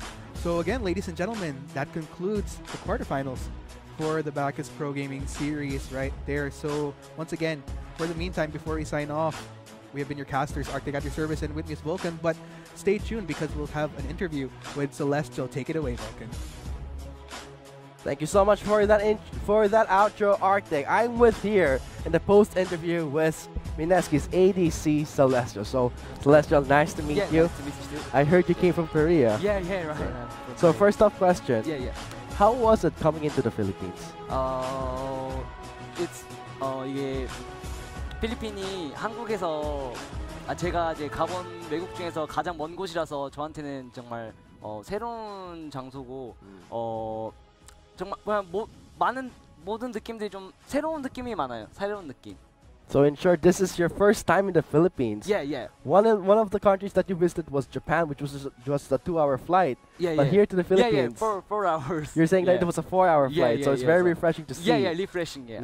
So first off question, since you came from Korea, how was it communicating with your teammates? 이제 영어로 대화를 해요. 제가 아예 영어를 못하는 건 아니라서 영어로 대화를 하는데 이제 좀 디테일한 스몰 디테일한 부분은 좀 힘든 부분이 있어요. 이제 뭐 초단위의 뭐 오더라든가 그런 small detail. So when it comes to communication, you tend to speak in broken English, not the perfect English. Yeah, not perfect. Not perfect English, but that also points out the smallest detail that you miss. Just like baiting and shout calling. Yeah, baiting. Yeah, like this. How many times did that happen? Maybe not in PGS, but when we have scrim, we did mistake like that. Maybe 한. 그럼 첫 번째, 세 번째 문제는 필리핀에서 오신 게 환영합니다. 그래서 welcome to the Philippines. Mabuhay. Thank you. Yeah, so, but on to the third question. Really curious to see how do you think is the competitiveness of the PGS compared to Korea? PGS가 이제 한국에 챌린저스 코리아라고 이제 세미 프로 리그가 있는데 약간 세미 프로 리그 정도에는 이제 가서 이제 겨룰 수 있을 만하지 않을까. 레벨이 그 정도 세미 프로 리그 정도는 하지 않을까 하는 생각이 들어요. 만약 중상위권? 세미 프로 중상위권 정도는 할 수 있을 것 같아요. So you're saying that the level of the PGS skill is on par with the semi pro league in Korea? The League of Legends Challenger Circuit in Korea. Challengers Korea. Yeah. That's very interesting. So you're saying that the level is up par or in the middle?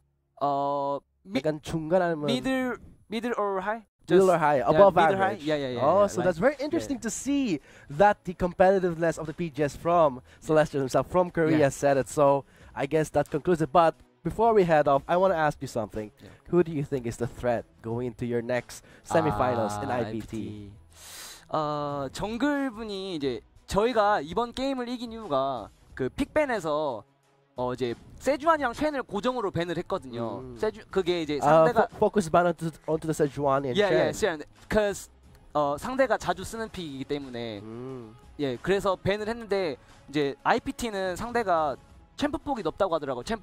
챔프풀이 넓어서 밴픽하는데 조금 어려움이 있지 않을까 생각이 돼요. So for the words of Celestial, he said that he is fearing the jungler of Imperium Pro Team because of his huge champion pool. Whereas in today's match between AEX, they bound out the Sejuani, the Shen, one of the most picks in the jungle route. So when it comes to champion pool, I think Imperium Pro Team has a lot, and Celestial says he's pretty much worried about it. But guys, there you have it. That was the post-interview of the PGS playoffs. With me was Celestial, and I'm with Vulcan, and we'll see you for the semifinals tomorrow.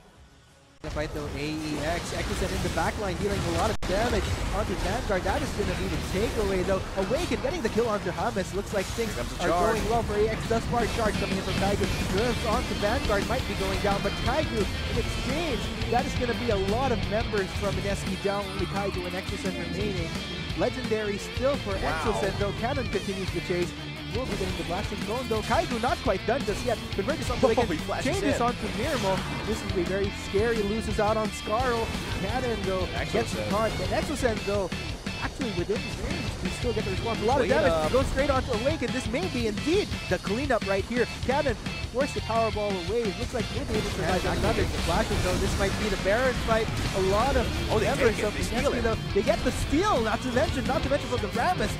Kaigu though getting a lot, but still those are 3 members of Mineski down. Kaigu forced to back away. Will TG be able to save him though? That is the question. Knock-up going on Celestial right there. This might be the fight for AEX.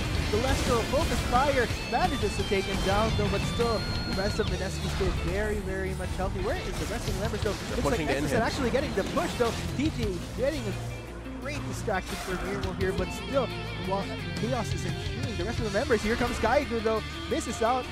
on your Oh no, this engaging. might be a fight though. Shockwave connecting onto members of Mineski though. That's going to be Hum. It's quite a little bit low on health. But here comes the rest of Mineski. Exocet dealing quite the damage here. Still alive indeed. Takes down Tomsu. Kaiju soaking up a lot of the damage here. Doesn't get the Rendo coming in from here. Well, Camden trying to zone for the rest. Double kill for Exocet. Those are going to be 2 members of AEX down. Make that 3 members. Triple kill for Exocet. This might be the game, ladies and gents. Awaken and Vanguard. I don't think they can defend. Connect onto Awaken. Gets the kill. Vanguard, the only surviving member of AEX. Ladies and gentlemen, I don't think AEX can defend this anymore. That is going to be game indeed. Congratulations.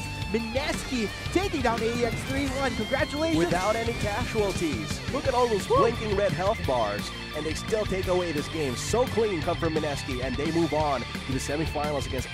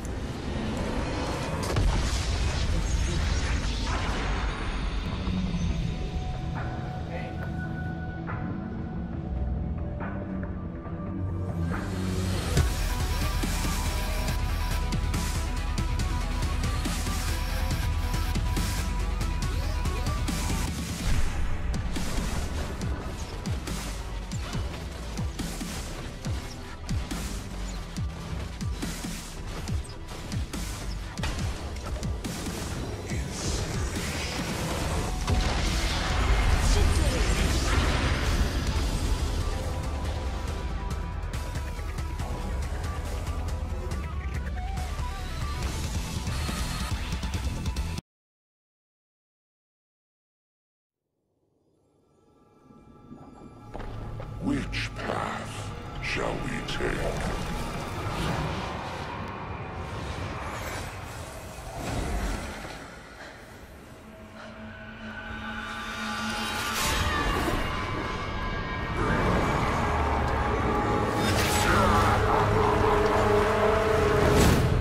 I will decide